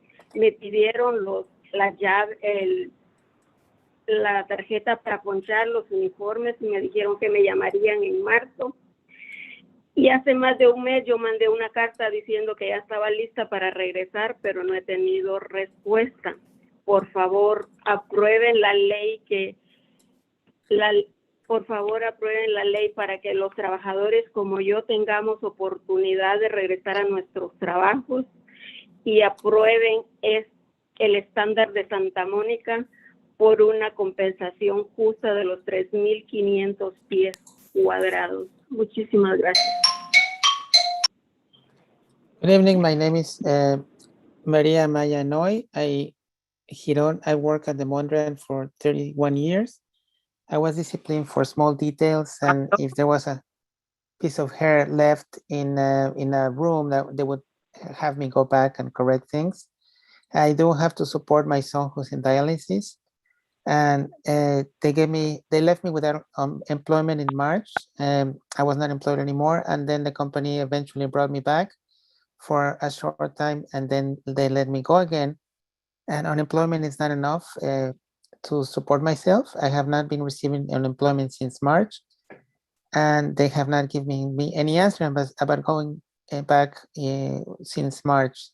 Please approve this law, as well as the standard that was put in Santa Monica of 3,500 square feet. Thank you. Have a good night.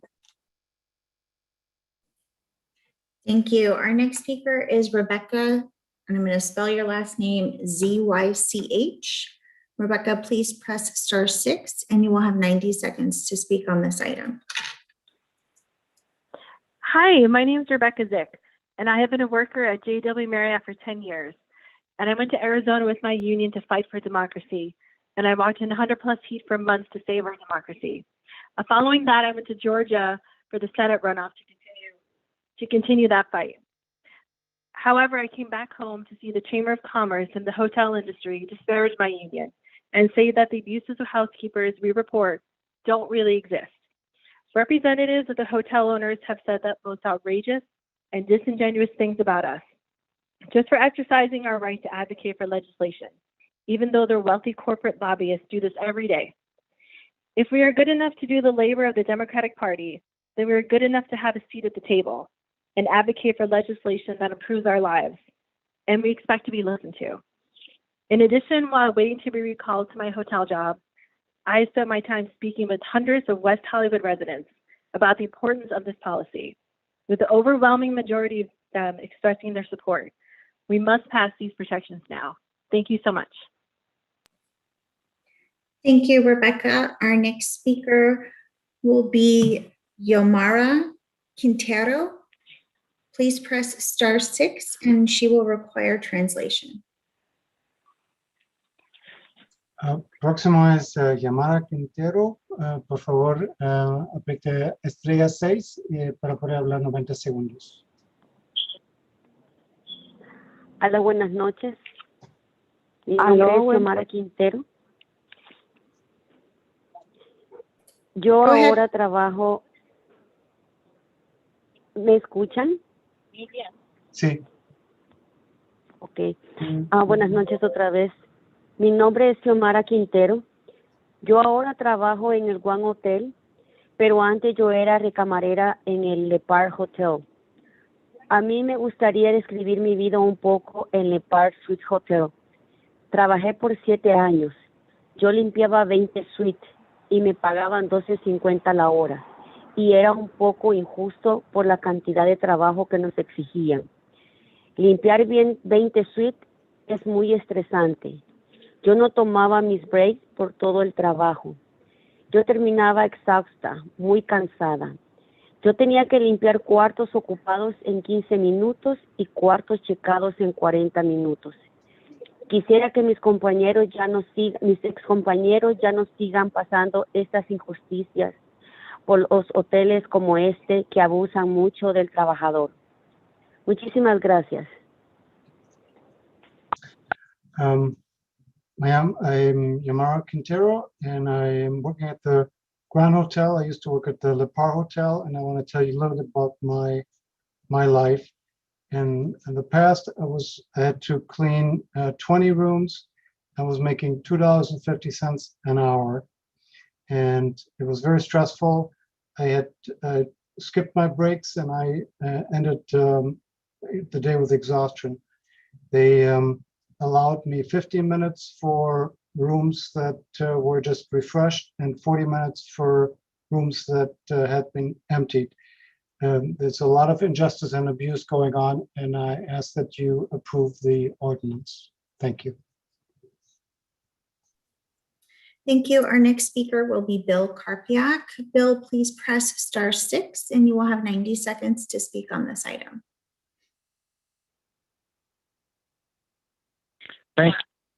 Thank you, Melissa.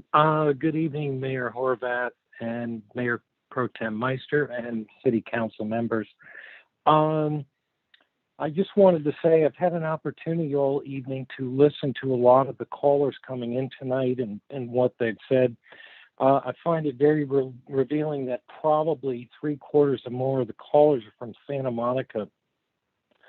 And I'm wondering why, if West Hollywood is such an awful place to work, why there isn't more people calling from West Hollywood. I think there's a lot of misinformation there. West Hollywood hotels provide a great, safe work environment.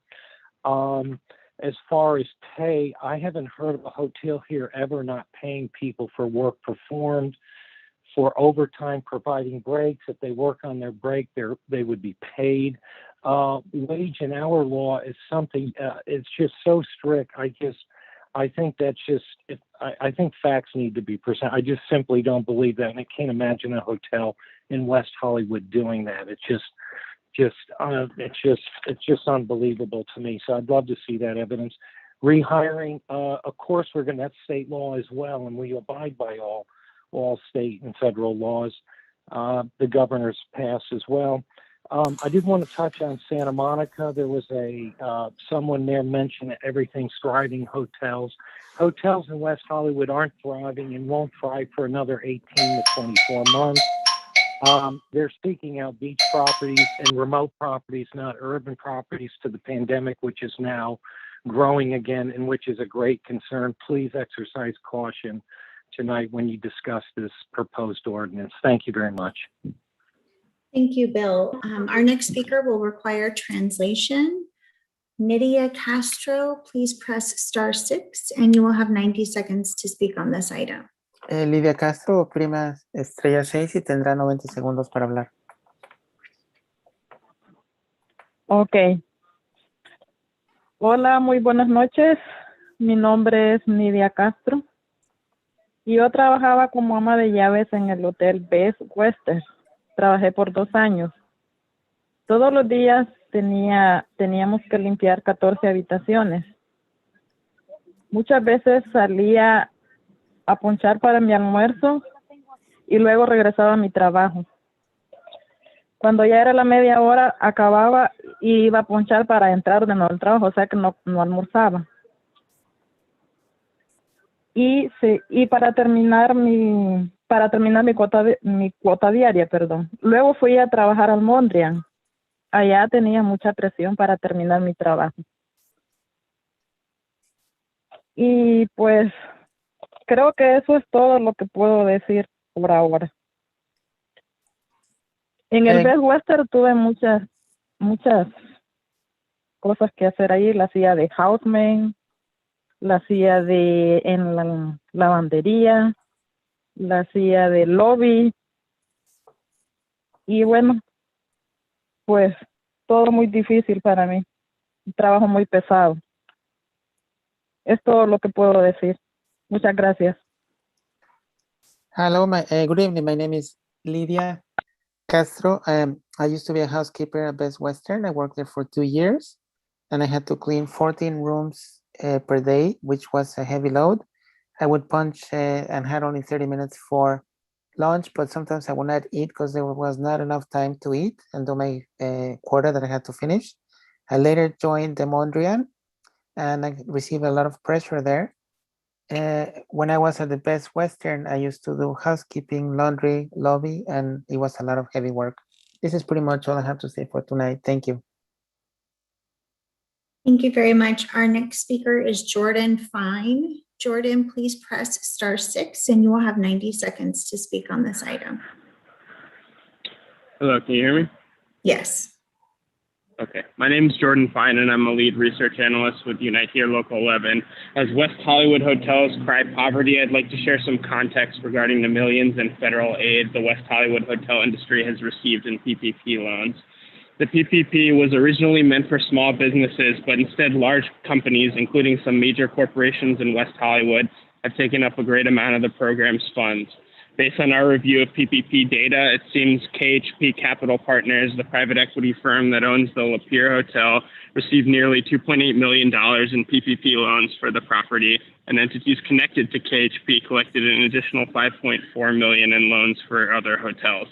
KHP has overseen over $1.25 billion in equity capital.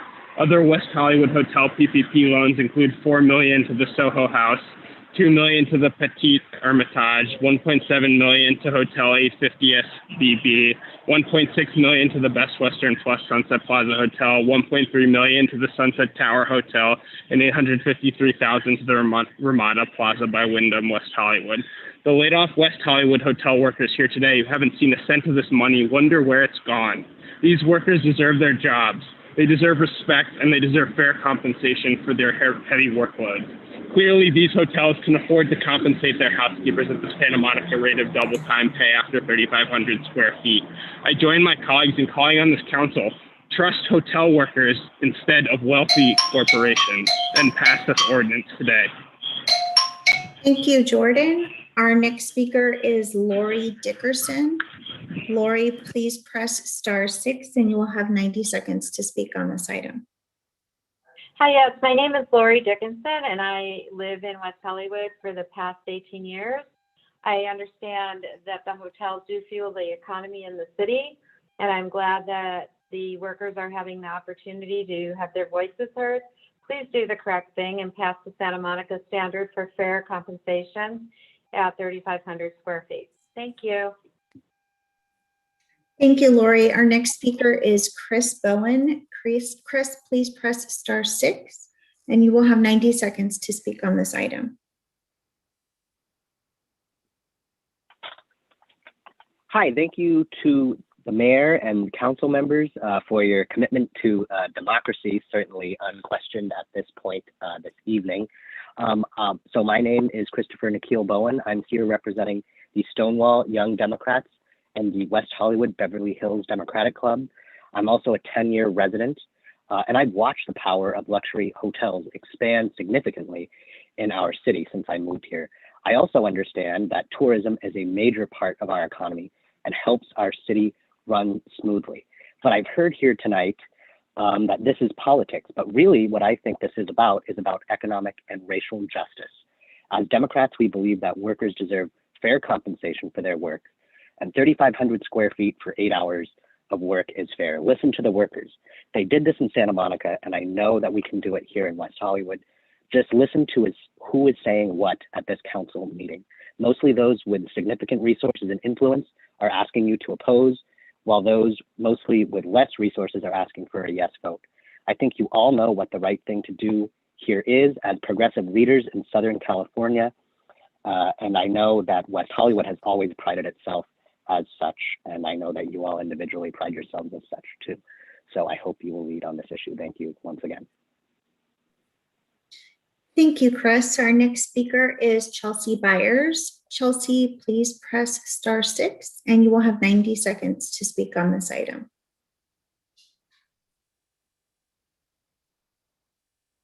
Thank you. Good evening, Mayor Horvath, Mayor Pro Tem Meister, and honorable council members. I hope you can hear me just fine. My name is Chelsea Byers. I'm a Human Services Commissioner here in West Hollywood, although I'm speaking tonight in my personal capacity, and I'm thrilled to be here tonight in support of this ordinance. Any opportunity to more acutely articulate and support the lived experiences of a population of people who live, work, or play in our community is an opportunity that better defines and upholds our values as a city. And I'm proud to see us wading through this process to better understand the work of housekeepers here in West Hollywood. The request of 3,500 square feet for 8 hours of work sets a standard of labor that keeps the workforce of our hospitality industry safe. The labor of these workers is often so deeply invisibilized that we cannot empathize with the nature of the work and cannot understand what's being asked of these workers on a daily basis. I believe and trust these workers to fairly define the safe parameters of their workspace. This act of taking the lead of the most impacted is the context through which transformational policy is born. Thank you for taking the time to make this move tonight. Thank you, Chelsea. Our next speaker will require translation. Estela Caballero, if you could please press *6, you will have 90 seconds to speak on this item. Estela Caballero, apriete estrella 6 y tiene 90 segundos para hablar. Sí, buenas noches. Mi nombre es Estela Caballero y trabajé en el Mondrian por 22 años. Me despidieron durante la pandemia y no pude regresar a trabajar, incluso después de enviar una carta de solicitud que me devolvieran el trabajo. Finalmente conseguí otro trabajo en el número 1. En el número 1, aunque fueran muy grandes las habitaciones del Mondrian, teníamos que limpiar 12 recámaras. Y en West Hollywood merecemos compensar las cargas de trabajo pasadas. Merecemos la misma compensación que las recamareras de Santa Mónica como lo mínimo. Gracias. My name is Estela Caballero, and I've been working at the Mondrian for 22 years. I was laid off during the pandemic and tried to get back in, but they refused to take me back. We had 12 rooms there, and West Hollywood deserves the same as Santa Monica. Thank you. Thank you. Our next speaker will be Rosalba Mata. Rosalba, please press *6 and you will have 90 seconds to speak on this item.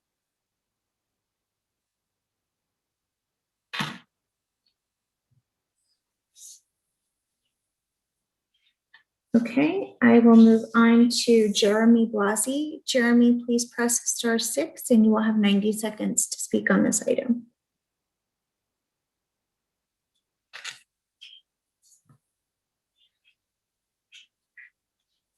Jeremy, go ahead and press *6.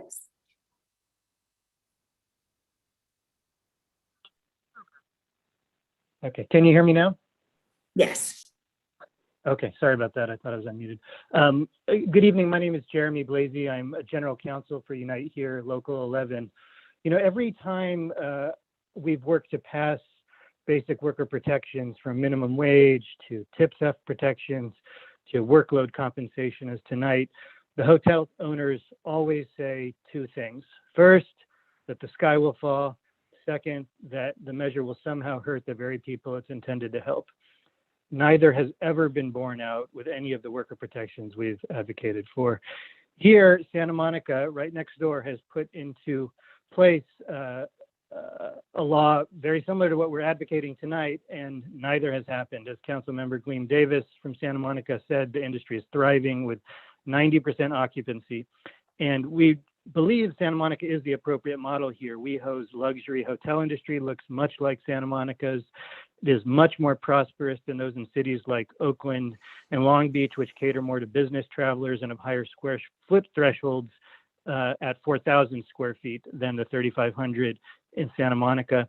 Just like Santa Monica, West Hollywood's hotel room prices are on average nearly double that of Long Beach and Oakland. WeHo's hotel rooms generate double the revenue of hotel rooms in Long Beach. They generate double the revenue, actually 2.5 times the revenue of Oakland hotels. Cleaning rooms in West Hollywood, where guests are more likely to be raucous partiers, is much more laborious and takes longer than hotel rooms in other cities like, again, Long Beach and Oakland, which cater mostly to business travelers.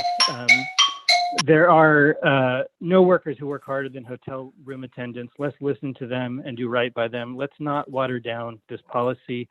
Use the Santa Monica model. 3,500 square feet for larger hotels is tried and true. Let's get this done. Thank you so much.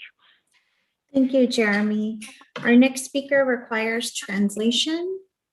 Marlene Colindres, if you could please press *6, you will have 90 seconds to speak on this item. Marlene Colindres oprima estrella 6 y tendrá 90 segundos. Hola, buenas noches.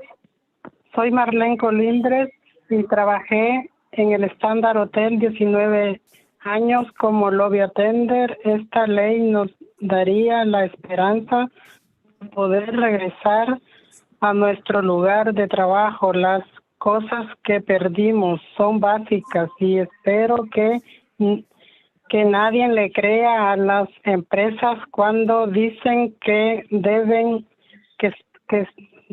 saben mejor lo que nos conviene, que nosotros mismos necesitamos ser compensados justamente por el duro trabajo que hacemos y queremos el estándar de Santa Mónica. Good evening. My name is Marlene Colindres. I work at the Standard for 19 years as a lobby attender.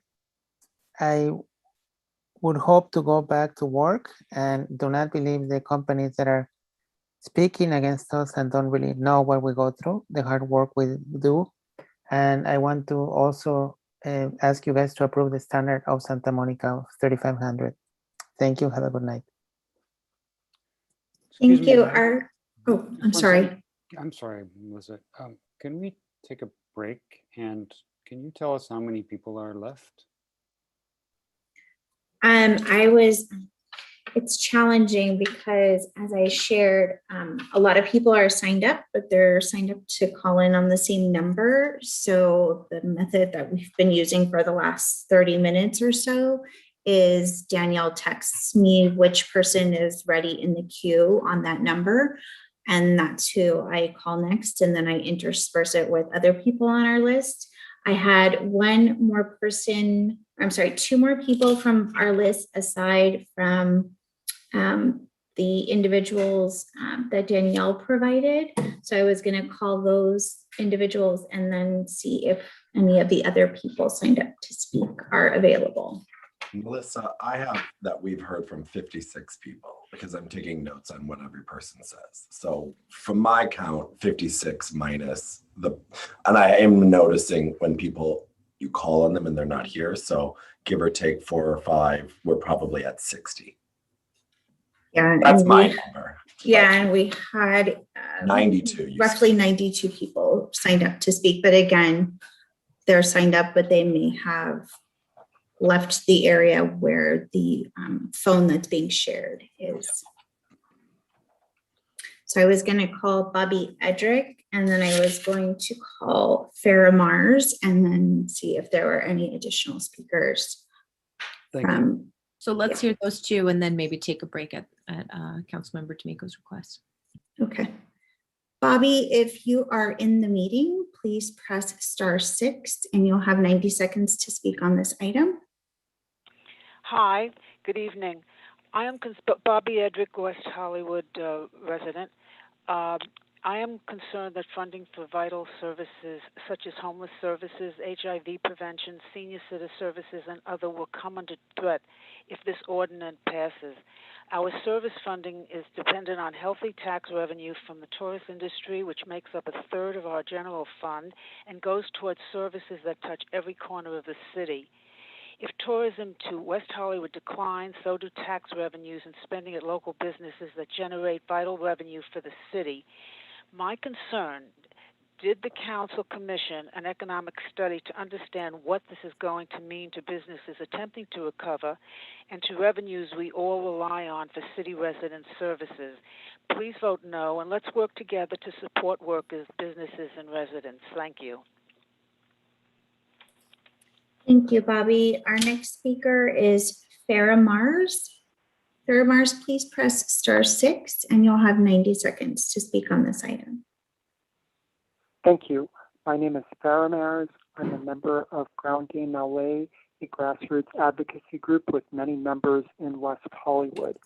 We have stood on the picket lines with hotel workers from Unite Here Local 11, and I urge the West Hollywood City Council to support hotel workers by passing this motion according to the wishes of the hotel workers and their union. Thank you.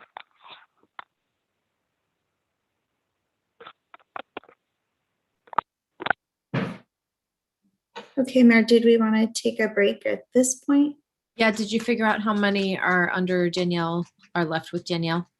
We're texting right now, so then I can get a sense of how many are left. All right, how long do you think you need, Councilmember D'Amico? Another 10 minutes, or can we do 5? Or 5, that would be fine.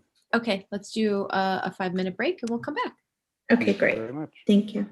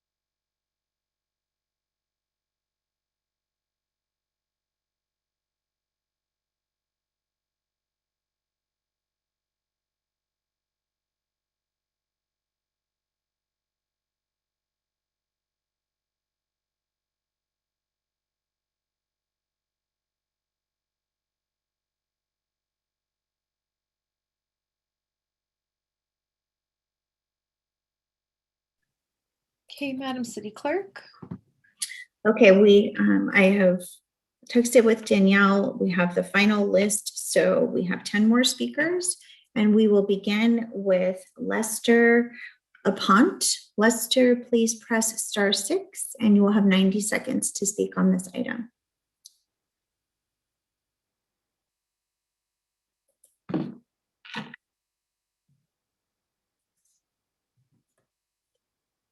I'm gonna ask him, go ahead, Lester, please press *6.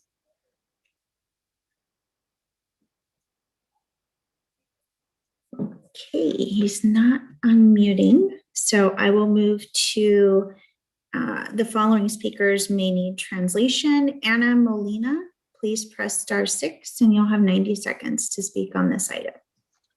Hola, Molina, por favor, apriete estrella 6 y tiene 90 segundos para hablar.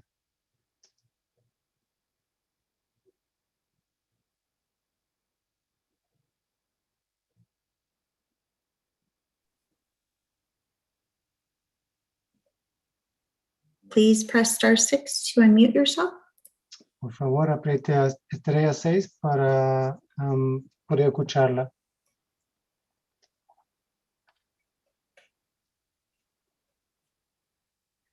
Okay. I'll move on to Luis Soto. Luis, please press *6, and you will have 90 seconds to speak on this item. Luis Soto, por favor, apriete estrella 6. Tiene son 90 segundos. Okay, I will move on to Ana Meroquin.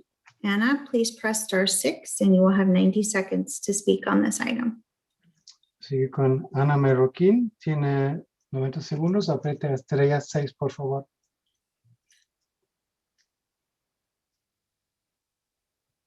Okay, the next speaker is Armida Chavez.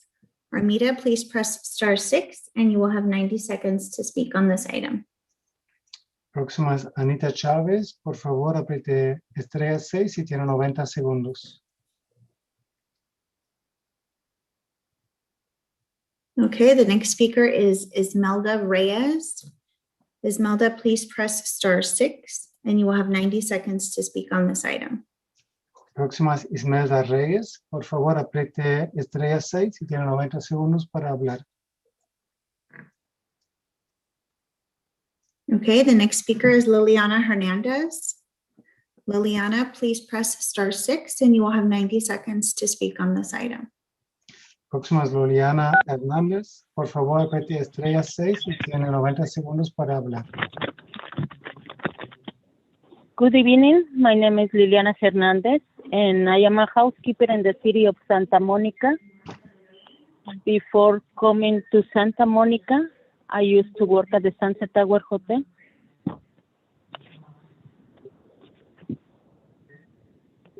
Here in West Hollywood for 4 years. While you're working at the Sunset Tower, I will turn down almost the entire building, including cleaning rooms, clean the front offices, run deliveries, and wash and fold and laundry. The guests that will come to the Sunset Tower will come and throw parties and leave the rooms with the empty liquor bottles, food, and a lot of trash. My coworkers and I ended up getting fired one day without a notice. In Santa Monica, we as housekeepers have the same types of guests. The work is the same. The work is the same as in West Hollywood. There is no real difference. We help pass the workload standard in the city of Santa Monica, and it's only right we pass the same 3,500 square feet in West Hollywood. Thank you, but yes, thank you. Thank you. Our next speaker will be Steve Martin. Steve, please press *6, and you have 90 seconds to comment on this item. Oh, you just muted yourself again. So hang on. Press *6 again. There you go. Oh, hello. Hi, Steve. Go ahead. Okay, are we having fun yet? Anyway, Steve Martin, West Hollywood. You know, staff could have saved a lot of time had they just contacted the city manager in Santa Monica, because Santa Monica and West Hollywood are so much more alike than different. And I really hope that you go with a 3,500 square foot limit, because frankly, I've talked to a number of housekeepers here, and 12 rooms is a lot. And people are they're missing their breaks, they're cutting short their lunch hours just to hit those goals. And it's really not fair. The 3,500, the way this thing is drafted is fair and it's just. And it just makes sense. You know, John Boritz is the CEO of Pebblebrook, which owns 5 hotels in West Hollywood. And he just said this last May that he was going to increase dividends and corporate profitability by cutting back on labor. And that's exactly what's happening here. So, you know, who are we standing with? I'm out right now. I'm standing out in front of City Hall with Unite Here people. And it's great. But, you know, West Hollywood's reputation as a progressive city has been tarnished in the last couple of years.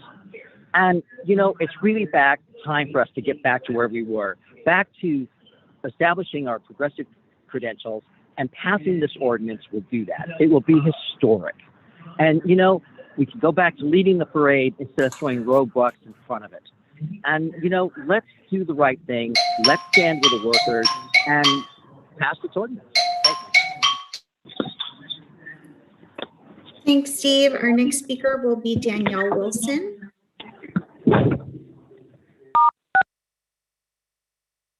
Danielle, if you could press, yeah, there you go. Good evening, Mayor Horvath and council members. Danielle Wilson. I'm with Unite Here Local 11, and I live here in the city of West Hollywood. As we know, lots of hotel workers have spoken tonight, and the hotel managers just do not want to believe them. When I met Nydia, who spoke earlier from the Best Western for the very first time, she described her workday to me, and she told me, as a matter of fact, that she skipped her lunch breaks. I had to explain to her that that was wage theft and that that was illegal. This kind of thing is so normalized by hotel workers all over, not just in West Hollywood, but everywhere. And that is only one reason why there are allegedly no wage and hour complaints filed in this city. Like another caller said, listen to who has spoken against this ordinance tonight. Literally only 2 workers have spoken against it. And I want to know if one of those 2 people, with all due respect, is a hotel worker. I want to know if a speaker named Patricia, who spoke as a worker earlier, is the same Patricia from the Montrose who signed the July 10th letter in WehoVille as a supervisor of the housekeeping department at the Montrose. Please consider whether the hotel industry is using dishonest tactics tonight and do the right thing. Thank you so much. Thank you, Danielle. To ensure that we have gotten all of the speakers who wish to speak on this item, if you could please use the raise hand feature if you did not have an opportunity to speak on this item.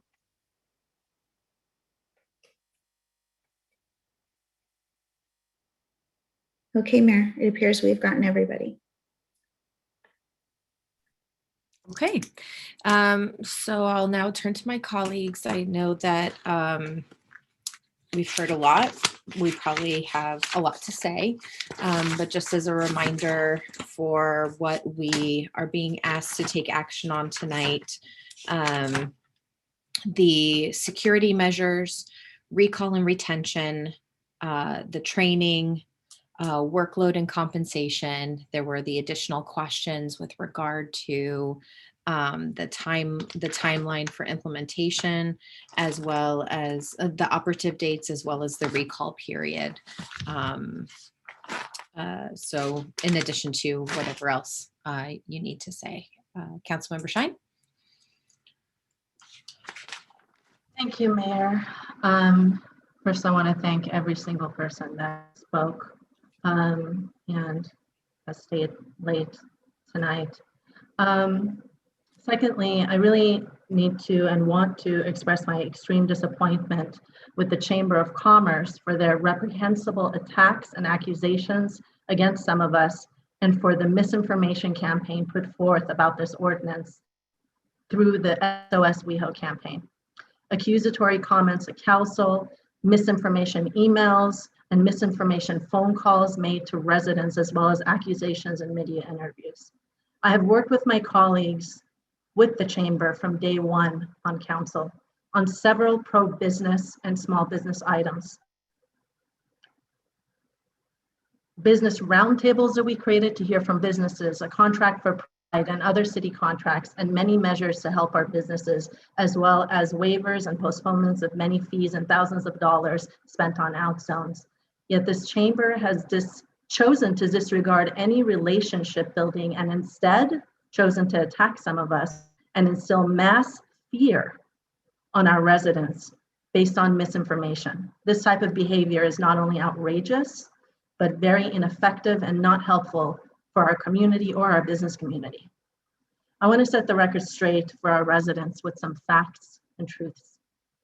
This ordinance was brought forward to protect workers, and it is absolutely a social justice issue that helps workers who are predominantly people of color, immigrants, and women have safety, dignity, respect, and fair compensation. We've heard from so many of them tonight. Most of us marched in the streets last year for the social justice movement because we were standing for racial, social, and economic justice with respect to women, especially Latinx women, who have severe pay inequity in America, making 55 cents on the dollar compared to men. We all marched for equity and reproductive and other women's rights in multiple women's marches to stand with women. This ordinance is everyone's opportunity to ensure that justice is codified in West Hollywood, because marching alone without using your power position to create change is nothing but performance.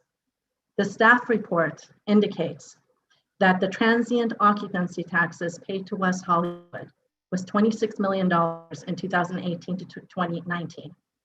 That was at 12.5% of all revenue from just room bookings. That does not count other sources of revenue for the hotels, such as meeting room income, parking income, in-house spas, and any in-house restaurants. And if they're not in-house, then leases of some of these same spaces to other businesses. That essentially means that from 2018 to 2019, the revenue for payment from tourists for just rooms was about $208 million, not counting all the other revenue streams. This ordinance is simply asking fair compensation for housekeepers who carry the heavy lift load and heavy lift for hotels. What we have witnessed across this nation, actually since the 80s, is that corporations have been making more money and more profits while workers' wages and compensation have remained stagnant. We have seen the effects of this disparity even in our own village in West Hollywood throughout the years play out since our incorporation. This is how we have the city of haves and have-nots. There have been many articles demonstrating that now corporate hotels are wanting to cut services, and we've heard about this tonight, for tourists, which means cutting workers as well. The hotels in West Hollywood, we also heard, have received millions in PPP loans. And in addition to that, millions have been forgiven and converted into grants for the businesses that have gotten PPP loans. That was a part of PPP. Second, there is no tourism cap. That is misinformation spread by the chamber. None of us serving on this council have received even a penny in contributions from Unite Here Local 11. That is another piece of misinformation spread by the chamber. Next, workers are not going to be hurt by this ordinance. This ordinance gives them more protections and fair pay. 5, this ordinance is going to cost hotels more money. Yes, it is. But creating equity always costs one side, which has been predominantly in an economic and other power position, more. That is how the playing field is leveled. And we need to make sure that recovery in our city includes recovery for our workers who are the heart of our economy. But there is zero factual evidence and data provided by the chamber or hotels to back up their claim that the hotels are going to lose the many different figures we have heard. Some have been 26 million, have been 76 million. Some have been 1 million per hotel. Tonight we heard 2.5 million per hotel. The parties fighting against this can't even seem to agree on how much they're going to lose, much less provide any actual evidence of these exaggerated losses by hotels. But we heard from council members in Santa Monica.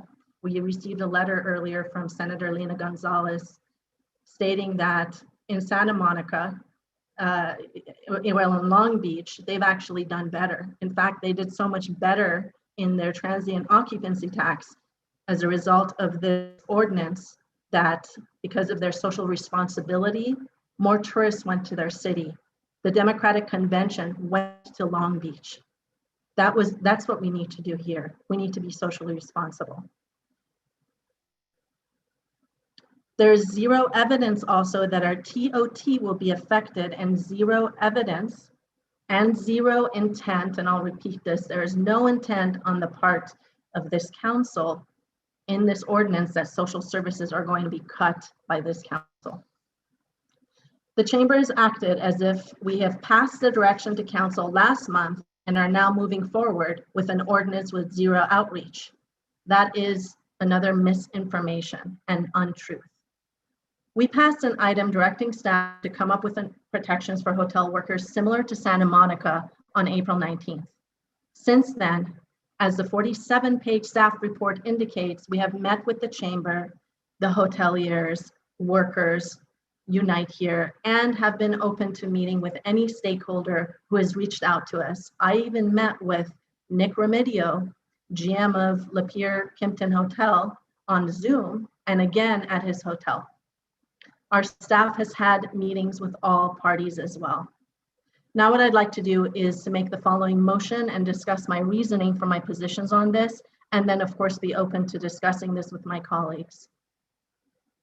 I motion the following.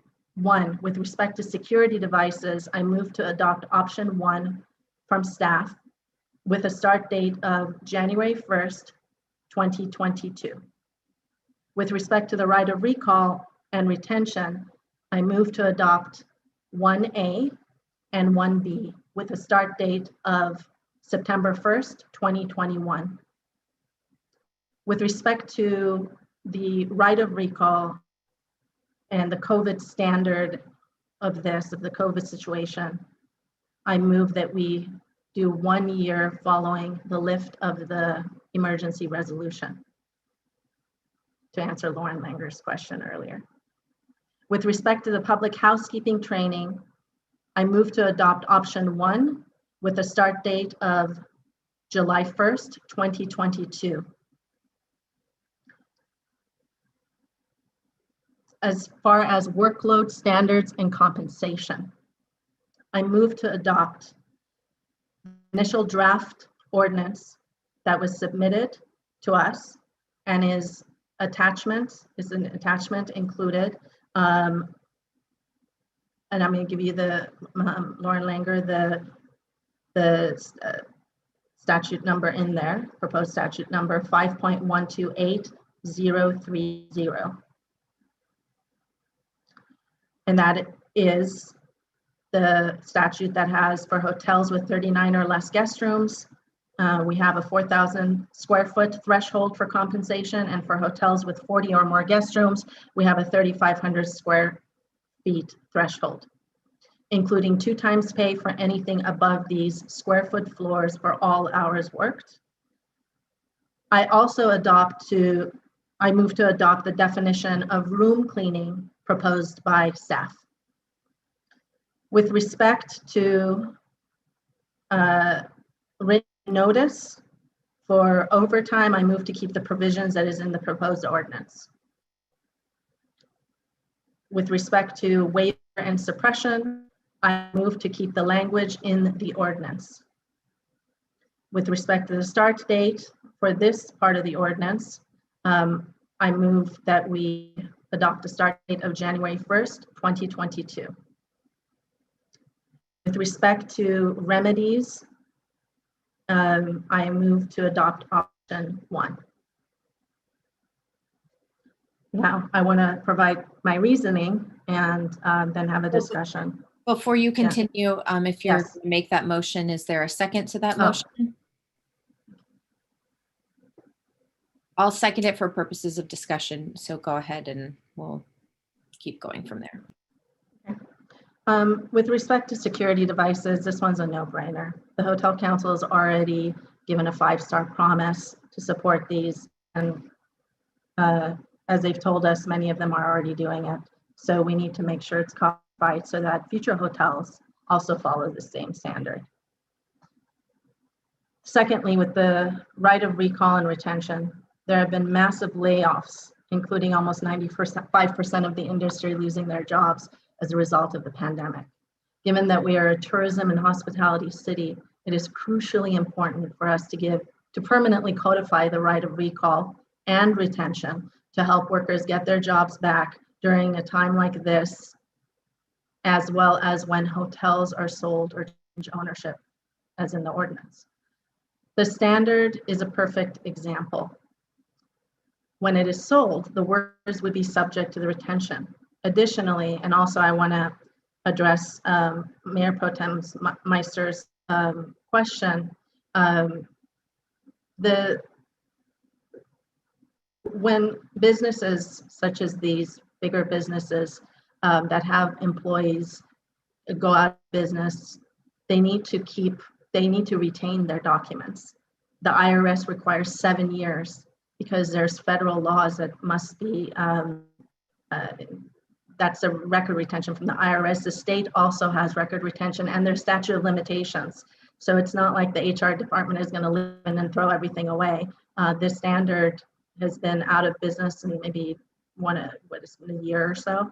So they have to retain the record. So when this goes into effect, it's not going to be a problem to get the records, the HR records.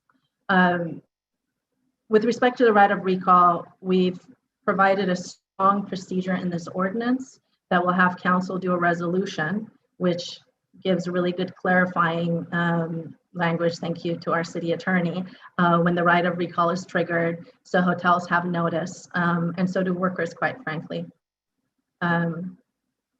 With respect to the public housekeeping training, we have heard reports from workers that in one hotel they get trained on one set of standards, while at other hotels it is a different set. We need uniform training that includes added training for workers' rights and responsibilities. That's crucially important. We have to protect hotel workers and hotel guests and make sure they are trained in the same standards throughout the city.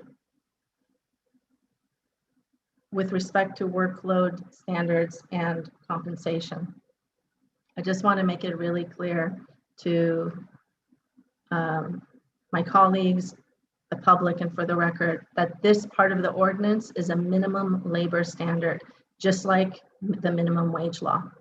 It is about fair compensation for heavy workloads. It is not about cutting workloads. It is about compensating fairly the workers that are working and setting a threshold for that. We are a world-renowned hospitality industry with predominantly luxury brands. Earlier today, we received some information about percentages. 69% of our hotels are luxury brands. I believe it was almost 30% or 20-something percent were upper class hotels. I've heard stories from workers that the amount of rooms that they are required to clean, and we all heard it tonight, I've heard it specifically in meetings with them, in an 8-hour shift is overly burdensome. We heard from Norma Hernandez that she doesn't drink much water because she doesn't have time to even use the bathrooms. She doesn't even have time to take an actual lunch break sometimes. She clocked out for lunch and then would go back to work and then clock back in. I heard this from several workers at different hotels because they wanted to meet their quota. I heard from multiple housekeepers about the same experience. We need to fairly compensate housekeepers for the workload required from their employees.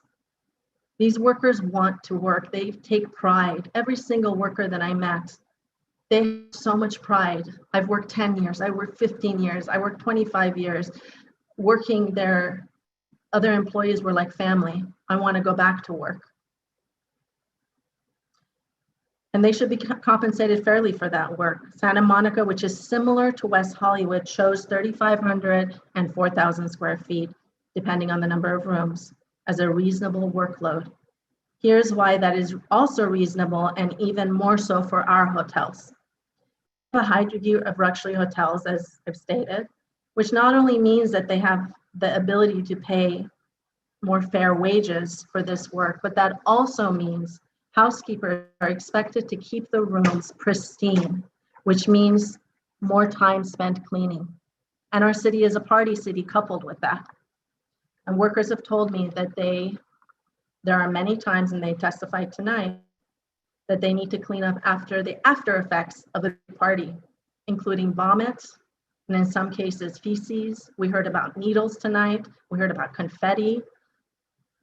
This is a lot of work. Suites do require more work, and even by the credit system that some hotels use, the credits for suites are higher because of the higher amount of work required. Think about it. A suite compared to a regular room doesn't just have extra floor space. When I stay in a suite, I expect a couch, another table, a nice bathtub, a separate shower. I'm not going to be paying a lot of money for just empty floor space. There's also more mirrors, there's windows, there's bigger bathrooms, balconies, and sometimes extra bathrooms are high-end luxury hotels. We need to pay fair wages to housekeepers, who are the heart of our economy. And this ordinance does that. And our West Hollywood housekeepers deserve the same wages that the Santa Monica housekeepers get.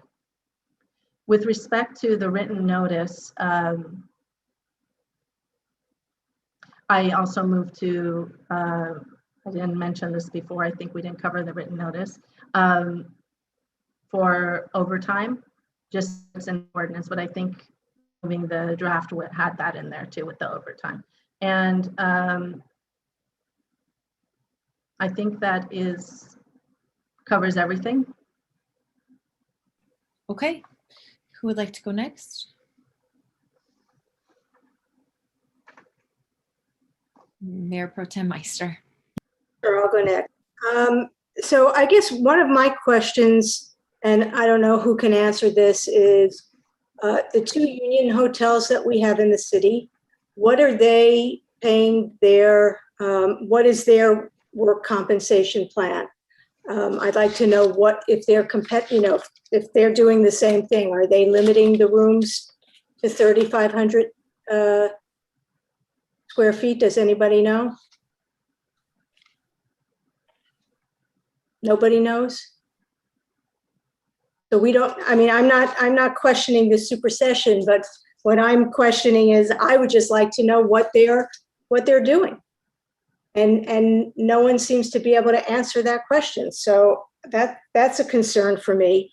I also, in terms of the training, and this is probably to the city manager, I would say that I would want to see the city certify at least 3 agencies, because I think that way pricing will be more competitive, which I think is important.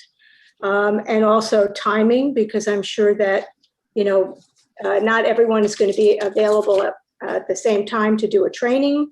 And so I think that I would say at least 3 agencies should be hired.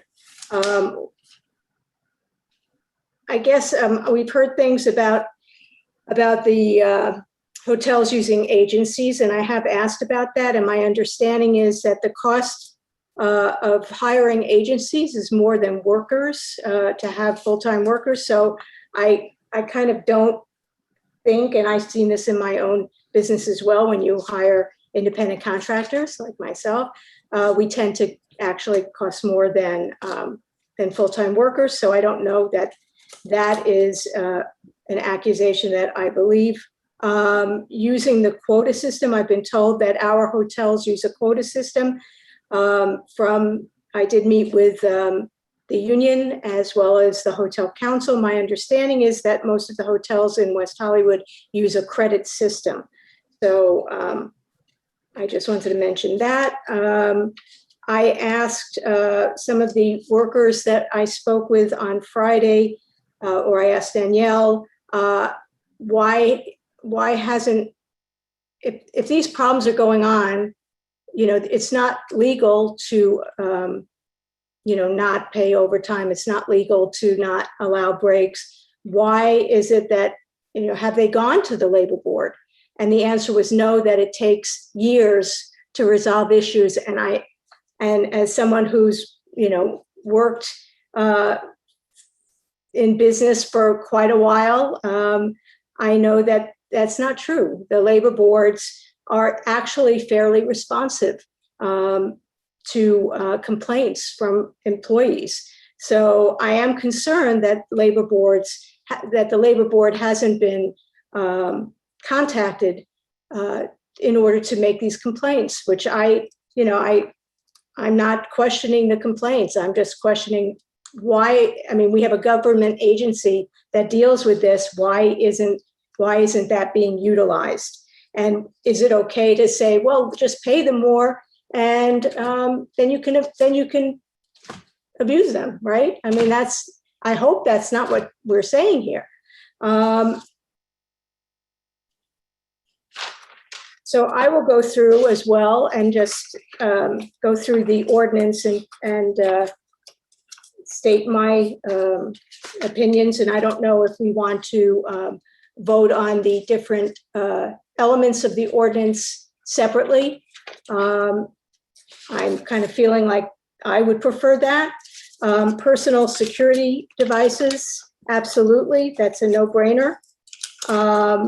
Notice, absolutely.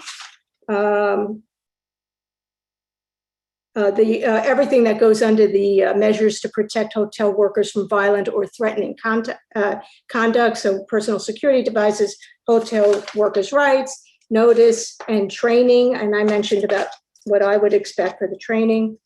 Records. I'm going to skip the measures to provide fair compensation for workload for this moment. Recall and retention. I think that that's, fair. And I would vote for that. Let's see. We already talked about training program. I mean, waiver application and supersession by collective bargaining agreement. Again, I would like to know what is being done in the union hotels to see what is fair in our non-union hotels. With regard to the measures to provide fair compensation for workload, I would prefer that we went to a credit system and had staff work with both the union and the hotels to try to come up with something that they can collaborate on, and that's fair to both of these groups. In terms of voluntary overtime, I think 7-day notice is not realistic. If you have somebody who's out sick, they're not giving you 7 days notice to tell you that they're out sick. So that doesn't really make sense to me. If the person wants to decline the overtime, I think absolutely they should be able to do that, and they should be able to sign acceptance about it, that they accept the overtime. But I think a 7-day notice is really not realistic. I mean, if Lady Gaga came and stayed at our hotel and then said, wow, this is fabulous, I want to invite, 50 of my closest friends, I'm sure we wouldn't want as a city to have to turn Lady Gaga down. We would want to be able to accommodate them, as I'm sure our hotel would want to accommodate them as well. I have to say that I'm sad. I'm sad about all of this because I think it's been very divisive. I think making our hotels out to be evil is very sad, especially since they've always done what the city has asked. They've always accommodated us. They've always tried to work with the city, and they've provided a lot. Were all of the pieces of mail that was or emails or whatever on either side of this issue 100% correct? I don't know. I think everyone is reacting, and I think that's kind of natural. But I do feel that to make one side out to be evil over the other, it's a very bad place for our city to be, especially as we're trying to recover from this pandemic, and which we are not done with. So I guess would leave it to the mayor to let us know if we can vote on some of these issues separately. But I would want to encourage my colleagues to consider looking at having the union and the workers and the hotels work together to come up with a credit system, which apparently the hotels are most used to working with. I'm not a hotelier, and it's very hard for me to tell them to do things a way that they've never done them. And if they've done them a certain way and we feel that we can come up with a fair compromise, then that would be my preference in terms of that. In terms of the dates, that's fine. I don't have a problem with that, except in that area of the compensation. And in terms of overtime, I have concerns about overtime covering all of the hours of for that day. I can see having a double time for the overtime hours, but I have not seen in any other industry all hours being going under an overtime. I've just not seen that, and it's really not done in business. So those are my comments. Thank you, Mayor. Mm-hmm. Councilmember D'Amico or Erickson?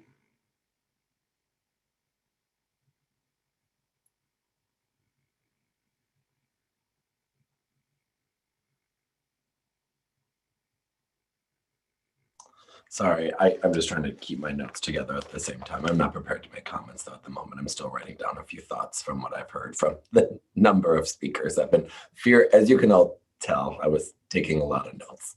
So I'm not prepared at the moment. And I have no comments, so why don't you go, Mayor? Okay.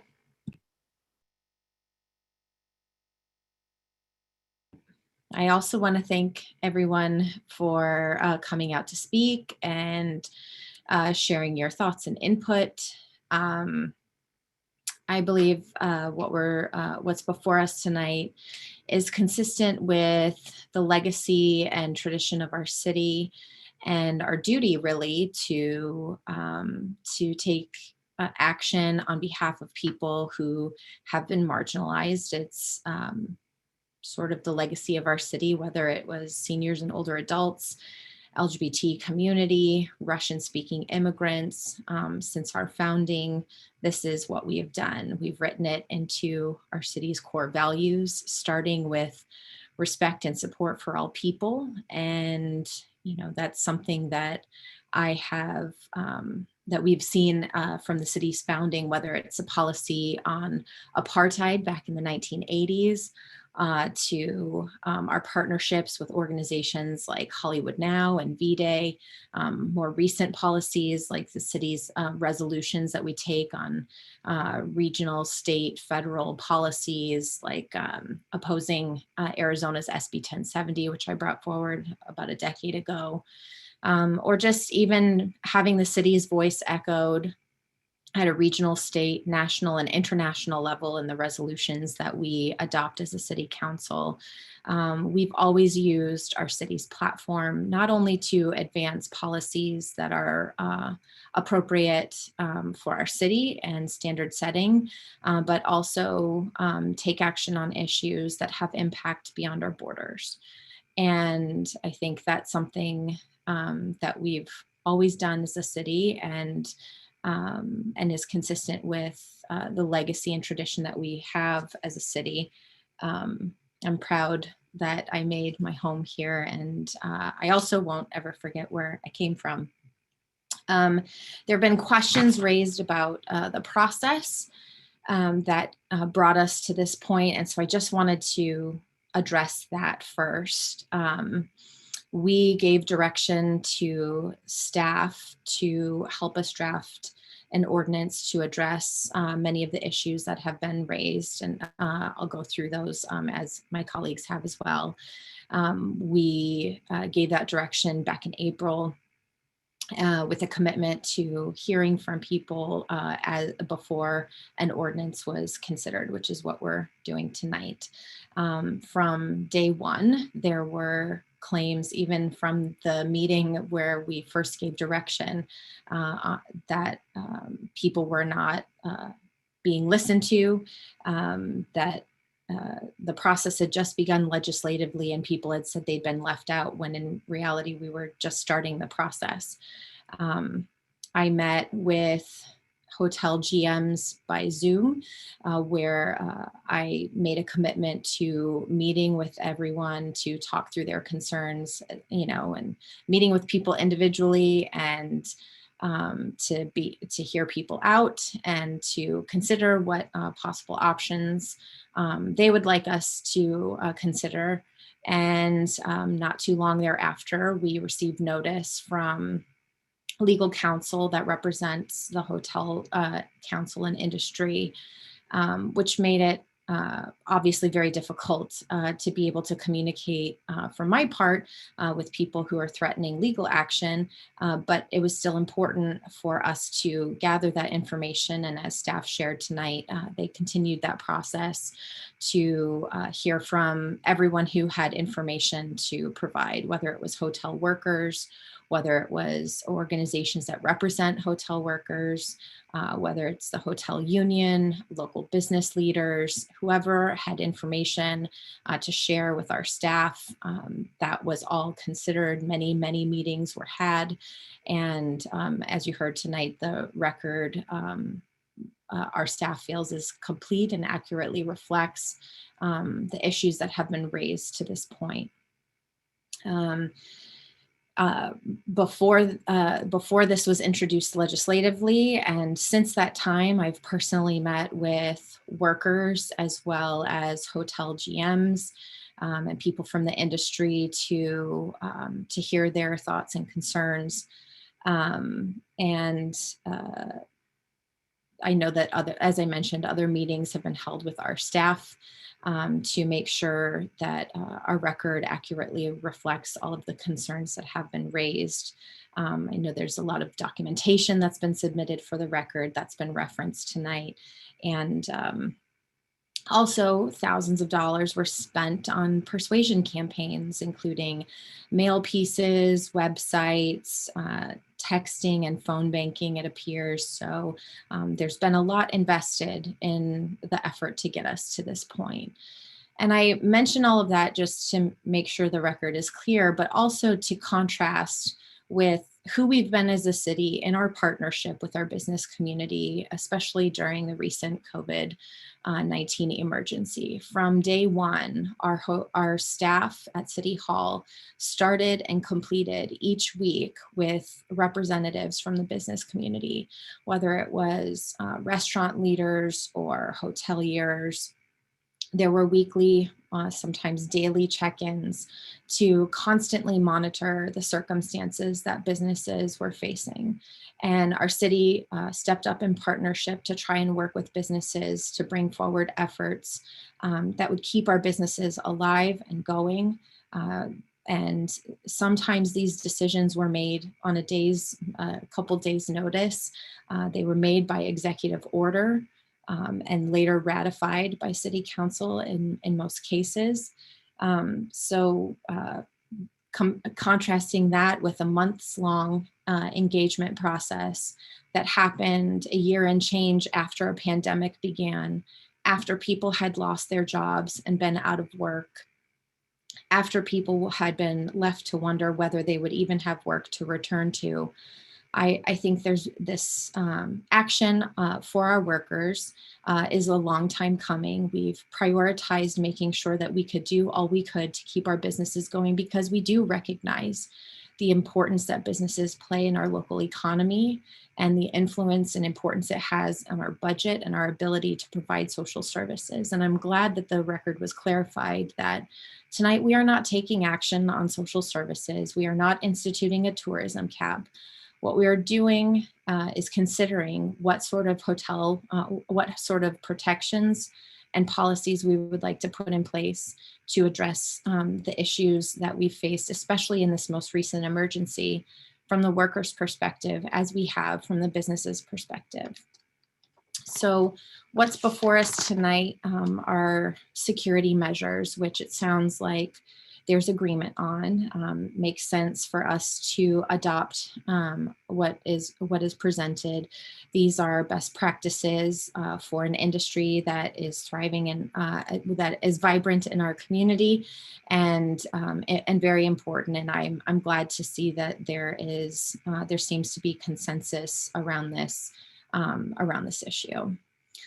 With regard to retention and recall, I think these policies were presented to address not only the concerns that we heard from workers about their uncertainty, whether they would have jobs to return to, either in businesses that still existed or businesses that have gone away or could go away in the near future, but also to address concerns that we're hearing from the hotel industry about a labor shortage.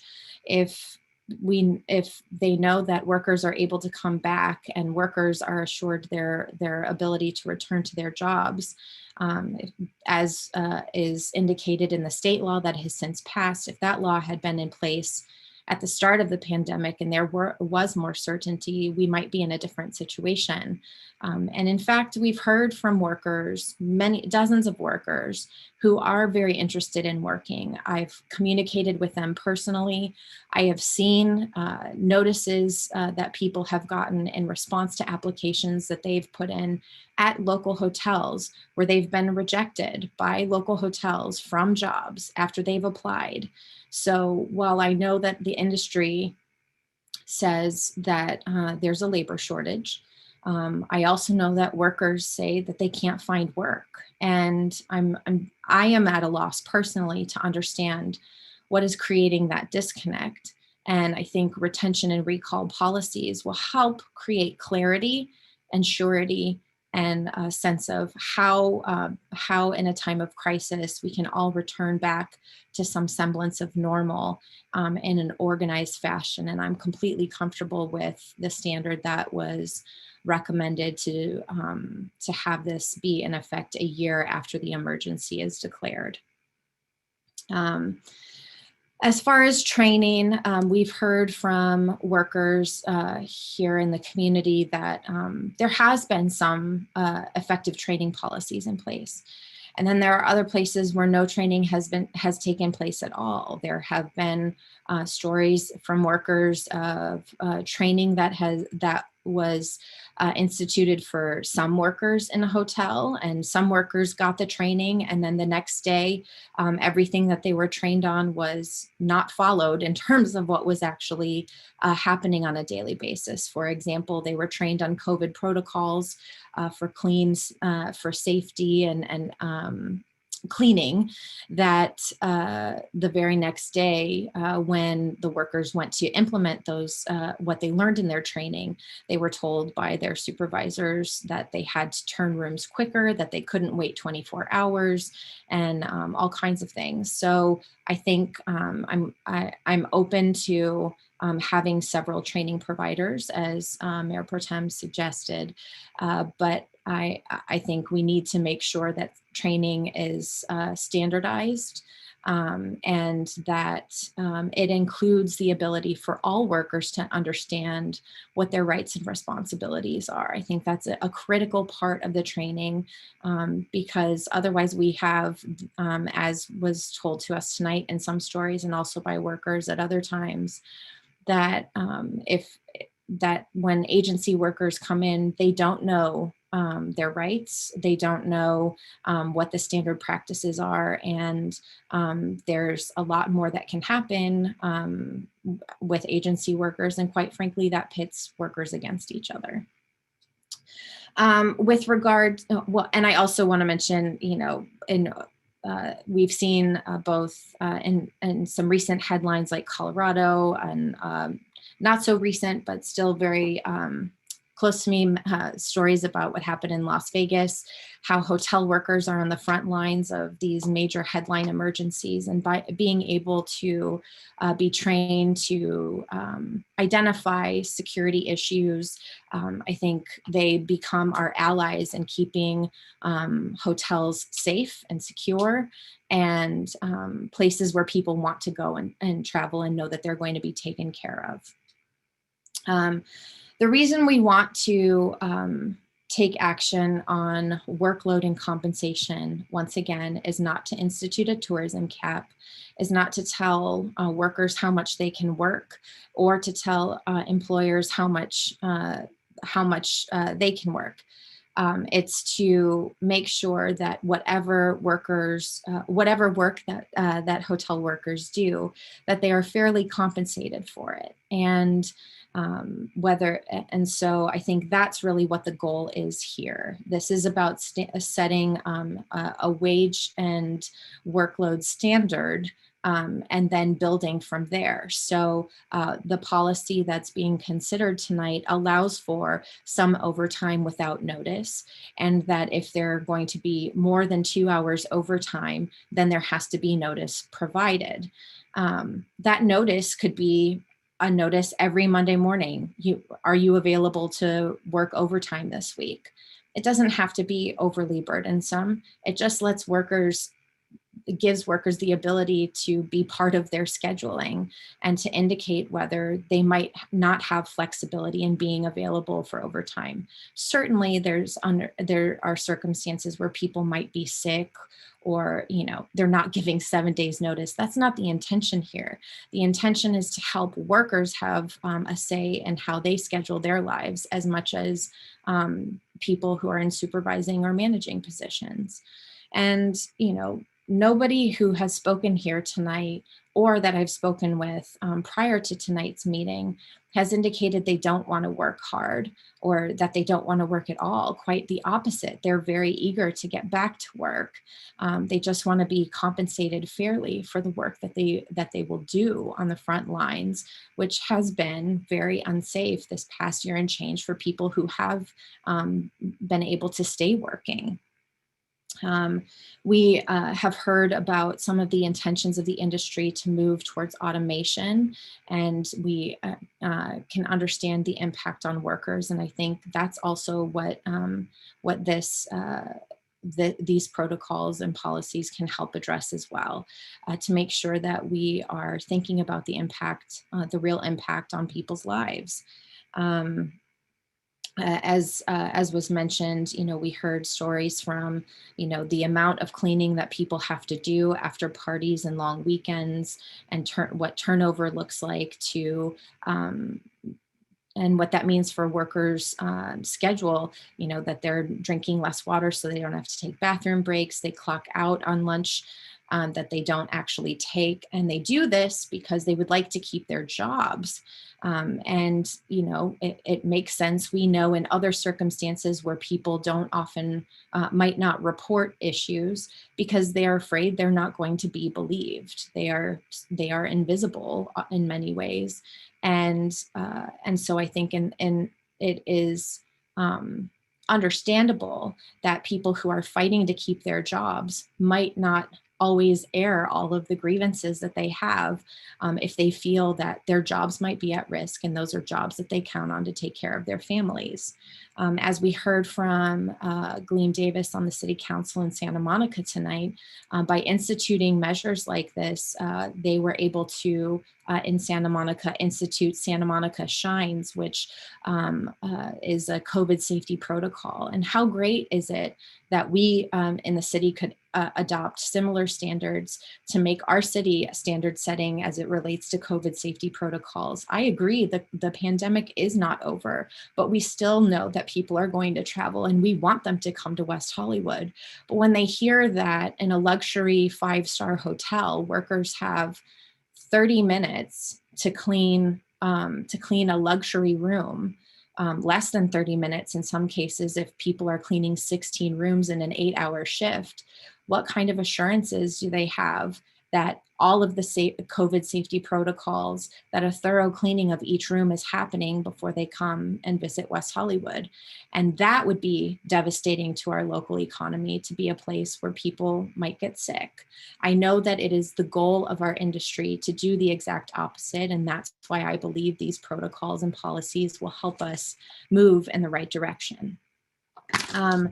I wanted to mention too that in some of the conversations, we heard that if we implement these policies, that it will reduce the amount of tips that workers might make. And in fact, some management indicated that they even have records of the tips that that would be lost if these kinds of policies were implemented.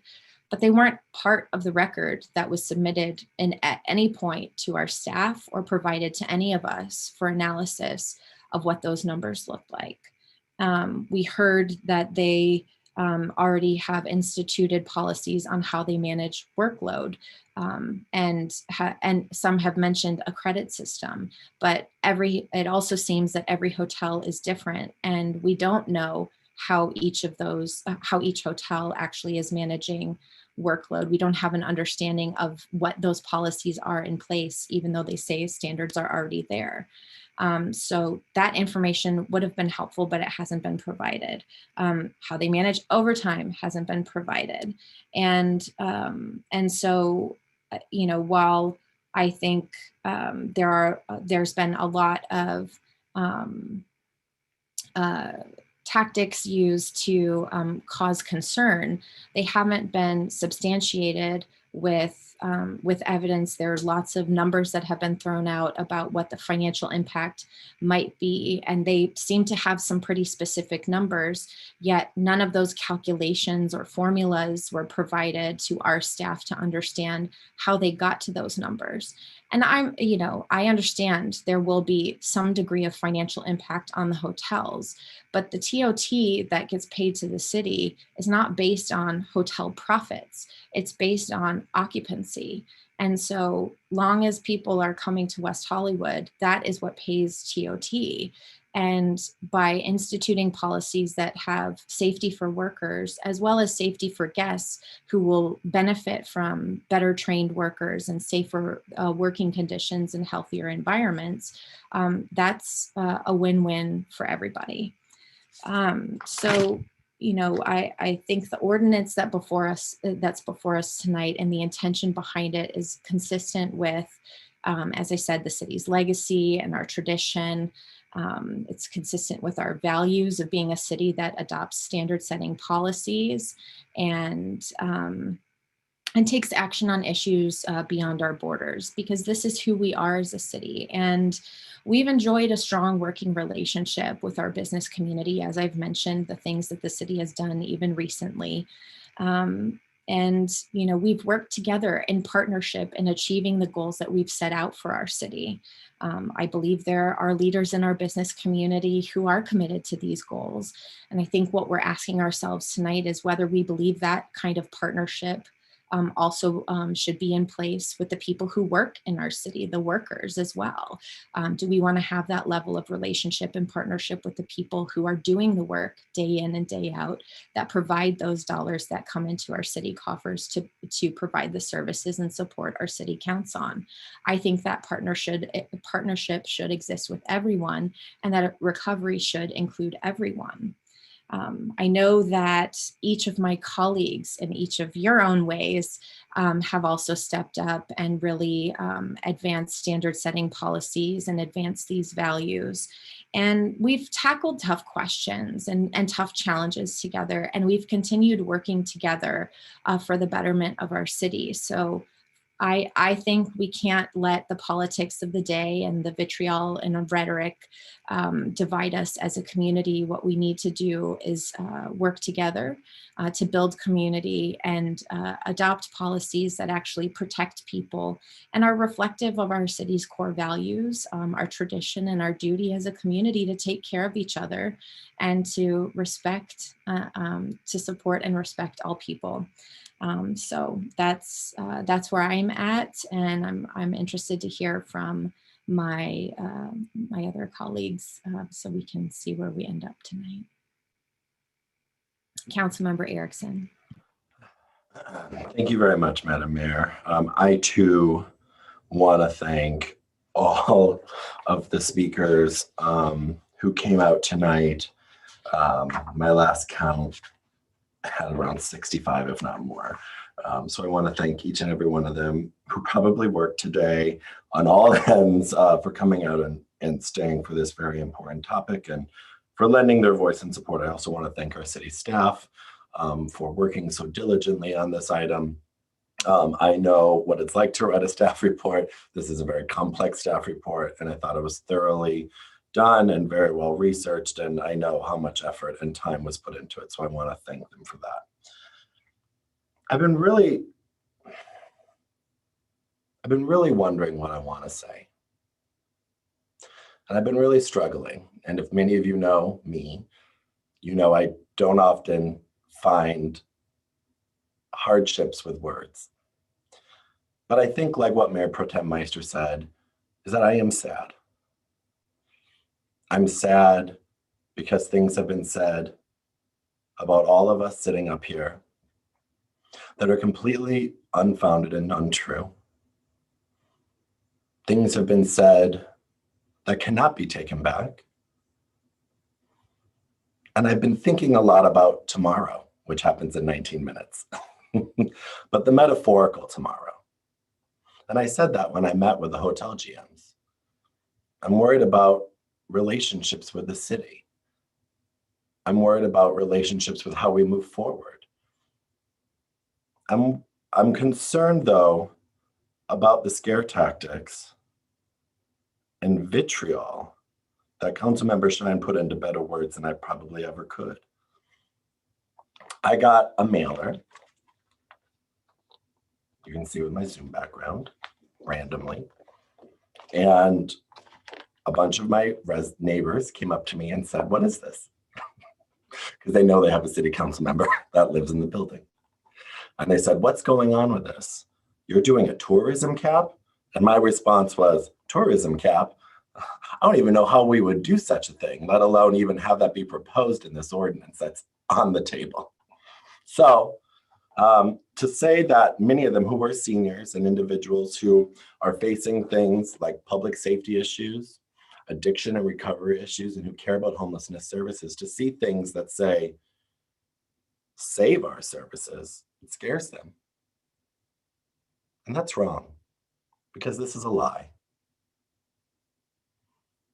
I'm also concerned about what's said about people I really like. I've always had a great relationship with Genevieve Morel. I've always greatly appreciated her and respected her. I even apologized to her after I called her out during the hazard pay thing, and I went way too far as a council member, and I took her to lunch and I apologized because I don't want to make this about personalities.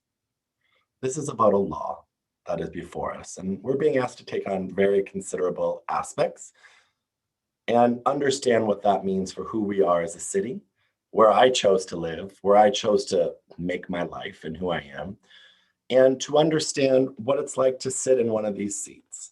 I'm sure this is something that we all would agree on, that to sit in this seat as a council member for the city of West Hollywood is the greatest privilege I'll ever have in my lifetime.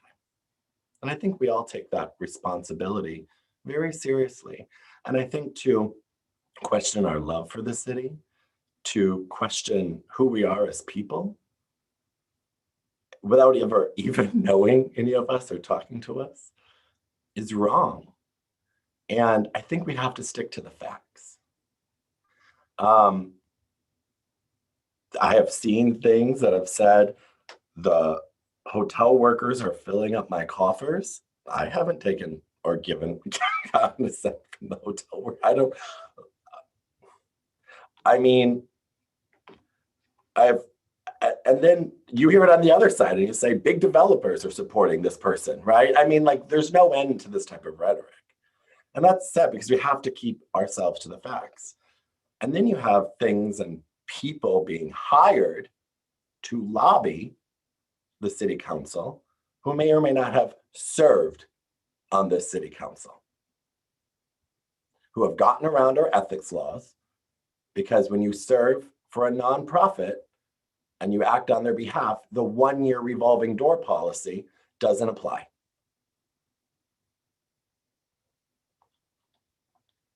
You have people writing stories in local blogs that are getting ad revenue and clickbait, that are saying the most horrific things about members of our community, stoking fear, and they're sheer and plain lies. When I asked my 2 questions tonight, they were, is this a tourism cap ordinance? The answer was no, from our city attorney. It was reiterated again. I asked if we funded our social services, which this mailer is saying won't be funded. And the answer was yes. That's the truth. I'm concerned about the truth and where we go from there tomorrow. Because we have a meeting on Wednesday, so I'm sure I'll hear you all on Wednesday. But most importantly, we were asked and heard many hours of testimony tonight from a lot of people. And they're all people I greatly respect. And they are people I consider some friends, some who I do not know, but they're also people that, you know, when they come to our understanding of what we're doing here in this ordinance, we were asked, who do you believe? And I have to say, I believe the housekeepers. And it's not that believing the housekeepers says that the hoteliers are evil or wrong. That's not what that says. But I am being asked to look at what pay looks like for being fairly compensated for this work. I couldn't clean 10 rooms. I probably could clean 5. I probably couldn't even clean 5 rooms. Let's be honest here. But when I look at what the back-breaking work and understanding the justification then for the Santa Monica ordinance of the 3,500 square foot threshold, that is where I found myself really struggling. And I've found a narrative in which I believe when you look at the ways in which our hotels look at the industry standard, we can look at no other than some things that we have right here before us in West Hollywood and the luxury brand nature of our hotels.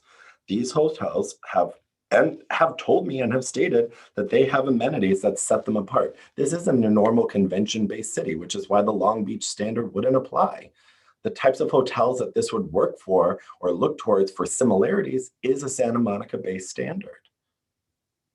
The hotels there, I've been to Shutters, I've been to the Shore, I've been to all those places. They are very similar. And by the way, Shutters, which has been experiencing by this law, isn't unionized. They're not a unionized hotel. They haven't unionized because of this law. Several others haven't as well. I found it very interesting that in an article that was published, a former council member almost made that argument for us in arguing essentially for the Santa Monica ordinance. And if he's or she is being paid to lobby on your behalf, you might want to get a refund. because they essentially are doing the ordinance for Santa Monica a big favor. Because this isn't about Long Beach. This is about applying a Santa Monica standard, and neither in that article did they apply a Santa Monica standard. There's a reason for that, because that's the crux of the law right there. So, and then I want to talk a little bit about the silence of these workers, because I really do understand what Mayor Pro Tem Meister was saying regarding the National Labor Relations Board and what that looks like. And it comes down to me to looking at, yes, I do generally fairly agree that I think those boards are fairly responsive in what they look like. But then I have to understand what position and privilege and what that looks like for someone who may be undocumented, who may not be able to take time out of their day to do much, or fear the retribution or what's going on and with those threats. I myself have submitted claims about certain things that I've experienced as a gay man here in West Hollywood, and nothing's ever been done about it. And I sit in a position of great privilege and power. But I was silenced, and I continue to move forward in my day. I'm the victim of sexual harassment, and I could have tried to do something about it. I could have pushed harder, but institutions that were bigger than me never followed up. Those records don't exist. So it doesn't surprise me that some records don't exist. So I'm glad to see the ways in which we can come to compromises on certain areas. I'm glad to see that we can have this discussion. I want to thank my colleagues for being open and willing and having a very, I believe, robust conversation about this. And then just kind of fully understanding the ways in which this isn't something about being someone's flunky. This isn't someone about being someone's X, Y, or Z. This is about the history of us as people as well. I supported Claudia's law in Long Beach in 2018. So where is it coming from that I'm just doing something to do it because I'm being told or dictated to by people on this dais or people not on this dais? To accuse any woman on this dais of saying something or pushing something because we're puppets or they're puppeteers is sexist and awful in every way, shape, and form. We are all individuals who can think for ourselves. And so I ask you to look at the history and the facts. And in 2018, I supported Claudia's law. So I don't understand where this would be coming from that I wouldn't understand or support the intent of this ordinance. Additionally, I supported SB 93 and it was a co-author of a resolution at the Dem Party convention that pushed for that law to go into effect, which Gavin Newsom signed. Why wouldn't I support right of recall and retention? I already was. Look at the facts. Look at who we are and what we do and what we advocate for. I've never once lied about who I am or what I believe in. And those are the facts, and that's what I'm sticking to. So thank you very much, my colleagues, and I'll go back to you, Mayor, and however you want to proceed with the vote. So there is, Councilmember Shine made a motion. I know Mayor Pro Tem Meister made a request about training that we consider not just one source for training, but 3 sources.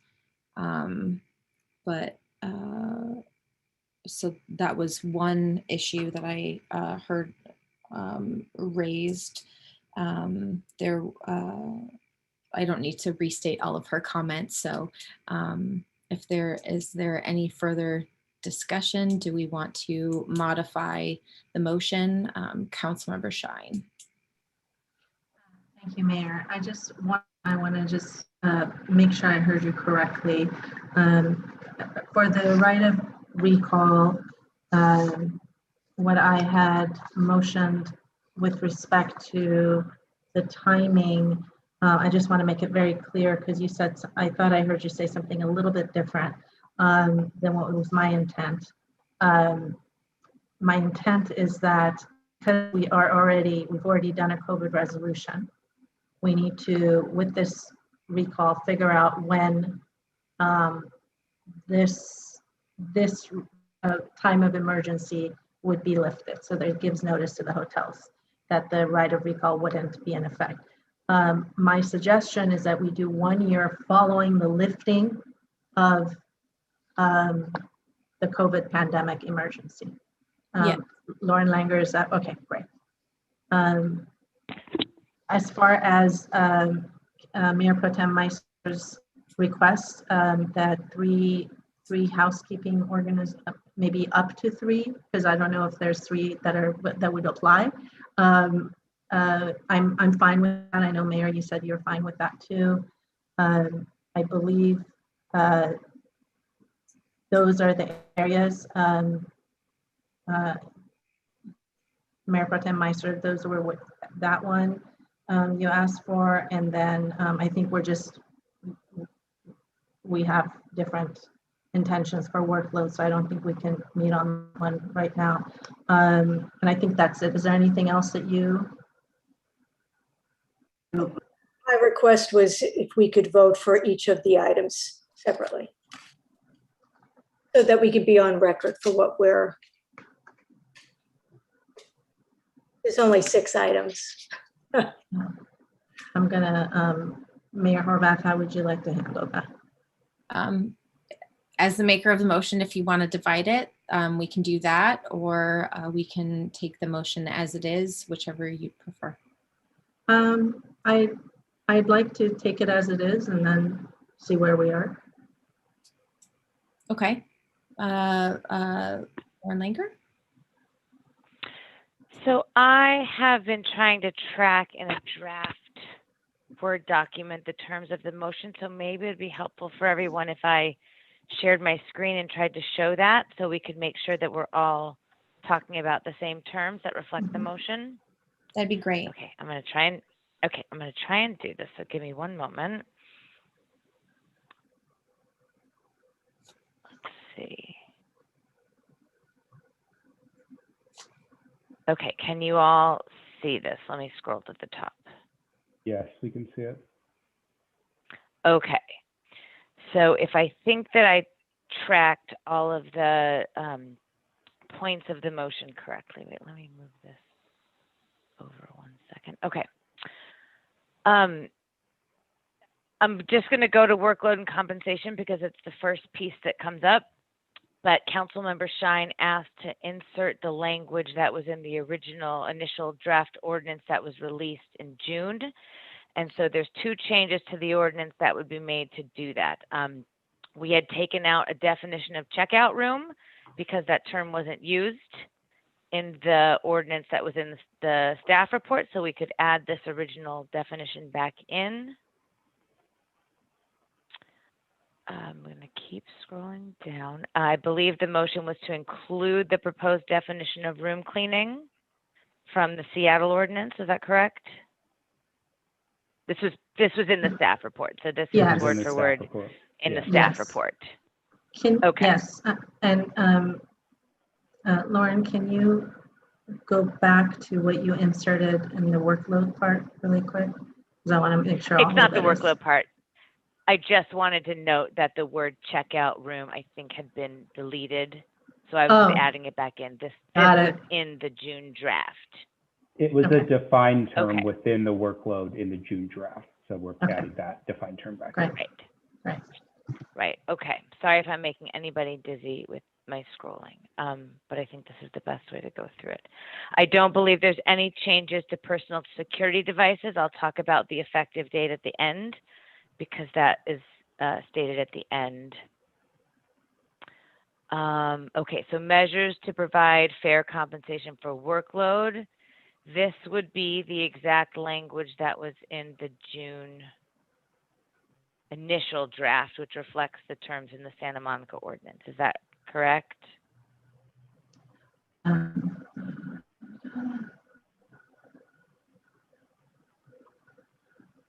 Yes. sorry. Yes. Is it? Go back. Okay. My understanding was that we were using. Have you been cutting and pasting? Because I think this is this the draft ordinance that was circulated? No, this is the new ordinance. I'm just inserting the language from the June ordinance with respect to compensation. Thank you. Okay, because there were some other enhancements we made between the 2, so I think this version would be a better version to use. Okay. No other changes here. No changes to recall or retention. And Lauren, So are for you how- putting, Yes. and are you putting the end date for the recall at the end? Yes. Okay. Yes. Yes. So for one way you could do the public housekeeping is to say at least one public housekeeping training organization, or we could say at least two. So I would just change the language so it's not referencing one. And Yeah, I and think, and this also says that it'll be ratified by City Council. So once we Correct. put forward that certification language, we could always bring the results to show how many we received. So the language is, for the most part, unchanged, except to reference that it could be more than one group providing the training. okay. And then the section, that's all the same. The only section is section 4. So this is what I think I heard in the motion. Measures to protect hotel workers from violent or threatening conduct shall be operative January 1, 2022. That's security Um, devices. Security devices, yes. Yes. Measures to provide fair compensation for workload shall be operative. I didn't write this one in. January 1st, 2022. Okay.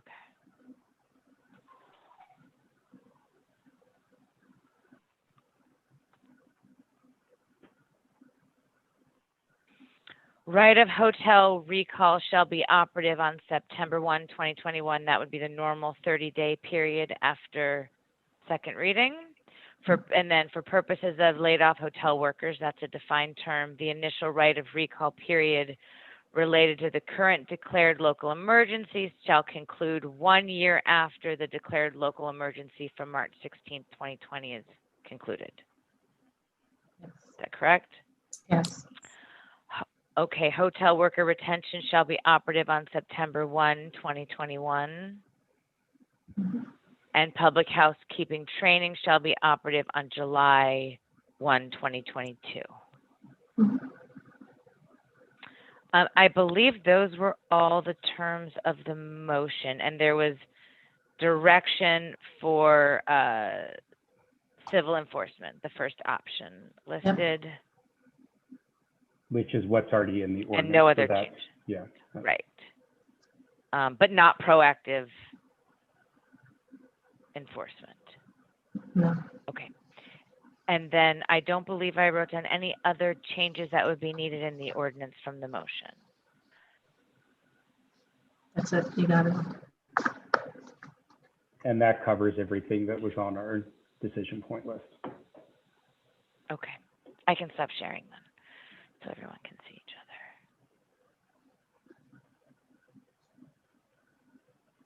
Okay, so we have clarity on the terms of the motion, both from our city attorney and Madam City Clerk. That works for you too? Yes, Mayor, it does. Is Thank there you. any further discussion from council? Okay, then Madam City Clerk. Councilmember D'Amico, Yes. Councilmember Erickson, Yes. Councilmember Shine, C, yes. Mayor Pro Tem Meister, Mayor Horvath. Aye. The motion passes, noting the no vote of Mayor Pro Tem Meister. Okay, now we go to our final public comment. Is there any additional public comment tonight, Madam City Clerk?